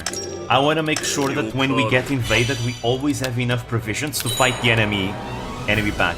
Because it's really terrible when you get invaded, but guess what? Your castles have no provisions. We have no food, so you cannot march out. Or if you do march out, they'll starve immediately. I don't want that. So... we'll get better... Again, better harvest also means you get more troops, in general. So it's just nice to have. But I'm not gonna enact more policies because, you know, I need my income. A good income is important. Okay, let's keep improving our irrigation canals. Irrigation canals, not only do they protect us from natural disasters, they also increase our crops, our harvest, and they also increase our number of troops. So that is good. We still are building up the army even if we go for the irrigation canals. Oh! There we go. Meeting at Shotokuji In the years after Kicho left the Saito clan to marry into the Oda clan, the alliance between the two families deepened. Saito Toshimasa was most interested in his son-in-law, Nobunaga, and wrote to his daughter expressing a desire to one day meet with the man. Well, technically they just fought together in battle. When he heard of this from Kicho, Nobunaga agreed to a get-together. And so, at Shotokuji near Mino Owari border, the two met face to face. It is said that before meeting, Toshimasa hid in an old house and watched as Nobunaga and his troops marched to Shotokuji. It is a pleasure to finally meet you, father-in-law. My name is Oda Saburo Nobunaga. So you're the husband. You've quite the intense look. You seem a fine man, yet you marched here as if going into battle. I am embarrassed to hear you caught sight of that. I did not wish to meet Kicho's father with a shabby force in tow. Your archers and spearmen were splendid, but I noticed your Tanegashima matchlocks were particularly plentiful. As expected, you have a keen eye. Muskets have become indispensable in modern warfare. I am gathering as many as possible. We're struggling to buy Tanegashima ourselves. Perhaps you could part with a few of them? There is no need for that. Should any manner of crisis befall you, I would come running at once to render assistance. Though not without tension, the meeting was amicable enough, and came to a swift close. So that was Nobunaga. I knew from Kicho's letters that he was no fool, but neither did I expect a man of that caliber. He wasn't the least timid about showing off his forces, and so casually rejected my bid for muskets. The people of the Saito clan may end up retainers of the Oda. If only you were my real son. There we go. I remember this meeting in the King of Zipangu Taiga drama of Nobunaga. And yeah, apparently Saito Toshimasa really did hide himself in an old house just to spy on Nobunaga to see how it would be. And he saw that Nobunaga sallied out with an army, right? And Toshimasa was impressed with that. And from this conversation, Toshimasa was so impressed with Nobunaga that he actually decided that he would. I think he decided that Nobunaga would be the inheritor of his lands once he died. Basically, he actually ended up loving Nobunaga very much after that. So from wanting to test to see if he's a fool and taking his territory, to actually taking a liking for him.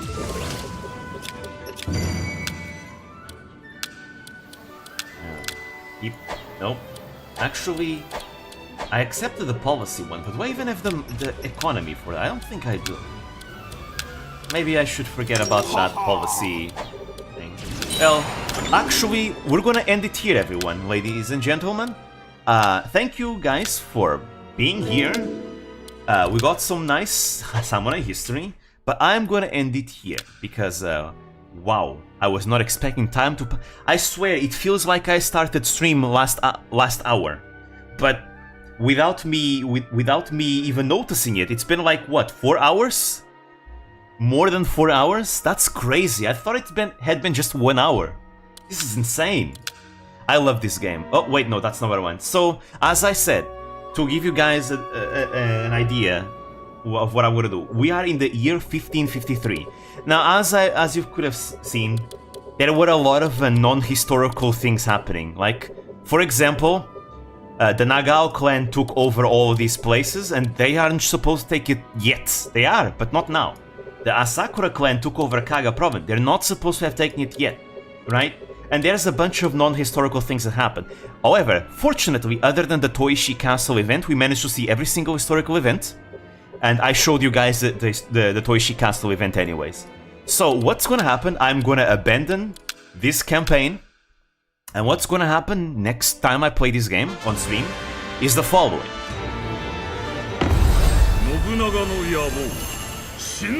Next time I play this game, I'm gonna begin here in 1553 in conquering Owari scenario. So basically, it's April. It's April. It's literally the same month that I just finished the campaign of the other save file, right? So in here, so I was supposed to have taken that. Okay. Okay, to be faithful. Wait a minute. Let me be faithful, because I'm supposed to have taken Inuyama by this point. Streaming tomorrow? I will stream tomorrow, but I think tomorrow I will stream I think I will stream Holocure. So I am supposed to have taken Inuyama already. So that's what we're gonna do. I'm gonna take Inuyama. So let me just take Inuyama real quick to make it faithful. That is a siege castle though, that's kinda annoying. I wanted to ask Saito reinforcements. Because if you have an alliance, you can ask for reinforcements, but only if you. Oh, that's fucking. I love Nobunaga's instant ability to just take things. A truce. Hey, there we go. This is good. I guess the Shiba wants a truce. I'll take it. Hey, give me domain. There we go. There we go. We don't even need to take the castle by force. We just declare war, and he knows he's not gonna win. So we can declare a truce, and I ask him to allocate the castle to me. Beautiful. There we go, guys. It's still 1553 April, and we have taken Inuyama as we are supposed to have taken it historically. That is good. We almost have the entirety of Owari. So let me go back and show you guys what that scenario looks like. Let me show you guys. So, April 1553, conquering Owari, that's the scenario where we're gonna continue.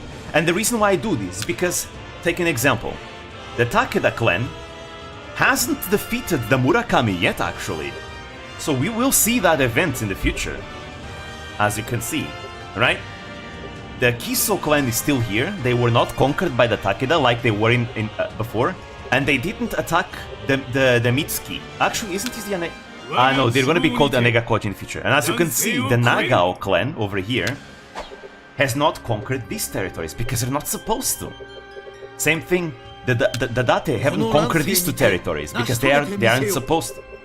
So this is really good. This is really good. We basically reset all territories to be as historically as possible as they were there. And what we did today is that we carried on. Okay, to be fair, okay, you see this? I was supposed to have lost that castle, Anjo Castle, when the Imagawa attacked me there. I was supposed to have lost it. So let's just imagine that I got attacked and I lost it. But you know, I don't like giving castles for free. So if I'm gonna be invaded, I'm gonna fight. And I just so happen to have conquered everything, defended the territory just fine. So in the next stream that I play this game, we're gonna start in the Conquering Owari scenario, which means our goal for that stream is gonna be to conquer Kiyosu Castle right here. We will unify Owari, but that's not the only thing. We also need to survive until 1560. And why is that important? Because we're gonna be under attack by the Imagawa this entire time. So it's not only gonna be me conquering territory, it's also gonna be me defending myself. It's gonna be tough, actually. Because again, the Imagawa, as you could see, I was basically defending my territory with like 40,000 troops against an army of 130,000, as you could see. But I did it, because the art of war, that's why. But yeah, that's the goal, and we'll see more historical things happening. Again, the reason why I'm not gonna stream this game tomorrow is because I tend to get very excited about Samurai and all that, and I start shouting and speaking really loud. And because it's Sunday, I think it's not a good time for that. I think, you know, Holocure is gonna be more chill, so I'll be able to just, you know, do a more chill stream. I just feel like streaming now, as of late. The Tenma guide is almost done, by the way. Technically, it's finished. I did say I wouldn't stream this game until I was done with the Tenma guide, but technically it is finished. I just decided to take some extra time to polish it a bit more. But it is technically finished, and if I don't finish it like today or tomorrow, it will be finished Monday. So don't worry, because it's really close to be finished. So yeah, that is all. This is so much fun. I love this game. So with that said, thank you guys for coming. I see you next time. Tenka Fubu!